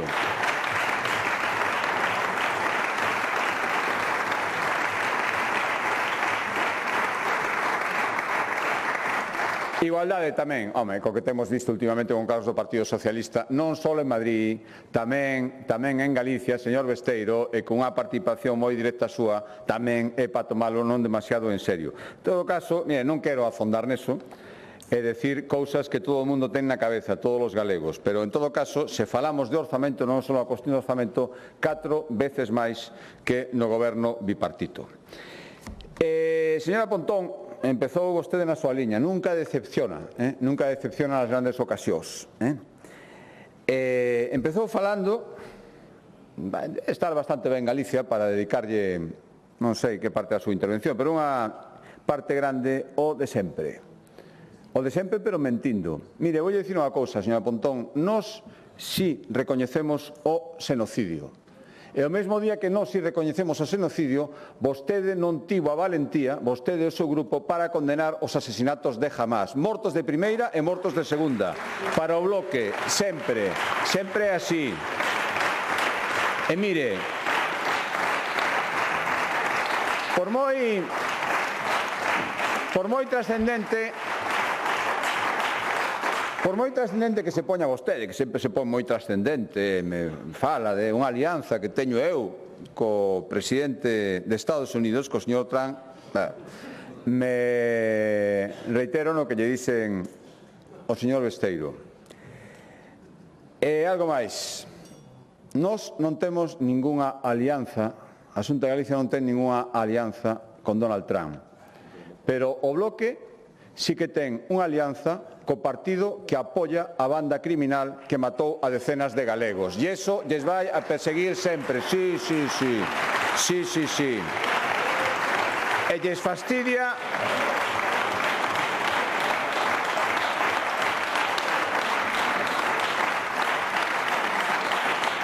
E como lle fastidia que yo diga porque é unha verdade que lles doe, yo diremos moitísimas veces.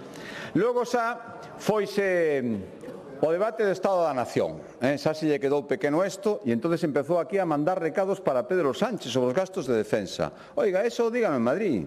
Teñen un diputado. O que pasa é que, claro, en Madrid non o poden decir, é o de sempre. Bravos aquí e en Madrid mansiños. En Madrid hai que apoiar. Entón ven aquí a decirnos que non se pode gastar en defensa e que hai que decirlo claramente. Oiga, se ten que mandar recados, mándeos directamente. E en todo caso, eu vou dicir unha cousa, señora Pontón.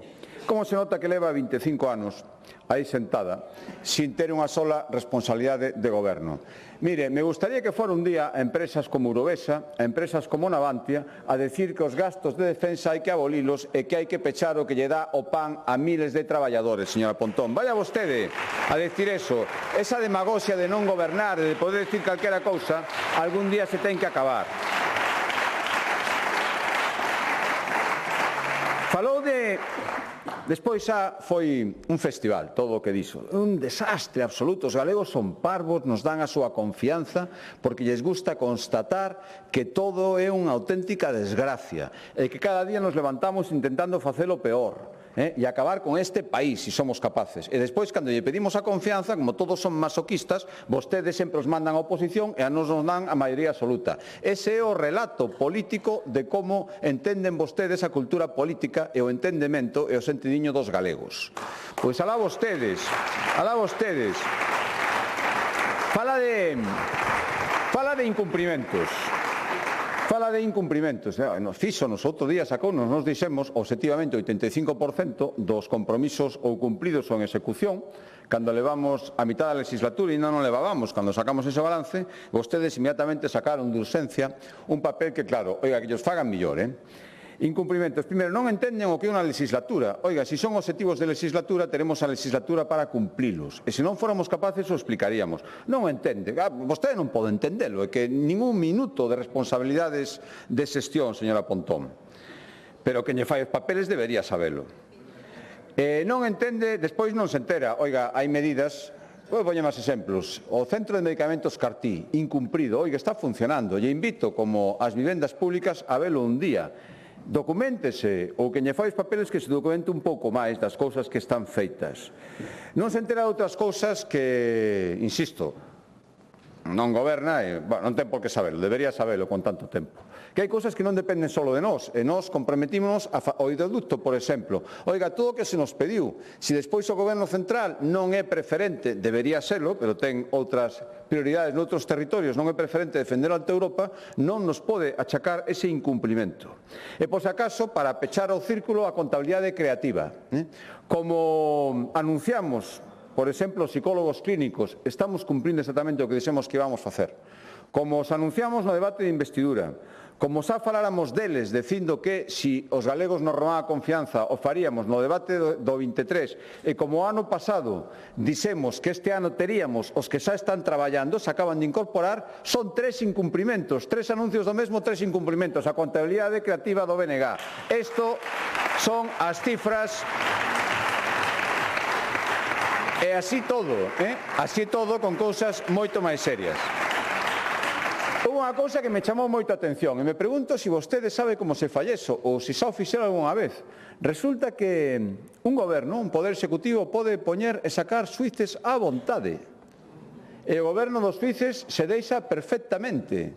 Están esperando a que nos lle demos instruccións. Señora Pontón, eu xa máis me atrevería a decir eso. Pero sabe por qué? porque eu goberno e teño responsabilidades e porque quero que os galegos me tomen en serio. Vostede, como se iso parece non importarlle moito, é capaz de decir estas burradas e estes disparates. Eu lle pediría aos xuíces que tomen nota de como conceptúa o Poder Judicial e a independencia o Bloque Nacionalista Galego.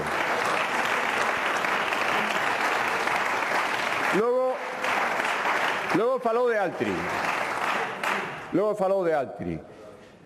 Que fastidiados están de que o expediente Altri caducara. Son os máis perxudicados, señora Pontán, teño que decirlo. Sí, ademais é que cada día se lles nota máis. Farían todo o posible. Eu o sinto moito. Haber falado co señor Besteiro, decirlle que non se cargara a Comisión Eléctrica de Lugo. Pero o fixo, e polo tanto, non é para aplaudir, se vostede cree que sí, pero é que se lle acabou a teima o bloque.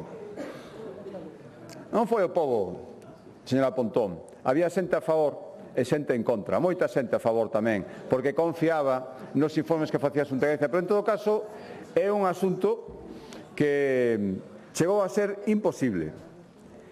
E vostedes non acaban de aceptalo.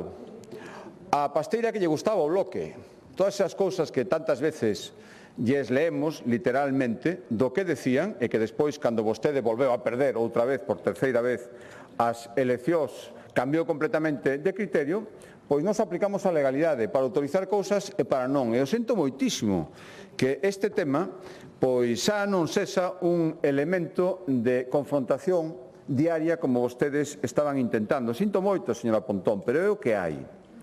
Dixo tamén que non conseguimos un solo proxecto industrial en 17 anos. Isto o día en serio. En 17 anos non se instalou nada en Galicia. Está bastante máis desconectada da realidade do que parece. E parece bastante, señora Pontón. E parece bastante. Dende logo, eso sí, non será porque vostedes non fan todo o posible para que efectivamente non se instale ningún proxecto industrial en Galicia. Os do non por sistema, os do non de principio, os do non por si acaso. Xa lle digo, eu non me creo en absoluto, nin eu, nin mensa maioría dos galegos, que vostede lle gustaría decir que veñen proxectos industriais para Galicia. Non, señora Pontón. Vostedes decidiron que canto peor, mellor. E, polo tanto, canto menos instalacións e canto menos riqueza se crea en Galicia, vostedes, por intereses partidistas, pensan que é mellor porque iso lles vai axudar a chegar ao poder. Nin lles vai axudar, nin é bo para Galicia, señora Pontón. E cada vez será máis evidente. O das baixas laborais, que conste que xa mo temía, o comentábamos, dice, bueno, os de sempre van a decir o de sempre. Resulta que un problema estrutural de Galicia, un problema que hai que atallar. Expliquei esta mañán, todos aqueles que legitimamente teñan que estar en situación de baixa, os primeiros en apoialo, faltaría máis, como ten que ser. Pero as administracións tenemos que reaccionar frente a algo que está lastrando a nosa productividade.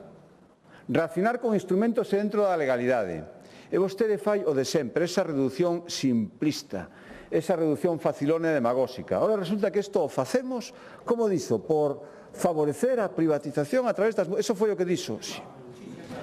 Señora Pontón, mire, eu lle diría que fale con... Non ten que ir a grandes empresas, que algunha vai.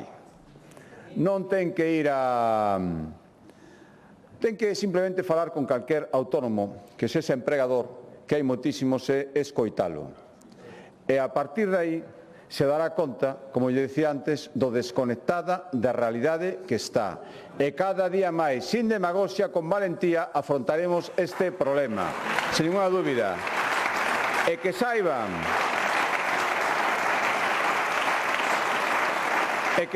todo o mundo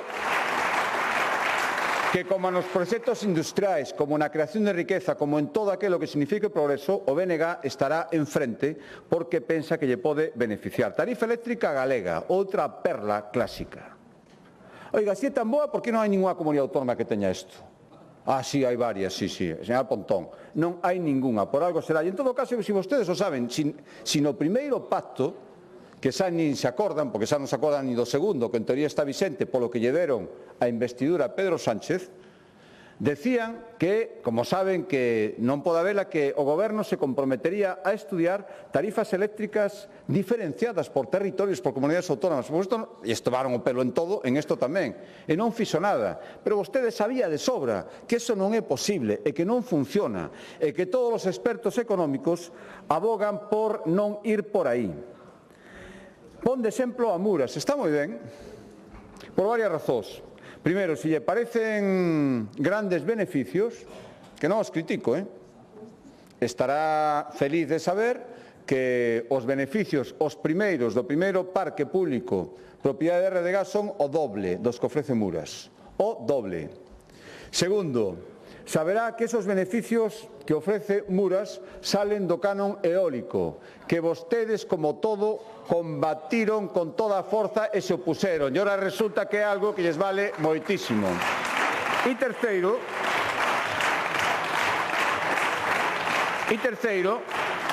si o que hai en Muras é o modelo eólico do bloque, a SETE ten que saber que son 371 aeroxeradores para 577 veciños. Por fin sabemos o que se refire ao bloque cando di eólico sí, pero non así. Así é como queren, así é como queren. E a repotenciación, ese silencio cobarde, ese deixar a Xunta sola frente ás eléctricas que se opuseron dende o principio a que elimináramos a maioría dos muiños, esa contaminación visual que hai en moitos montes, cando atacaron eso directamente, por suposto, a complicidade do Partido Socialista, ese recurso plantexado por Moncloa, que les apoyaron, como todo, pero a complicidade do bloque demostra moito as súas incoherencias e, no fondo, a súa enorme cobardía. Listas de espera. Oiga, só esperaba valga a redundancia, do señor Besteiro, se decía ninguna crítica á ministra, pero que vostedes nin siquiera nomeen a incidencia e a chulería desa ministra que está provocando o aumento de listas de espera por non querer negociar, eso fala moi pouco do seu nacionalismo supostamente valiente, señora Pontón, e demostra que nin é valiente, nin no fondo é nacionalismo.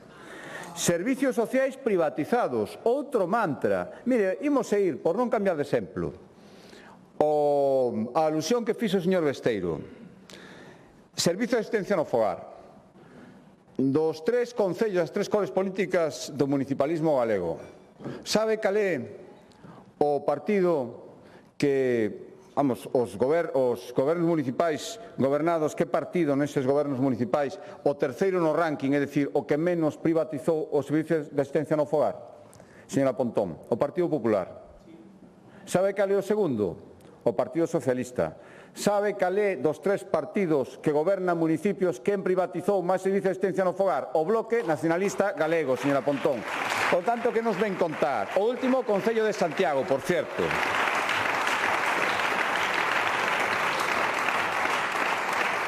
Violencia machista. Vostedes non foron capaces de criticar a lei de solo sí e sí.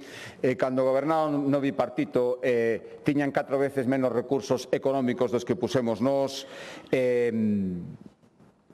Seguimos sendo, é certo que eso empezou no bipartito, foi unha medida que consideramos aceitada, somos a única comunidade autónoma que a día de hoxe mantén axudas periódicas para vítimas de violencia machista. Por lo tanto, non nos dé leccións. Nesto menos que en nada, señora Pontón. Rebaixas fiscais son para vostedes, ao dixen antes, buracos no orzamento que tome nota os contribuintes, de que se algún día teñen ocasión, o primeiro que deben facer é recuperar todas as baixadas que nos instauramos e probablemente subilos moito máis. Filosofía BNG en estado puro.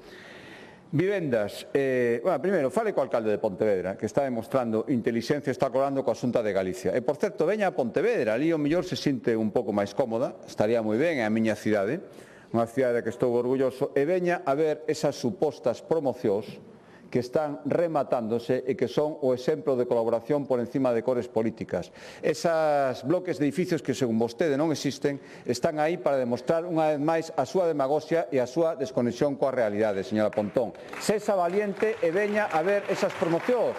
Me ofrezco a ir con vostede. Que lle parece? Que lle parece?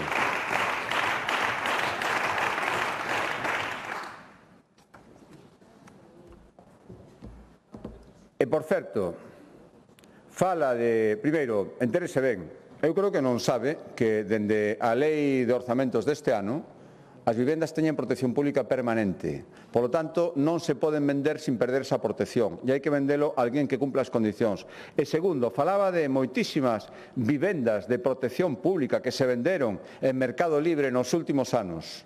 Sabe que vivendas son? As 10.000 que por decreto bipartito perderon a calificación de públicas para ir ao Mercado Libre. Enhoraboa, señora Pontón, porque vostedes foron os responsables de todo iso.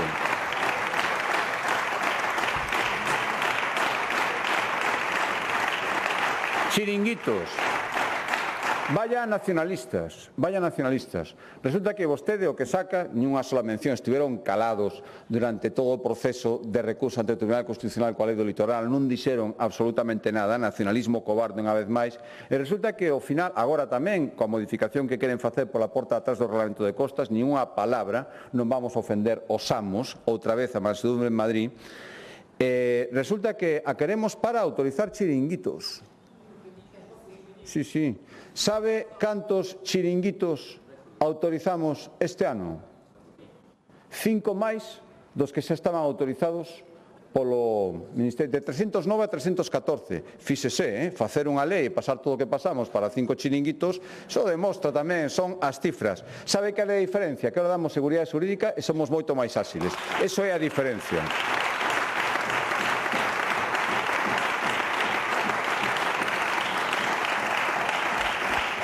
Protección do galego, señora Pontón. Se tanto lles preocupa o galego, por que non se incorporan todas as conversas que estamos tendo, os traballos para o Pacto pola Lingua? Por que se queren quedar fora? Para decir despois sempre o que falla o nacionalismo, que falla o bloque, non lle gusta nada máis que aquelo que vostedes poden decir de principio a fin. E como esta, afortunadamente, non poden, se quedan fora. Mire, vou a decir moitísimas veces, a maioría do pobo galego estamos todos orgullosísimos da nosa lingua. É un tesouro que temos que conservar. Esta mañán falei de todo o que queremos facer, pero somos orgullosamente bilingües e non queremos inmersión, nin en galego, nin en castelán. Entérense dunha vez, señora Pontón, entérense dunha vez. Mire, sabe que? Por facerlle un resumen da súa intervención.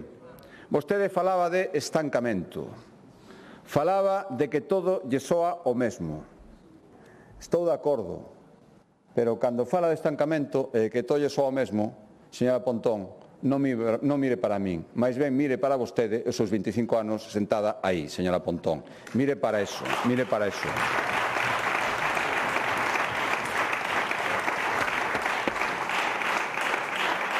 Escoitamos ao longo desta xornada, ainda nos queda todavía unha última intervención de todo. Escoitamos propostas do Goberno, críticas da oposición, está no seu dereito, pero como era previsible, baseadas non por sistema. Pero eu quero destacar algo importante, que facía ao principio desta intervención, a normalidade extraordinaria, non diría ser extraordinaria, que supón que estemos facendo este debate. Aquí hai balance, aquí hai proxecto, aquí hai iniciativas e todos os grupos poden opinar sobre elas, teñen a oportunidade. Aínda que as opinións dos de sempre resulten as de sempre, non. Eu quero seguir falando do que importa aos galegos, da súa vida cotiá, dos retos, das dificultades, das alegrías do día a día, e creo que poder falar desto di moito a favor de Galicia. Aquí en Galicia facemos e hai que seguir facendo política falando do que é necesario, do que deben facer os gobernos. Non hai que falar de excusas, hai que falar de cumprimentos. Non hai que falar de imposicións de grupos minoritarios. Hai que falar do programa que gañou as eleccións que para iso nos den a confianza os galegos. Non hai que falar de pretextos para non aprobar uns orzamentos, esos o fan outros e outros os defenden. Non falamos de tapar escándalos, falamos de xestión. Non falamos de castelos no aire, promesas que nunca chegan e fanse repetidamente. Falamos de cousas concretas, de vivendas nas cidades e nas vilas, de propietarios que recollen chaves, de xente que ten oportunidade de ter unha vivenda digna. Non falamos de subidas de impostos, non reivindicamos as subidas de impostos como fan vostedes. Falamos de baixadas, sempre que se poda e de xeito responsable. Non falamos de divisións que separan, que afastan, que desaniman. falamos do progreso que une. Non falamos de proxectos ideolóxicos ou persoais de supervivencia que sempre son sectarios, falamos dos intereses de Galicia e dos galegos e das galegas. Falamos, en definitiva, do que lle importa a xente. E iso pasa porque hai un goberno que tivo a confianza porque a xente nos votou. E iso marca diferencias. En España cada día máis. Señorías dos partidos, dos grupos de oposición, os galegos creo que teñen dúas certezas que demostran cada vez que se lles pregunta. A primeira é que vostedes, especialmente algúns e algunhas, nunca se van a mover do non. Por diferentes razóns, pero ao final a postura e a conclusión é a mesma.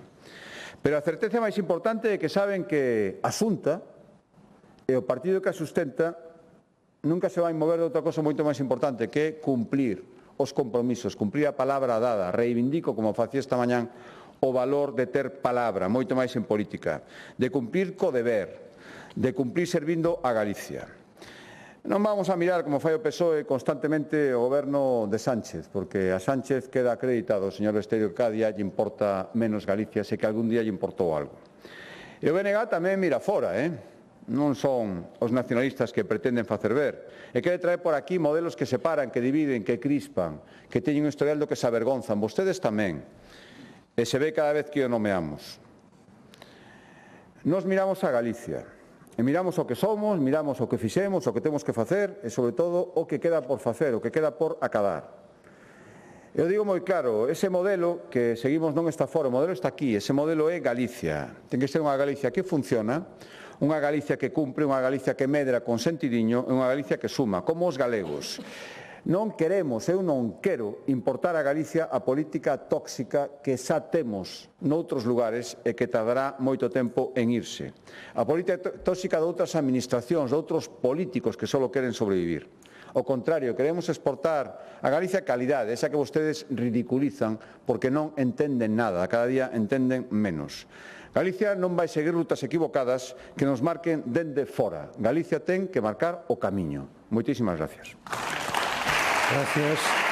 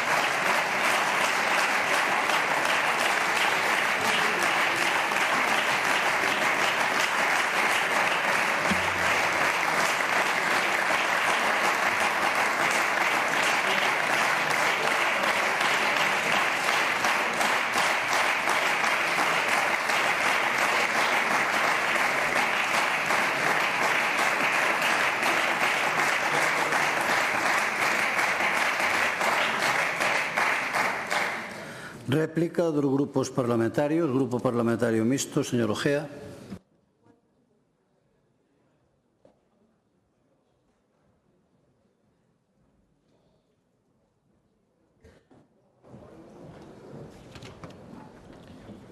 Gracias de novo, presidente.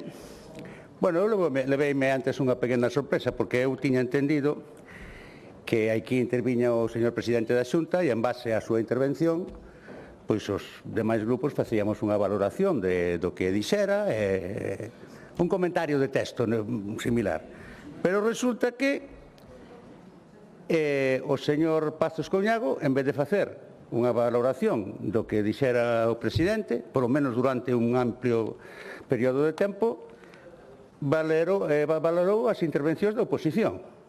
Eu quedeime descolocado, porque eu dixen, bueno, aquí vimos para falar do que di o presidente, non. O señor Pazos Couñago, en vez de valorar o que dixo o presidente, estuvo valorando o que dixen eu, o que dixeron o resto dos grupos, bueno, cada un di o que queira. No, pero eu tampouco, non digo tampouco por mal, quero dicir que, bueno, se a dinámica é esa, pois, bueno. Entonces, o señor Pazos, voulle contestar moi breve porque realmente eu venía aquí a hablar de lo que dicía o presidente de la Xunta. Pero, bueno, terei que dicir algo do que dixo vostede.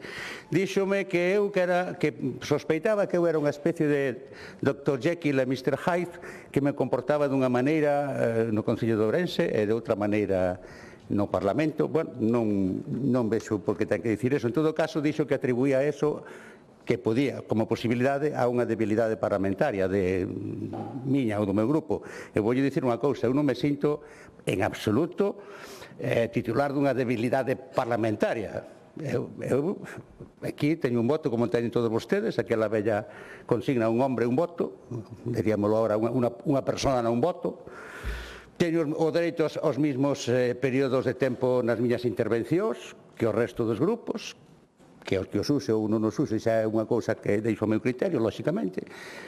Pode vetar unha declaración institucional, porque precisa ser unanimidade, quer dicir que non sei a que ven eso de debilidade parlamentaria. Vou dicir unha cousa, aquí faise moitas veces valoración dos resultados electorais, fan os vostedes sistemáticamente, fan unha interpretación dos resultados. Eu vou tamén dicir que o noso grupo, o noso partido, un partido prácticamente local, acadou representación nesta Cámara con un diputado que son eu, cousa que non lograron partidos de categoría nacional. E voulle tamén lembrar unha frase que me gusta moito, que non sei cando leína fai moito tempo, decía, o primeiro paso é a mitade do camiño. O primeiro paso é a mitade do camiño. O sea, que cando das o primeiro paso, levas un traballo feito inconmensurable. O difícil é o primeiro paso. Bueno, pois o primeiro paso do meu partido foi este, no Parlamento. Entonces, o futuro dirá o que teña que decir. E logo meteuse a falar de cuestións do Concello de Ourense. Non as vou a repetir, unhas cuantas vou dicir unha cousa, algo lle dirían os compañeiros, porque vostede seguramente sabe de primeira mão tanto do que suceda no Concello de Ourense como eu do Concello de Redondela, que xa tamén lle podo dicir que non é moi poiquiño. Quer dicir que podría responder a algunhas cuestións das que falou, pero non vou perder o tempo porque pareceme tan pouco pertinente falar das cuestións dos concellos concretas e particulares, sobre todo cando todos ustedes teñen representantes tanto no Concello de Ourense como na maioría dos concellos galegos, como tampouco me parece demasiado pertinente falar de cuestións do Estado cando todos vostedes teñen representacións nas Cortes españolas para falar deses temas sin ter que traelos a debate aquí. Por eso, tanto por un lado como polo outro. Non sei por que temos que falar de cuestións que se debaten no ámbito municipal, e xa para iso teñen representantes nos concellos, como tamén me parece a veces pouco consecuente tratar de temas do Congreso dos Diputados ou do Senado cando todos teñen ali tamén xa seus representantes. Eu, salvo que algunha vez me escape, habitualmente adoito a ceñirme a cuestións do Parlamento e cando falo de algunha cuestión do Concello de Ourense ou de outro sitio é porque hai algunha relación, como nos casos en que dixen, en que son demandas que facemos a Xunta de Galicia ou ámbitos autonómicos. Bueno, eu teño que agradecer que me contestar, que valorara a miña intervención, señor Pazos, porque eu fago miña aquela frase que decía Picasso, que falen de un inda que sea ben. No, sí, é así, que falen de un inda que sea ben, é así como é. Pois gracias por falar de mí. Bueno, outra frase que yo oín alguén, fai moitos anos, creo que escribiu un filósofo, decía, a maioría da xente non quere cambiar o mundo, a maioría da xente o que quere é que lle vaya ben no que hai. Eu tamén penso que é así, que a maioría da xente o que quere é que lle vaya ben no mundo que hai, ou de cambiar o mundo, pois, bueno, pode ser unha minoría de persoas que pretendan cambiar o mundo, e desde logo entre a clase política pois hai moita xente que é así, lóxicamente para iso está a política, pero digamos que o grosso da xente o que quere é cambiar, que lle vaya mellor no que hai. No meu caso, no caso da miña labor aquí, teño moi claro para que me votaron en Ourense, e é como é difícil cambiar o mundo, por lo menos a corto plazo, que lle vaya a Ourense millor no que hai. E qual é o mundo que hai? O mundo que hai agora mesmo en Galicia é que goberna o Partido Popular, con maioría absoluta. Por lo menos durante 2 anos que quedan, salvo algún imponderable verdadeiramente excepcional, quedan 2 anos, no que o mundo que hai, desde o punto de vista político, é un goberno do Partido Popular. Iso é o que hai. Entonces, dentro do que hai, e tal e como pensamos que hasta dentro de 2 anos non existe posibilidade de cambiar o mundo, de cambiar ese mundo, de cambiar ese goberno, o que pretendo é que a Ourense lle vaya mellor no que hai. O sea, que lle vaya mellor a Ourense presionando a este goberno que é o que hai. E por eso, pois, eu son bastante, pois, pragmático, sen demasiadas aspiracións utópicas ou crónicas, e falo desta clase de cousas. Por exemplo, non discrimine máis a Ourense, provincia de Ourense, nos programas do Xacobeo. Non discrimine máis a Ourense nesa reticencia a facer soterramentos que son necesarios na cidade que fan con asombrosa facilidade noutros lados. Falo, por exemplo, pois do soterramento do Otero Pedrallo, do soterramento do Concepción Arenal, que estamos demandando, que non sei por que en Ourense non se poden facer cando se fan o de Parrote na Coruña e outros moitos que son pois consumen unha cantidad inxente de recursos, pero que parece ser que para aí non hai problema, non? Queremos un complexo deportivo, sustituir o campo de fútbol do Couto por un complexo deportivo pois moderno do siglo XXI, témolo dito moitas veces nas comisións, que noutros sitios non hai ningún problema en facelo, unha cousa como é debido. Aí en Pontevedra non hai ningún problema con un centro de alto del rendimiento a tutiplé. En Ourense, todas esas cousas parece que hai que pedilas. Aí sí que falaba o señor presidente de que non quere conformarse que as migallas que callan do goberno central. Pois nós tampouco queremos conformarnos coas migallas que callan do goberno autonómico desde Ourense. Un polideportivo novo, que se pode facer, por exemplo, mire, ese polideportivo, ese campo, que é un campo de fútbol que se teria que convertir pois nalgo moito máis complexo, rocódromo, lugar local, para eventos, faríase por 20 millóns de euros que ustedes están empeñados en darle a Vigo, inda que non nos queren, por poñer un exemplo. Bueno, e como hoxe estaba xente moi poética, o señor Pazos estaba especialmente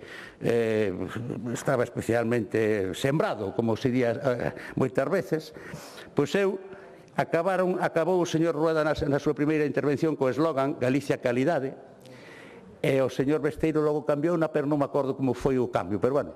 Entón eu vou poñer, en vez de Galicia calidade, vou poñer Ourense prioridade, que rima. E como unha cousa non é incompatible coa outra, vou facer un pareado que non me lo habría planteado. E sáleme así: Galicia calidade, Ourense prioridade. Galicia calidade, Ourense prioridade. Se alguén quere convertirlo nun estribillo pon a canción, doy os dereitos de autor. Gracias. Pois sin haberlo preparado te ha salido un pareado.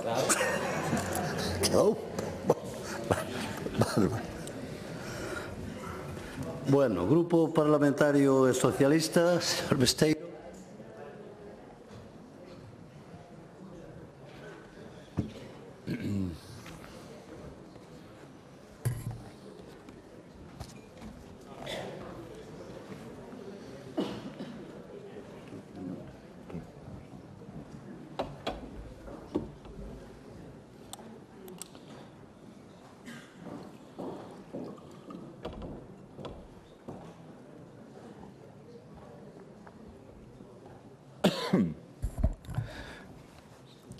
Era Galicia caridade. Agora quedou claro. Moi ben. Bueno, señor Rueda.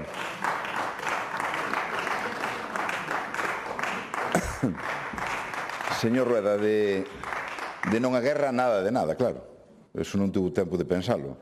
Bueno, xa mo dirá agora, que vai dicir que sí, firmemente, ese non a guerra e sin ningún tipo de peros. Falemos de vivenda. Falaba ahora de que a xente se apuntaba máis ao rexistro de demandantes de vivenda pública porque ahora sabían que a cousa iba en serio. Antes foi unha coña antes, os últimos 17 anos. Ahora vai en serio. O sea que o que pensa todo o mundo que, oye, voume apuntar ao rexistro de vivenda porque non teño vivenda, porque teño unha necesidade. Vostede dice que non, que é unha confianza cega nos novos proxectos edificatorios de vivenda pública da Xunta de Galicia do Partido Popular, ese mismo partido que durante 17 anos non fixo vivenda pública. Bueno, si non se convence o que non quere, nin se conforma o que non quere. 31.507 persoas, galegos e galegas, que se apuntan a ese rexistro de demandantes de vivenda pública. Mire, 22.856 deles apúntanse ao aluguer. Isto é un mensaxe claro. A xente aposta polo aluguer. E, por tanto, nese sentido, lle están mandando un mensaxe claro, non? Que moitos teñen dificultad para mercar, pero si apostan pola medida do aluguer. Si tuveran vivenda, claro. Hai vivenda baleira en Galicia? Sí. Mire, xa non lle digo as 500.000 das que se falan en algúns censos estatísticos. Vamos a poñerlle un quinto, 100.000 vivendas que pode haber. Bueno, esas vivendas son as que a Xunta comprometida podría poñer no mercado do aluguer, intermediando, dando garantías aos arrendatarios e tamén aos arrendadores. Unhas garantías de tempo, eso sí, con compromisos por parte de ambas as dúas bandas. Un compromiso por parte do arrendador de manter unha renta moderada. Que a confianza e que a garantía que impón o público, que impoñería a Xunta de Galicia, intermediando e operando no mercado. Eso que é o que non queren facer vostedes. Execución orzamentaria da Xunta de Galicia nos últimos 17 anos. Claro que sí, señor Rueda, vostede leva 17 anos no goberno. Ou é que renuncia á política que fixo o seu partido durante eses últimos 17 anos? Orzamentos en eses anos, do 2009 ao 2026, 997 millóns. Executados 470. Esa é a súa condena. Eso é o que fixeron durante os 17 anos, por certo, nos que está vostede no goberno. Vivendas baleiras, necesidade de chegar ao lugar, quen está máis penalizado por esa falta de vivenda, que son os mozos e as mozas, e as familias que teñen dificultades para chegar a fin de mes porque non teñen disponibilidade económica, porque o seu salario non lles chega para cubrir as súas necesidades de vivenda. Apostamos por unha medida do Banco Público ao lugar, pero vostede todo o que sexa intervir no mercado lle parece unha obscenidade. Falábamos de sanidade. Eu creo que todos que estamos aquí recordamos cando nosotros pedíamos cita para a atención primaria e o día seguinte ou 2 días despois recibíamos esa atención. Cando íbamos a pedir unhos análisis nos extraían o sangue e aos poucos días, 4 días, que va, menos, 3 días, tiñamos o resultado desas análisis. Eso é ciencia ficción neste país, porque fai pouco que era así, eu o lembro. Agora temos que esperar, sí, dice vostede, pola folga. Oiga, mire, que a folga foi o 43% dos que non chegaron ao cupo de máis de 4 días, que non chegaban aos 4 días que vostede se propoñía como obxectivo na atención primaria. Pero é que antes desa folga, por certo, según vostede seguida minoritariamente, por tanto, con pouca afección sobre eso, no ano anterior, no 25, o porcentaxe se moveu durante todo o ano 25 entre 32% e 39% de xente que non chegaba a eses 4 días que vostede tiña prometido. Lle parece un funcionamento normal. Un de cada 4 non conseguiu cita no sistema, pero iso é normal. 378.749 personas en lista de espera, máis de 50.000 da última oleada nas listas de espera, e a vostede lle parece normal. Medran os seguros privados e lle parece normal. Por qué? Porque a xente dice, oye, se non me van a atender, vou facer un seguro privado, claro. Medran un 20%. Bueno, a mellor é un síntoma dunha gran actividade económica, que a xente inviste, lóxicamente, porque considera que é super necesaria esa opción. Pero iso dá unha marca de como se está percibindo o servicio da sanidade pública, punteira, e como se percibe a necesidade e a realidade da sanidade privada. E aquí xa vai pa nota, baixas laborais, unha preocupación enorme. Temos unha preocupación polas baixas laborais. E digo eu, pero logo que nos está dicindo, que os que dan as baixas laborais, os médicos e médicas de Galicia, o fan dunha forma indecente, non o fan dunha forma consciente, non responden... Bueno, eu desde logo non lle dou a baixa aos traballadores. Quen lle dá a baixa ou lle confirma alta, creo que é un médico, é unha médica. Pero vostede parece que lles bota as culpas desas baixas elaboradas. Algo falla no sistema. Pregunte ao presidente do Parlamento, que é inspector médico. A mellor por aí podían funcionar as cousas dun xeito diferente. Pero en todo caso, vostede responsabilizou dese número alto de baixas laborais a quen dá a alta ou a quen dá a baixa, que son os médicos, non son eu, nin é vostede. Falaba en relación ca atención primaria e hoxe todos os sondeos de opinión marcan que a percepción que teñen os galegos e galegas sobre a atención primaria é moi deficiente.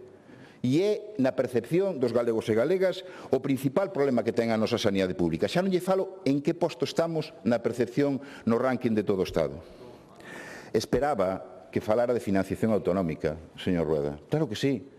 Dedicoulle 10 segundos na súa primeira intervención. Dunha hora e media, dedicoulle 10 segundos. Sí, oi, está aí, 3 líneas clavadas, 11 minutos.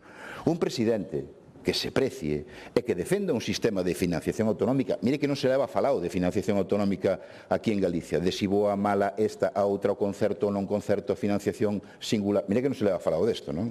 Vostede incluso falou en decembro do 2024, falou, claro, daquelas, en decembro do 2024, el bulo e o fake era que iba a haber condonación da débeda solo para Cataluña. E claro, naquele momento non se falaba de financiación autonómica. Entonces, vostede se veu arriba e dixo públicamente: Galicia necesita, e voulle reclamar ao Estado, 500 millóns para cubrir os servicios públicos, porque é o déficit que estimamos naquele momento. Decembre do 2024. Claro, daquelas nadie falaba de financiamento, falábamos de que a condonación da débeda se iba a producir e só para Cataluña.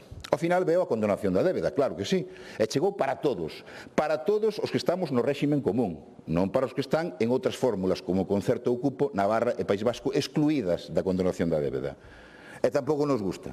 4.010 millóns. Para redondear, mire vostede a cifra de 12.010 millóns de débeda no noso país, pois ora podíamos quedarnos con 8.000. Que dicen que non é boa. Isto non entende ninguén. Digo, eu sento ser reiterativo, pero non entende ninguén. Cando mutualizamos a débeda europea é bon, non? Cando fixemos os fondos europeos, a decisión da Unión Europea de mutualizar a débeda de todos os Estados, iso foi unha boa decisión. Non dixeron vostedes, os galegos vamos ter que pagar a débeda dos rumanos. Non, pareceulles ben. Ahora que se fai un sistema de mutualización da débeda, lles parece fatal. E sabe por que lles parece fatal? Porque desde Madrid lles dixeron que non o fixeran. Porque vostede, reiteradamente, ven aquí e nos dice: oiga, os seus compañeiros do Partido Socialista en Asturias e en Castela-A Mancha, oiga, están a favor da condonación da débeda. Vai ter que cambiar de exemplos. Están a favor da condonación da débeda. Non lle dicen esas nas reunións cando se xuntan? Si, home, diciu públicamente. Hombre, pois logo terá que volver a chamar ao presidente da Xunta, do presidente do Principado, que acepta públicamente a condonación da débeda. Dixolle que non. Pero como se fía? Asturias dice sí, a condonación da débeda. Si, home, pois estamos na condonación da débeda. Despois vamos co financiamento. Estamos coa condonación da débeda e Adrián Barbón, o presidente de Castela-A Mancha, dice que sí que van a aceptar. Home, claro que van a aceptar, porque lles parece boa a condonación da débeda. Vostedes non. Bueno, algúns, os de Valencia están encantados. Os do Partido Popular non dicen ni moi, os de Murcia nin lle conto co sistema de financiamento. E agora é así, cando ten que explicarlle a todo o mundo que lle reduzcan a débeda a Galicia é malo, bueno, como explican vostedes as cousas, non? Porque, ao final, evidentemente, xa sin poñer ningún exemplo, nin pensar que esos cartos se podan investir en servicios públicos, que se pode, eso sí, actuando sobre a faceta e a parcela dos ingresos fiscais, claro que sí. Pero xa partindo deso, home, coincidiremos en que a situación financiera de Galicia é millor con 8.000 millóns de débeda que non con 12.010 millóns de débeda, non? Hasta aí podemos chegar. E é aquí cando un presidente de primeira que leva falando e desprestigiando o sistema de financiamento autonómico ven a esta tribuna e defende cal é o seu modelo de financiamento autonómico. Pero non tuvemos a suerte nin o placer de escoitar cal é a súa posición. Nós, o resto de partidos, temos unha posición. Discutímola, podemos estar de acordo ou non, eu non comparto a decisión de financiamento autonómico do BNG, pero entendo as súas razóns políticas, pero non as comparto. Pero a do Partido Popular non a coñezo. máis alá de que lo que es de todos lo decidimos entre todos. Hombre, un pouco de liderazgo nesta cuestión, non? E non superemos eses. A mellor é que o problema que hai é que non lle deixan falar deso. Ese é o problema. Porque o que quero traer aquí, o que trouxen aquí neste debate é que partamos desa cifra e mellorémola. Pero para iso hai que falar co goberno. Non se pode dar a escapada por resposta. E, sobre todo, vostede ten que garantizar que o acordo tamén o ten que as comunidades autónomas do Partido Popular. Non é capaz, porque non teñen unha posición, non son capaces de vir aquí a defender o financiamento autonómico. Cando eran 587 millóns e vostede pedía 500, é un desastre. A condonación da débeda, nada de nada. Non nos chegamos a falar co goberno porque eso, claro, queda mal.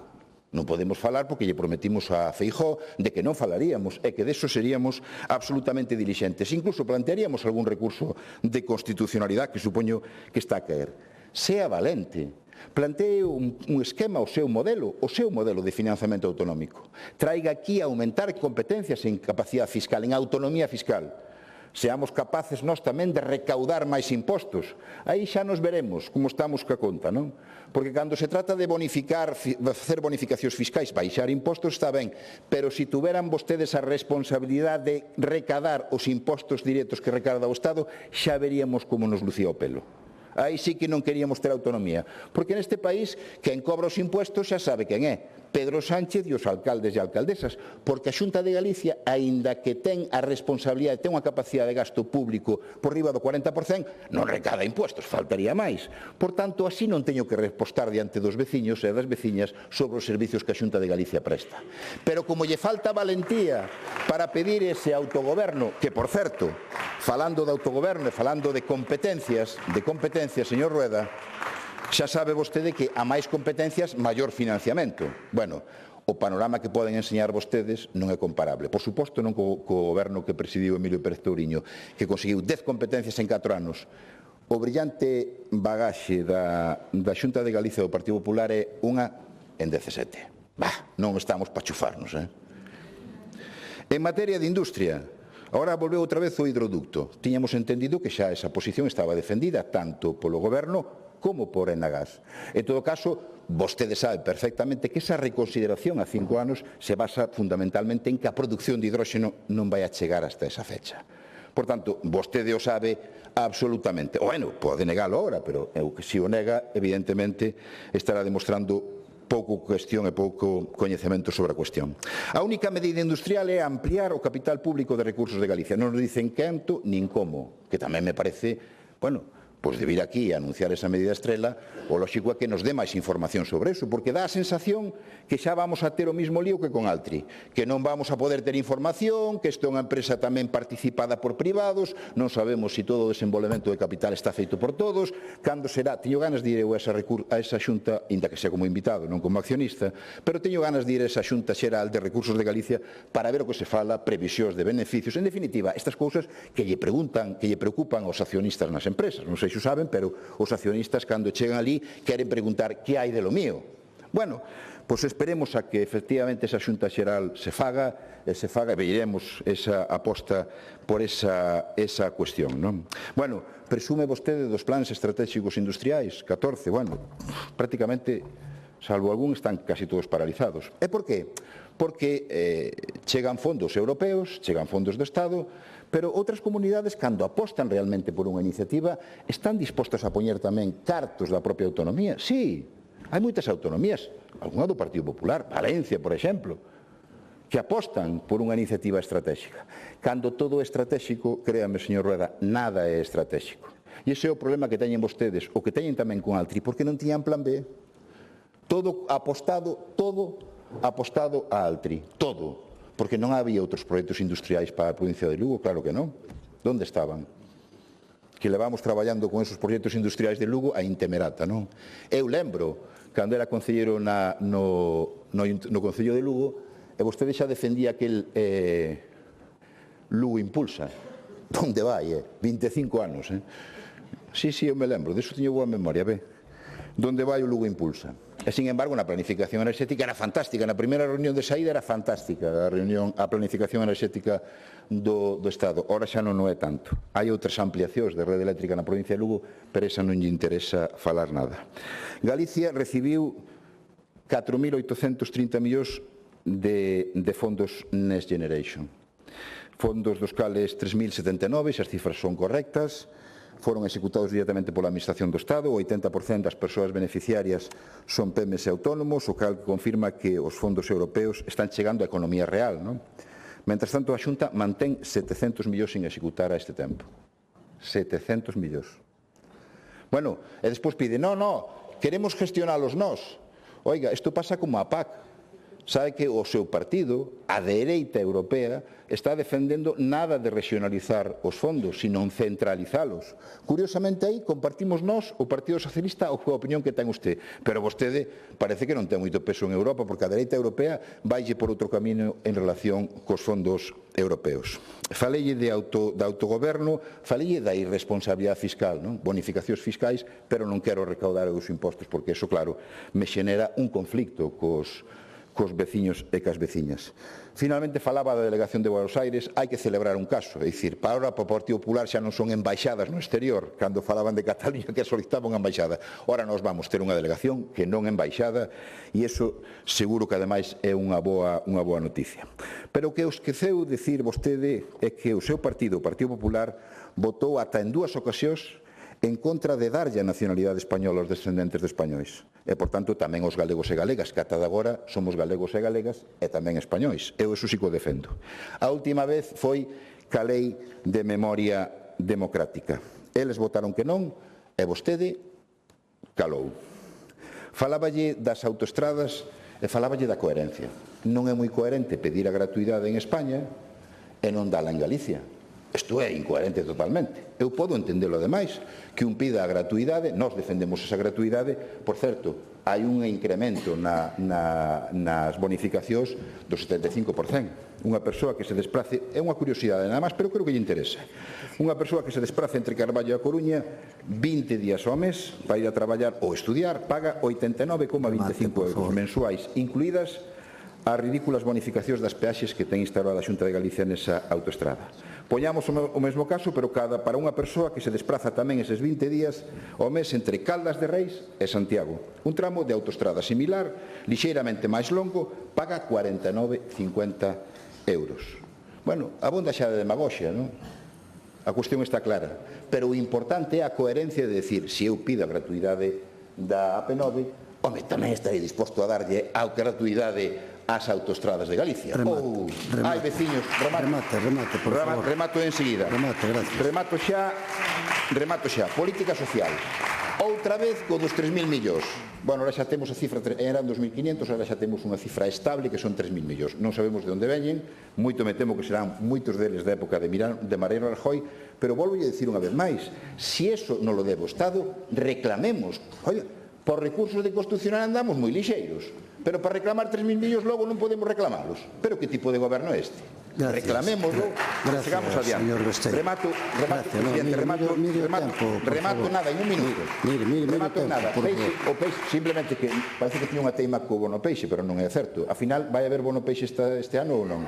Ya veremos, yo dirá. En todo caso, é consciente unha cuestión que me parece perfecto, que se reclame esa reducción do IVA, remato, de verdade. Remate, por favor. Unha reducción do IVA me parece importante, pero vostede sabe que cando hai unha caída do consumo entre o 34% e o 40%, realmente lle parece que esa é a medida que vai a contribuir a que haxa máis consumo de peixe. Gracias. Eu teño as miñas dúbidas. E finalmente, pactar con Vox.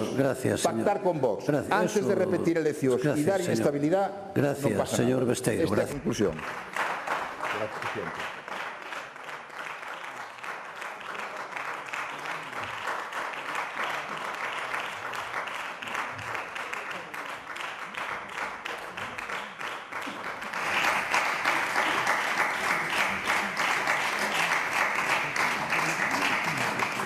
Grupo Parlamentario do Bloque Nacionalista Galego, señora Pontón.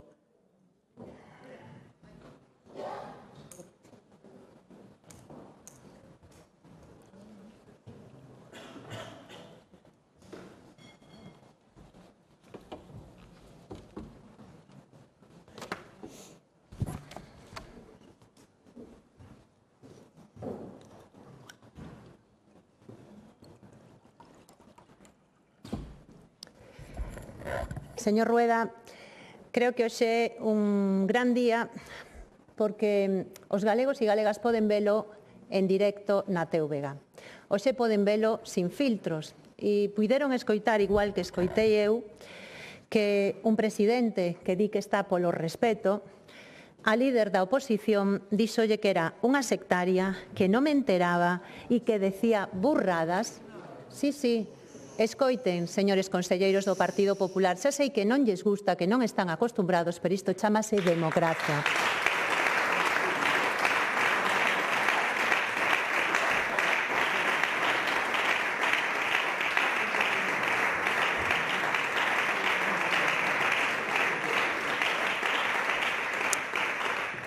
Vou a repetilo.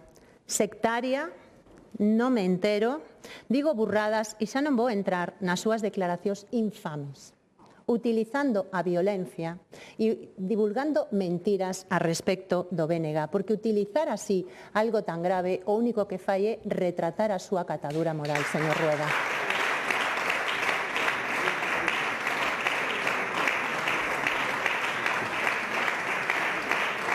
E veu crispado, moi malhumorado, sempre con esa superioridade moral, non? Xa non só reparte carnés de vos e malos galegos, sino tamén de quen é nacionalista ou non. A verdade, vai avanzando vostede e demostrounos coas súas respostas que a vostede non lle gusta escoitar. Vostede falounos non de diálogo, pero que veu aquí é a insultar e a difamar a oposición. Di vostede que non quere polarización, pero que ven aquí é a intentar importar a crispación madrileña. E, sobre todo, eu creo que hoxe a súa intervención retrata como presidente do estancamento e retrata tamén o seu fracaso. Porque vir aquí, casi 20 anos despois de estar gobernando, a facerlle oposición ao bipartito é o mellor retrato da súa incompetencia e da súa incapacidade. E tamén hoxe quedou retratado que a vostede moléstalle moito, non, moitísimo, que neste país haxa unha alternativa de goberno ao Partido Popular. É algo que non soporta e que lle dá urticaria. Eso é o que lle molesta. Por iso, en vez de defender a acción do seu goberno, ven aquí a facer de oposición da oposición. E alégrome, señor Rueda, porque vai facendo prácticas para o que lle espera dentro de 2 anos.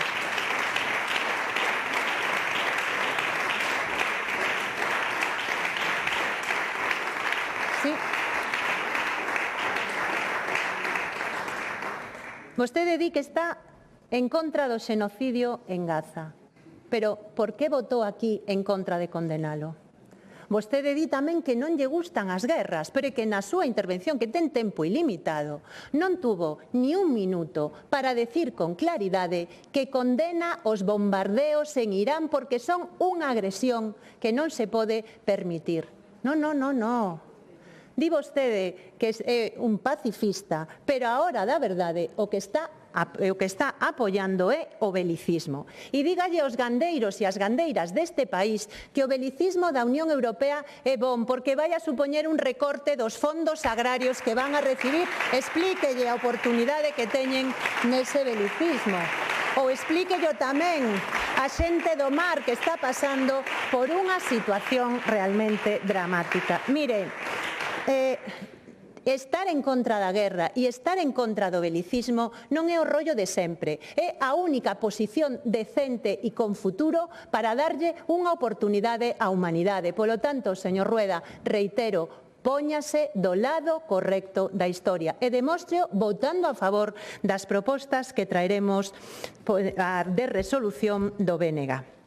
Logo, tamén lle molestou que fixera un comentario sobre algo que é unha evidencia, que son as inxerencias do Partido Popular no Tribunal Superior de Xustiza de Galiza, porque que vostedes están tan afeitos a mandar de maneira autoritaria que non soportan que a xustiza lles diga que non están cumprindo a lei. E veu aquí a dicirme que non, que o PP está pola independencia xudicial.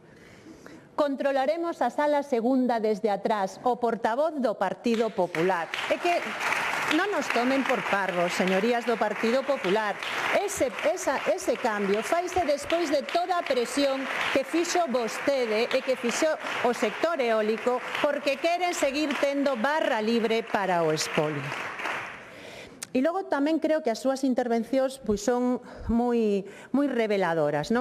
Eu tamén me chamou a atención o que dixo sobre vivenda. Agora a xente sabe que vai en serio. Que estiveron 17 anos rindos en materia de política de vivenda. O problema é que xa llo dixen máis veces, é que vostede de cada 2 anuncios que fai, 3 son mentira. Entón, dignos, agora imos en serio. Ben, e dime que eu teño que ir a visitar vivendas. Vale. A mí o que máis me gusta visitar é o Instituto Galego de Estadística. Gústame moito coñecer os poucos datos que podemos ter do seu goberno, porque tamén aí vostede quere controlar ese instrumento. Pois ben, cando visitamos os datos oficiais, claro, xa lle dixen o número de vivendas finalizadas, pero sabe cantas vivendas se iniciaron en 2025? Entre as de promoción pública e de promoción privada, Vostede, que ahora se está tomando moi en serio. 485 e sigue repetíndonos o mantra de que vai haber 20.000 vivendas protegidas novas. Señor Rueda, deixe de enganar a xente.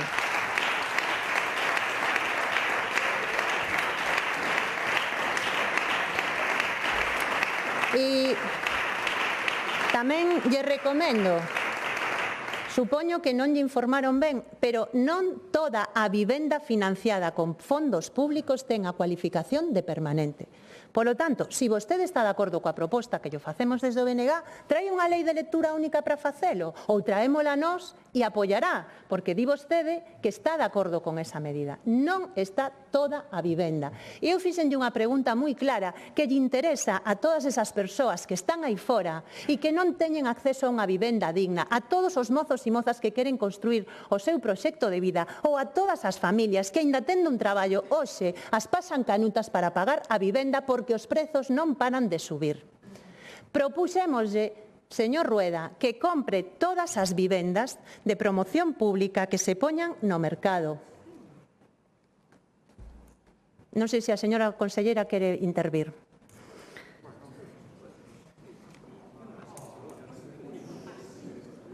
Eu deulle a palabra, non teño ningún problema que interveña, pero a min que me interrumpan, pois non me gusta, a verdade, señorías. Non dialoguen, por favor. Vanse a descalificar nos próximos 5 anos 14.000 vivendas.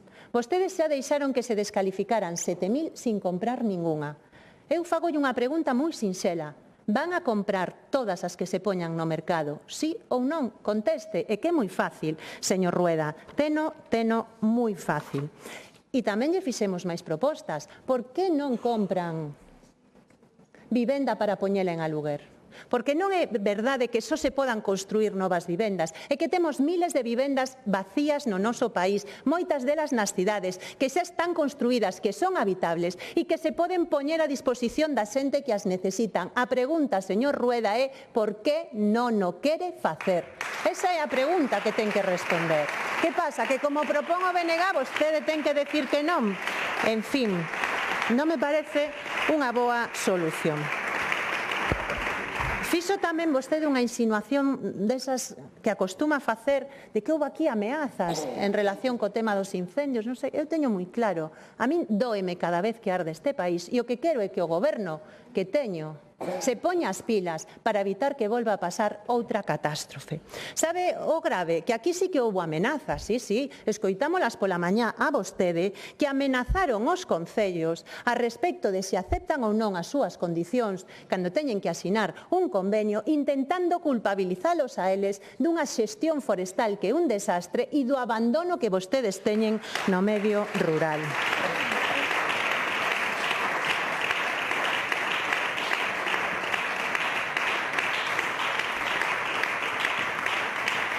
E, señor Rueda, vostede tampouco dixo nada sobre si vai cumprir o seu compromiso de limpar as franxas de protección en todos os concellos de menos de 10.000 habitantes. Dígollo porque queda pouco tempo para facelo. Vai non facer ou era outro titular máis seu para a TVG? E permítame agora entrar nun tema que me parece moi importante, porque eu teño moi claro que o futuro de Galiza pasa porque teñamos máis industria, máis innovación, máis proxectos de vanguarda e de futuro. E vostede ven aquí sempre con ese discurso non xa tan bello, non, que levan desde os anos 90 con el, de que nós non queremos que haxa industria. Non, nós queremos que haxa industrias potentes, que haxa industrias innovadoras e de vanguarda. Sabe cal é o problema? Pois que o seu modelo industrial é Altri, a megaminería contaminante e o espolio eólico deste país. O seu modelo é vender Galiza ao mellor postor. E, mire, voulle explicar algo que, ademais, creo que se entende moi ben. Mire, fíxese se nós estamos porque haxa industrias e transformación da nosa economía, que cando tivemos oportunidade de gobernar, fixemos un concurso eólico para que o vento galego, en vez de ir ao lobby eléctrico de industrias de fora, se utilizara para que as PEMES deste país puideran desarrollar proxectos industriais. E sabe que fixo vostede cando chegou ao goberno? Anulalo con mentiras, única e exclusivamente para seguir defendendo o espolio eólico. Entón, señor Rueda, de que me está falando? Si foron vostedes, ademais, quen paralizaron o sector con esa decisión. E logo, encima, ten a osadía de ridiculizar propostas, que son propostas beneficiosas para este país. E claro que temos dereito a ter unha tarifa máis baixa, porque hai unha tarifa única por unha decisión política do Estado español, non porque teña que habela. Sí, é que, non, por que ten que haber unha tarifa única? Porque lle interesa a Madrid, que non produce enerxía, pero é unha gran consumidora. E os galegos e galegas interésanos eso? Pois nós decimos que non, que o que nos interesa é ter unha tarifa máis baixa. Por certo, os vascos negociaron con Mariano Rajoy unha tarifa eléctrica máis baixa para as súas empresas e vostede nin tan siquiera se atreve a enuncialo. E logo,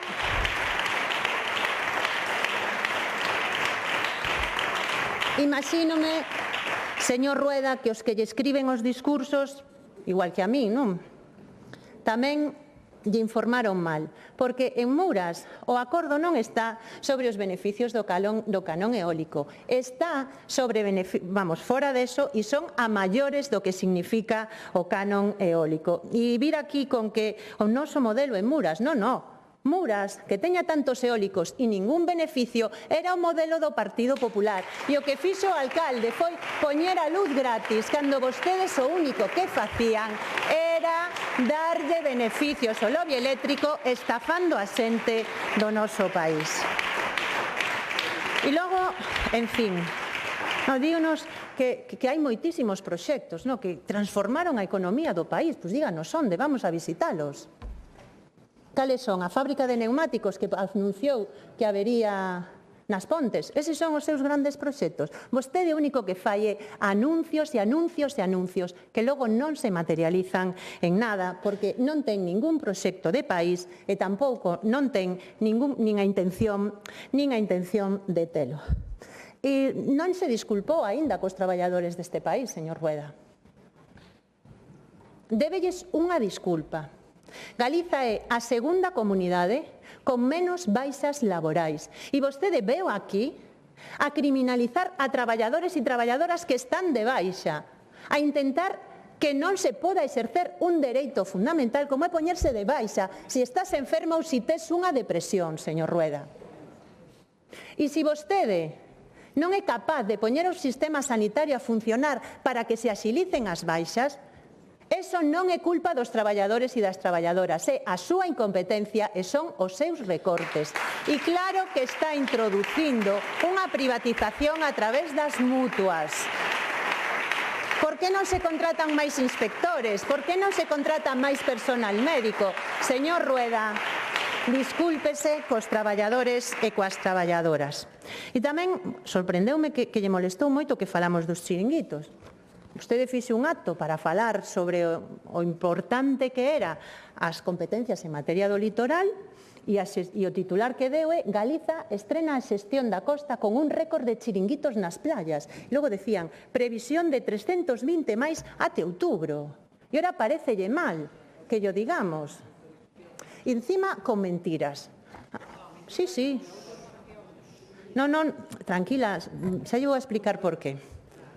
Tamén, se quere, vostede pode participar do debate, porque lles costa moito escoitar, e que xa se teñen un problema coa democracia, pero, por favor, polo menos o día do debate do Estado-Nación, un pouquiño de decoro. Un pouquiño solo este día.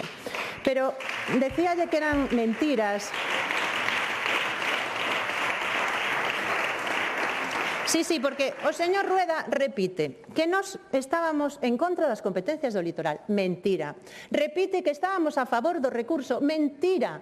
É que é mentira. E cando un goberno ten que justificarse e construir o seu discurso sobre mentiras, o único que demostra é a súa incompetencia, a súa incapacidade e que non ten nada que ofrecerlle aos galegos e ás galegas. E remato xa, señor presidente, con dúas cuestións moi breves. Unha, señor Rueda, vostede di que defende o bilingüismo. Sin embargo, estamos vendo como unha das linguas que hai en Galiza se desangra, sobre todo entre a xente moza, por culpa dun decreto que vostedes impuxeron a este país e que significa un retroceso. E a pregunta é moi simple. Si vostede sabe que ese decreto e que esa política vai en contra dunha destas linguas, por que non fai absolutamente nada? Será, señor Rueda, que o que quere é o monolingüismo en castelán?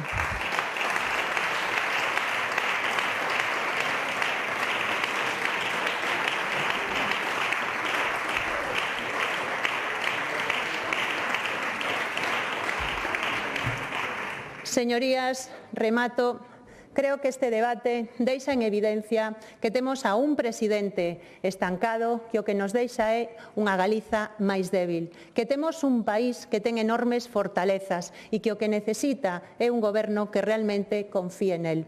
Lamentablemente, temos a un goberno acomplexado, a un goberno que non pon a funcionar toda a riqueza que hai neste país e que, ademais, ataca o que máis nos une a todos e a todas, que é o galego. Estou convencida de que neste país hai moitas cousas que están cambiando e hoxe quedou en evidencia que vostede, señor Rueda, non está á altura dos galegos e das galegas. Gracias.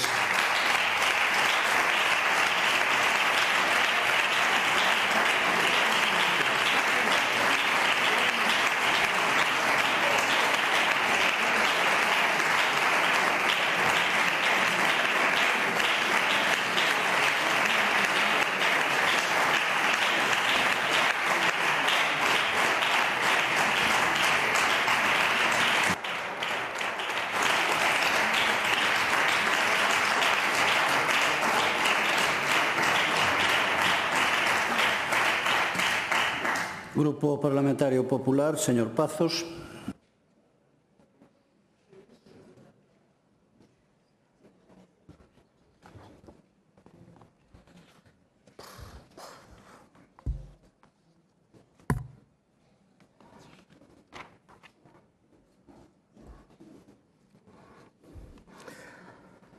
A verdade é que se hai que respostar a todo non me dá vida en 15 minutos, isto é imposible, pero así por resumir, yo decía ao principio, mire, lles molestan os éxitos do cine galego,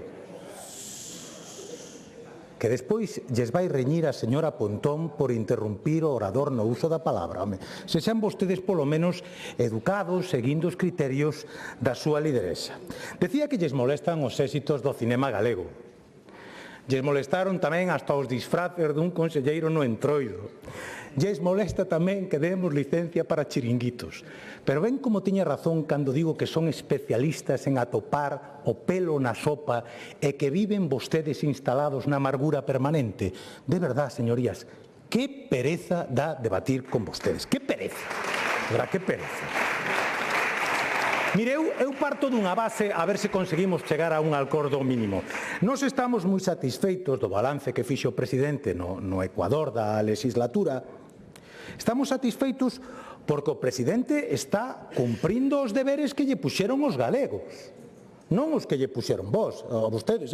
Os que nos poñan vostedes, a verdade que nos dan bastante igual. Nos escoitamos ao presidente, pois, facer propostas para manter a senda de crecemento, para mellorar o funcionamento de servicios públicos, para atraer investimentos que creen emprego de calidade, para desenvolver ao máximo o potencial dos nosos sectores claves, propostas para facer de Galicia un sitio todavía mellor para os galegos, propostas que implican compromisos claros da Xunta de Galicia, pero sen esquecernos de que tamén é imprescindible o compromiso de outras administracións para poder construir unha Galicia mellor. Parece bastante razonable. Ofrecemos lealdade, demandados lealdade. Nós non falamos aquí de Pedro Sánchez porque lle teñamos moita manía e teñamos moito interés por saber como funcionan as cousas en Moncloa ou na Castellana. Nos falamos de Pedro Sánchez porque cando denunciamos que hai fochancas nas estradas nos referimos ás estradas galegas. Cando hai retrasos no servicio de ferrocarril nos referimos aos ferrocarriles galegos. Cando suprimen paradas en estacións de ferrocarril nos referimos a estacións de ferrocarril galegas. Cando pedimos que nos traspasen unha autovía, non é unha autovía de Madrid, queremos que nos traspasen a AP9 que é galega. É fácil de entender. Por certo, para os de pactar coa ultradereita, vostedes saben cales son os dous grupos que están bloqueando no Congreso agora mesmo o traspaso da AP9 Galicia? Pois os socialistas e Vox. A ver se conseguimos que rompan vostedes os seus pactos coa ultradereita e que Galicia, por fin, poida conseguir a aspiración lexítima de xestionar a súa vía principal. Non é moito pedir, señorías. Mire, eu estou seguindo estes días así con bastante interés, non sei se vostedes tamén, a misión Artemis 2. A verdade é que é moi interesante, nos está dando unhas imaxes magníficas e outro día escoitaba como os astronautas describían con emoción o lado oculto da Luna.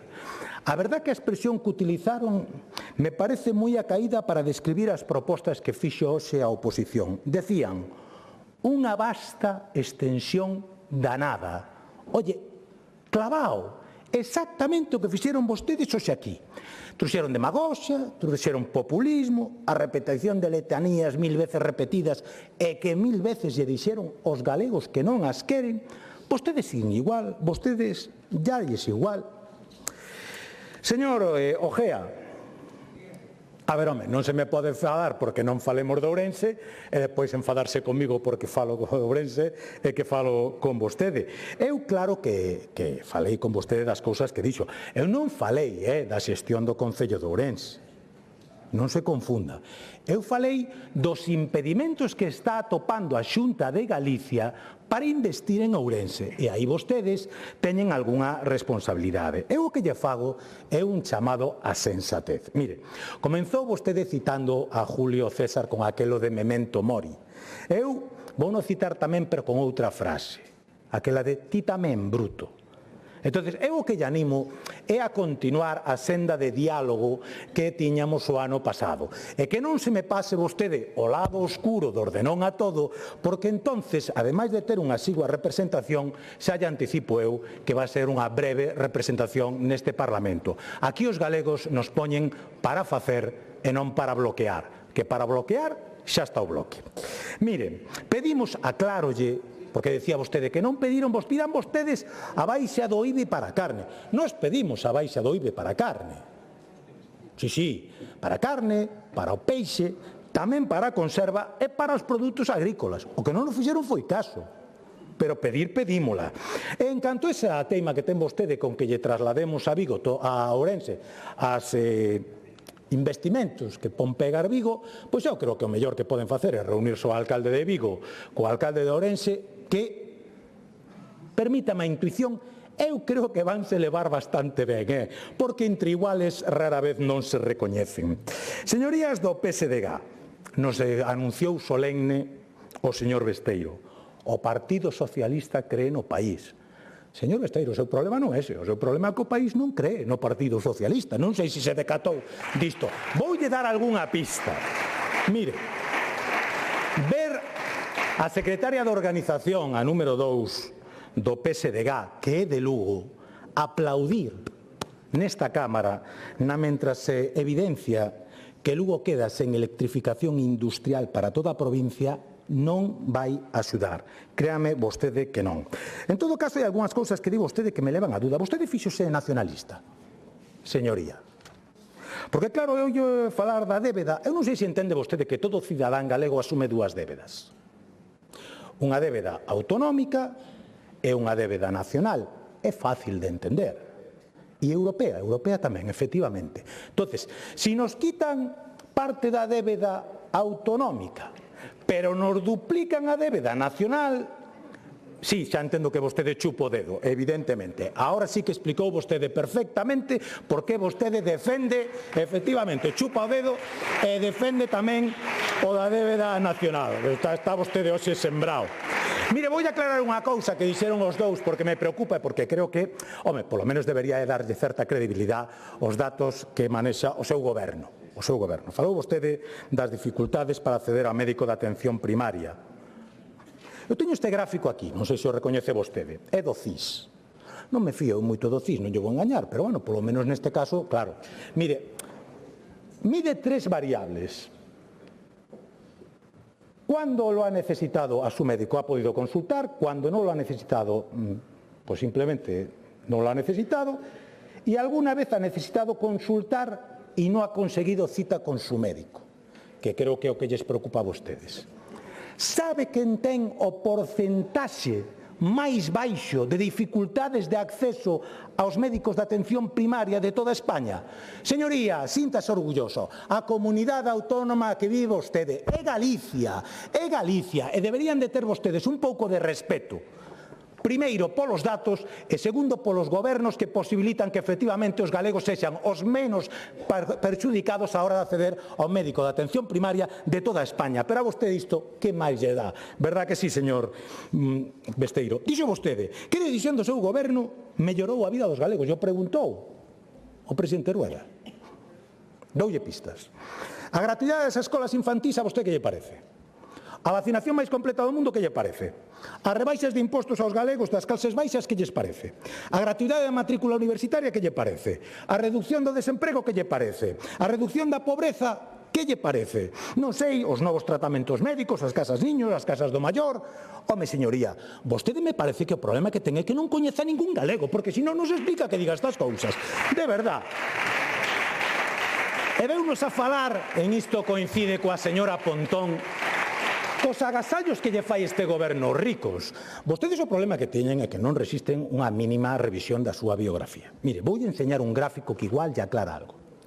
Recadación de imposto do patrimonio en Galicia. Este é o agasallo que este goberno lle fai aos ricos. PSDG-BNG, 2006-2007. 1 millón de euros en recaudación de patrimonio ao ano. Os 2 anos últimos de goberno non aparece nada porque suprimiron vostedes o imposto. Cobraron 0. E actualmente o PP está cobrando 40 millóns de euros do imposto de patrimonio ao ano. E resulta que os que facemos o agasallo ricos somos nós. Vostede non ten nin memoria nin vergoña, señoría. E francamente empeza a ser un pouco preocupante.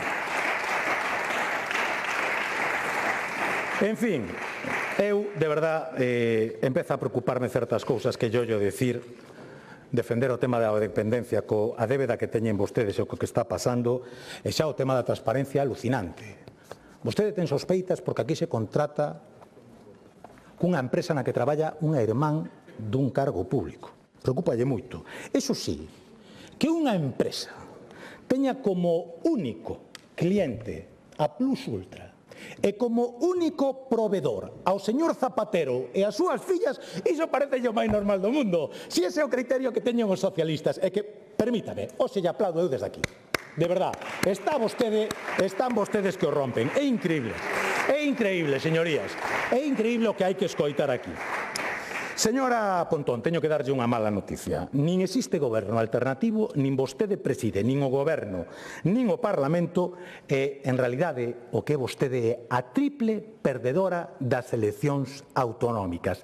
3 veces se presentou, 3 veces lle dixeron os galegos que non. Eu creo que 12 anos xa dá para ir asumindo certas píldoras que vostede parece non estar disposta a tragar. Faloume vostede de insultos. É que viu vostede a falar de insultos. Señora Pontón, cales quere que lle relate? Os de hoxe ou lle fago un resumen xeral? Os de hoxe.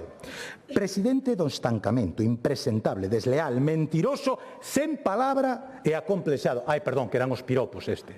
Disculpe. Ahora digo yo os xerais, mire, racistas, panda de psicópatas, matóns, herdeiros do franquismo, asasinos, corruptos, mafiosos, machistas, bulo presidente e a última mención, presidentiño.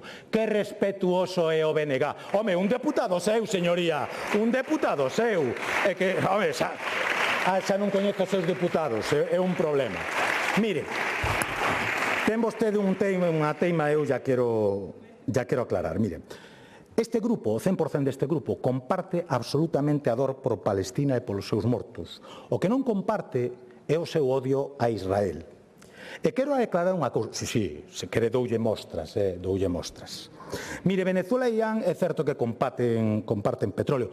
Tamén comparten que os seus cidadáns están gobernados por dúas dictaduras repugnantes a que vostedes defenden cada vez que se trae aquí unha resolución para intentar condenalas.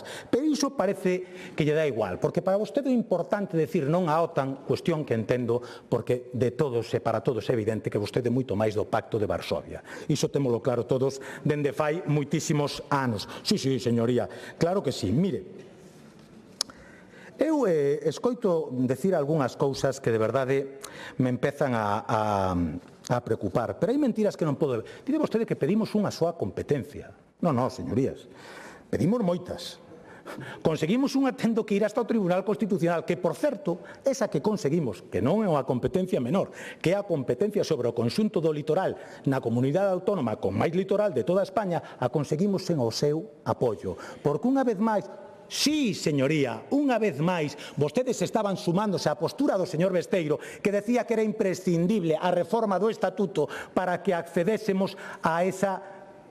E todavía dicen que non. É unha cousa increíble, pero que está recollido nas actas deste Parlamento, que non saben vostedes nin sequera o que votan. É unha cousa francamente triste. Mire, señorías, eu xa teño poucas esperanzas, sinceramente, de que podamos chegar a acordos, porque vostedes non son libres para chegar a acordos. O señor Besteiro ten que facer o que lle mandan de Ferraz e a señora Pontón parece incapaz de librarse do férreo control dos coronéis da UPG. Pero Galicia precisa outro tipo de líderes.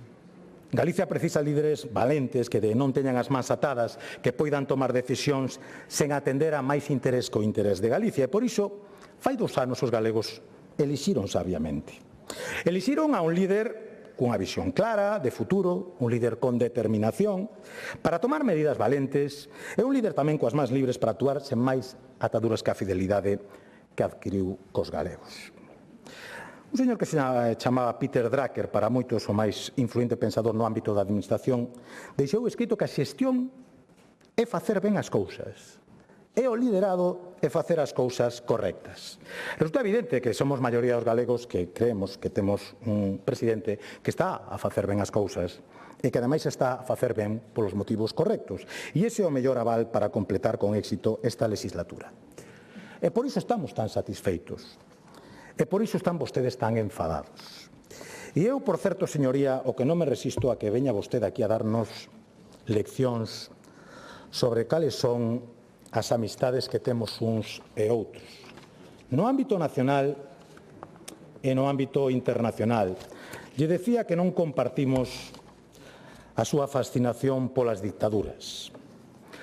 Pontón, do BNG, sobre la muerte de Castro. Se va un referente para quienes creemos que es posible un mundo más justo. Bloque Nacionalista Galego saluda al presidente Daniel Ortega por toma de posesión. Son ejemplos, sin duda, do que é a concepción democrática do BNG. E, por certo, señoría, xa que renega dos seus amigos do exterior, polo menos non renegue dos que ten máis cerca. Non coñece vostede ao señor Fernando Barrena? Non o coñece? Preséntollo eu se quere. É un señor que foi condenado por pertenza a banda armada, a unha banda terrorista, e co que vostedes comparten candidatura e escano europeo dende fai anos. Leccións de moderación comprenderán que do Bloque Nacionalista Galego non podemos recibir ningunha. Siga vostede coas súas frustracións, señoría, e esperamos que o Goberno sexa capaz de superalas e seguir gobernando. O van a agradecer moitos galegos, máis nada. Gracias.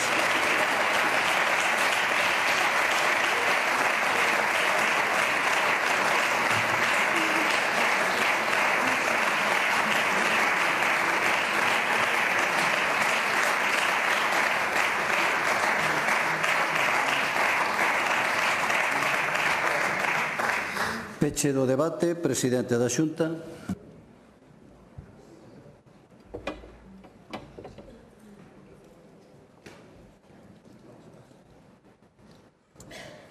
Moitas gracias, señor presidente. Bueno, señor Ojea, moitas gracias. Foi vostede constructivo na primeira parte, na súa segunda intervención, máis breve. Teño que dicir o mesmo e yo agradezo. Insisto, para isto son os debates. Señor Besteiro, brevemente tamén. Os registros de vivenda, efectivamente, a xente cando ve que hai máis oferta, pois apunta a ver se a consigue. Por certo, vamos a deixar moi brevemente tamén claros algúns datos que creo que é necesario facelo. Mire, vostedes no bipartito, poñen sempre de exemplo, licitaron 1.114 vivendas. A maioría das que se fixeron o 90%, digo directamente, a maioría das outras que se fixeron o 90% en público-privada, que tanto a demonizan. Execución orzamentaria.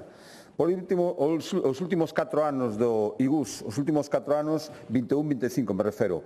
90%, no bipartito 78,7%. Por tanto, que está dicindo aquí de execucións orzamentarias e darnos lecciones cando estaban moi por debaixo?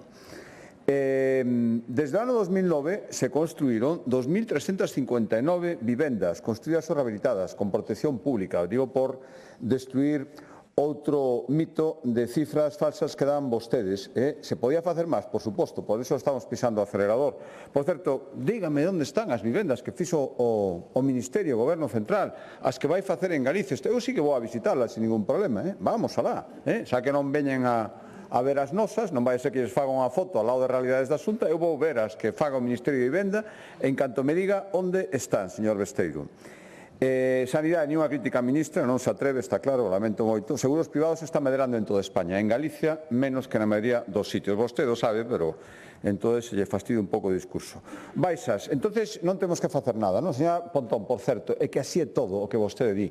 Somos, xa me gustaría non dicilo, a segunda comunidade con máis persoas de baixo en relación á población ocupada e a segunda donde máis duran. Si, poña esas cariñas que pon sempre cando sabe de sobra que non ten idea do que fala. E isto é así, señora Pontón, isto é así. Sabe iso que a conclusión é non facer nada.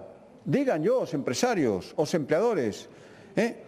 Que pasa? Que si algo se pode mellorar, eso quere decir falar mal dos que están. Oiga, pois hai cosas que mellorar se melloran. Eu non quero descalificar a ninguén. Quero, é a miña obriga, arreglar un problema. Según vostedes non hai ningún problema, eu o direi cada vez que me diga a xente que está sufrindo este problema, que lle está creando moitísimas dificultades, e comprometendo viabilidades económicas de negocios, sobre todo os pequenos, e les diré que, según a señora Pontón e o señor Besteiro, non hai absolutamente ningún problema e non temos nada que facer. E máis, somos os millores en toda España, según a señora Pontón. Financiamento, bueno, é un diálogo imposible. Vostede di que 10 segundos, fale 10 segundos. Bueno, pois moi ben, pois alá vostedes, señor Besteiro. Se quere pensar eso, xa lle din as cifras, xa lle dicen que me parece moi difícil de entender, incluso tendo en conta que vostede ten que traer aquí as mensaxes de Moncloa, quere ser o campeón, o que máis defende, imposible de entender que vostede defenda isto. Cal é o meu sistema? Oiga, un sistema donde, subindo a recaudación, teñamos máis, estamos infrafinanciados, pero tendo en conta que lle convén a Galicia, que é dispersión, envellecemento e coste dos servicios, coste real, non coste estimado. E, polo tanto, este é o modelo, e en canto no chamen, no Consello de Política Fiscal e Financiera, non de xeito bilateral, porque entón chamarán os outros, cos que queren quedar ben, todos xuntos, enseguida, señor Besteiro. Se que se xoga moitísimo Galicia en isto. Me di que como nós non cobramos impostos. Mire, imposto de patrimonio, contaminación atmosférica, canon da auga, o de sogo, o canon eólico, transmisións patrimoniais, sucesións, o de auga encorada. Non cobramos impostos, señor Besteiro, un pouco de rigor, senón é moi difícil, que lle informen ben. Non cobramos ningún imposto, 1, 2, 3, 4, 5, 6, 7, 8, 9. 9 impostos autonómicos e como non cobramos impostos, que fai todo Pedro Sánchez, non sei que facemos é baixar os impostos que cobramos, o contrario que fai Pedro Sánchez, pero claro que cobramos impostos.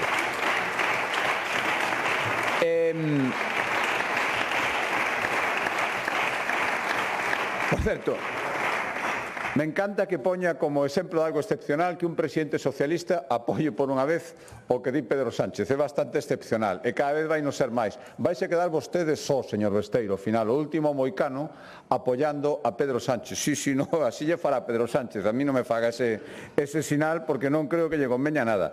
Autoestrada, moi ilustrativo. O sea que agora o último plantexamento, o recado que traen vostedes de Madrid, do Ministerio, é que para para cumplir, non é outra cousa que o seu compromiso públicamente expresado na campaña electoral, nós tamén temos que liberar os peaxes da autoestrada galega, senón non hai nada que facer. Aplaudían os seus compañeros cando vostede dixo iso.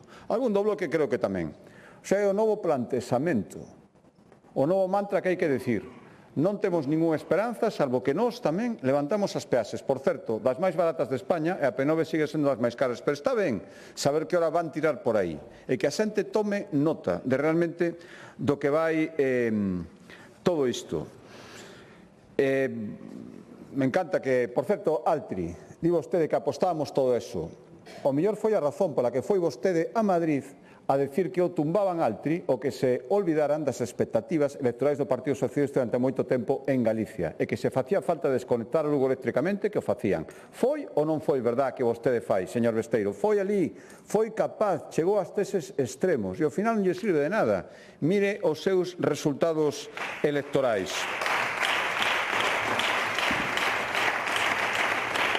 Mire, 700 millóns de fondos Next Generation sin executar, pero onde saca todo iso, señor Besteiro? É absolutamente falso. En todo caso, oiga, estábamos tomando nota, estaba vendo o Consello de Facenda, cando vostede falaba da distribución dos fondos Next Generation do Estado en Galicia, porque non temos ningún dato. Nada, non sabemos como se gastaron, o oscurantismo total. Está ben saber que a vostedes sí que llos dan. Ese é un goberno e a lealtade institucional que ten coas autonomías. Señora Pontón, mire, estou de acordo, está moi ben o directo da Televisión de Galicia. Si, a xente que todavía non o veu, pudo ver como se vostede se fai a víctima. E cada día lle sale millor a forza de practicalo. Por lo tanto, me alegro moitísimo. Non vou entrar na retaíla de insultos que vostede xa nin é consciente dos que di o señor Pazos deulle un bo exemplo. Son todos verdade, porque estuven que escoitar. A min, casi sempre, ou senón a outros. Me quedo con un. O presidentiño e presidente por accidente xa mo decía. Xa mo decía antes das eleccións. Tamén me decía que me preparara porque iba a pasar a oposición antes das eleccións. Por lo tanto, ahora me volve a decir o mesmo, veremos o que pasa cando cheguen as eleccións, señora Pontón. Veremos o que pasa cando cheguen as eleccións.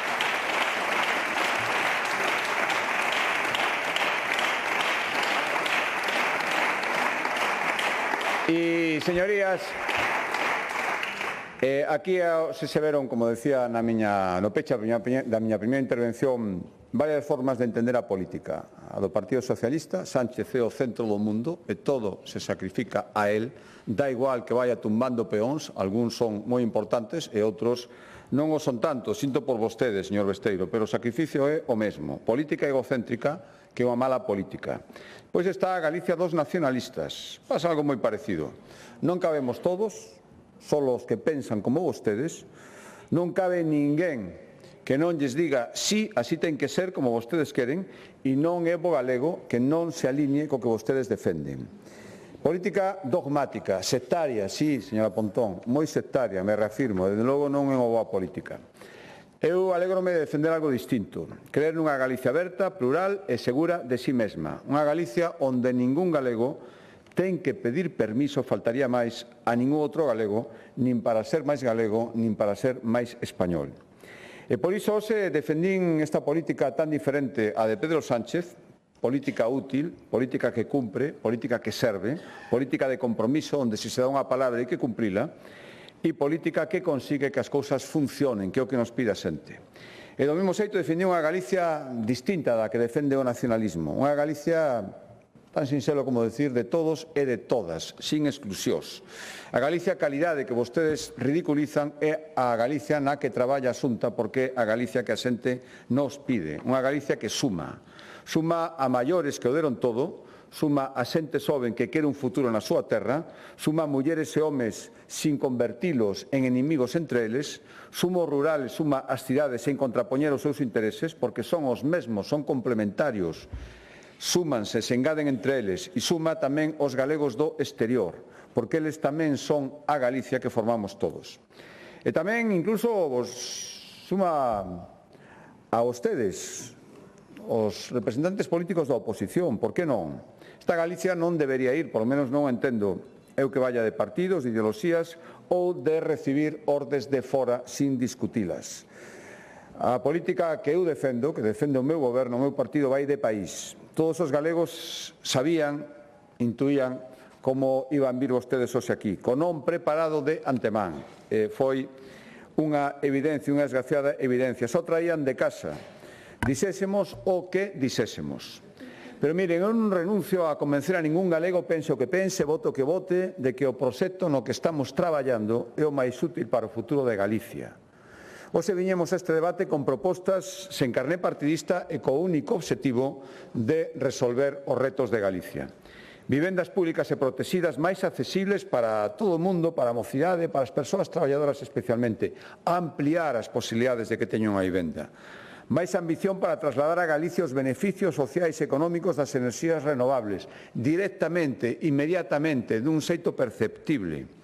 Máis respostas a un desafío tan importante como as baixas laborais, que sí que é un problema e non podemos vivir de costas a él, sin descalificar a ninguén, pero sin ignorar que ten que haber solucións. Queremos destacar a nivel nacional en moitas cosas, pero non niso, señora Pontón. Máis protección para o profesorado que cultiva a Galicia do mañán, son os responsables do noso futuro.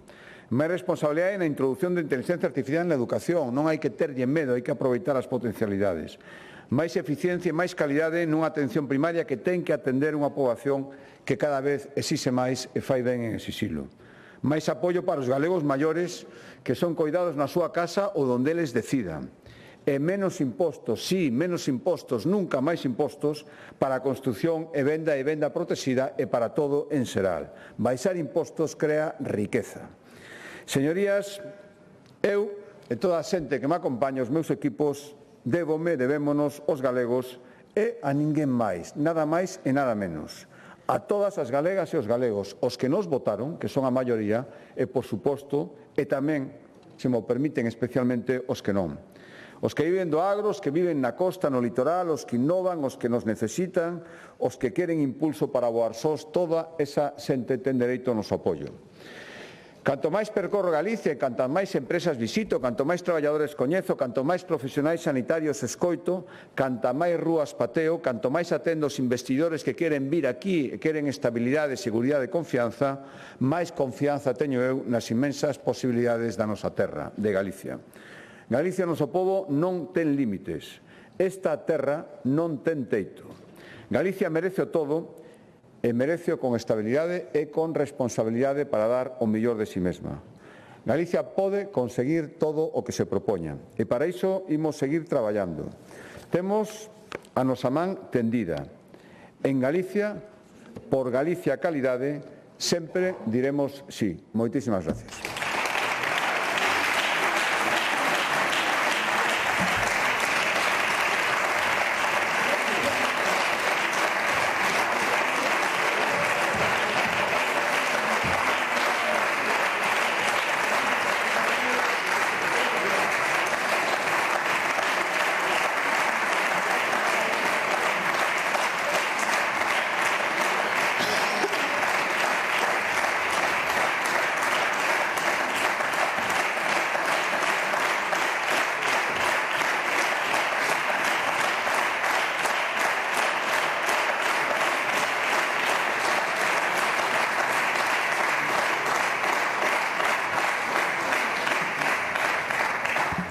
Gracias. Antes de suspender a sesión, comunicar aos grupos parlamentarios que poden presentar ata un máximo de 40 propostas de resolución por grupo referidas conforme o artigo 141 do Regulamento do Parlamento de Galicia e o acordo da mesa oída a Xunta dos Portavoces do pasado día 31 de marzo sobre grandes liñas de política xeral non locais de enunciación simple e que non poderán dar lugar a votación separada dentro de cada proposta. Todo elo antes das 10:30 horas de mañá do xoves 9 de abril, no Rexistro Xeral da Cámara e, posteriormente, a Mesa do Parlamento ás 12 horas procederá a súa cualificación e distribución aos grupos de todas as propostas admitidas. Asemade o plazo para a presentación das transaccións e propostas de votación separadas rematará o mesmo día xoves 9 de abril ás 22:30, que serán calificadas por a Mesa o venres 10 de abril ás 9:30 da mañá. E nada máis. Boa noite e suspende esa sesión hasta o venres.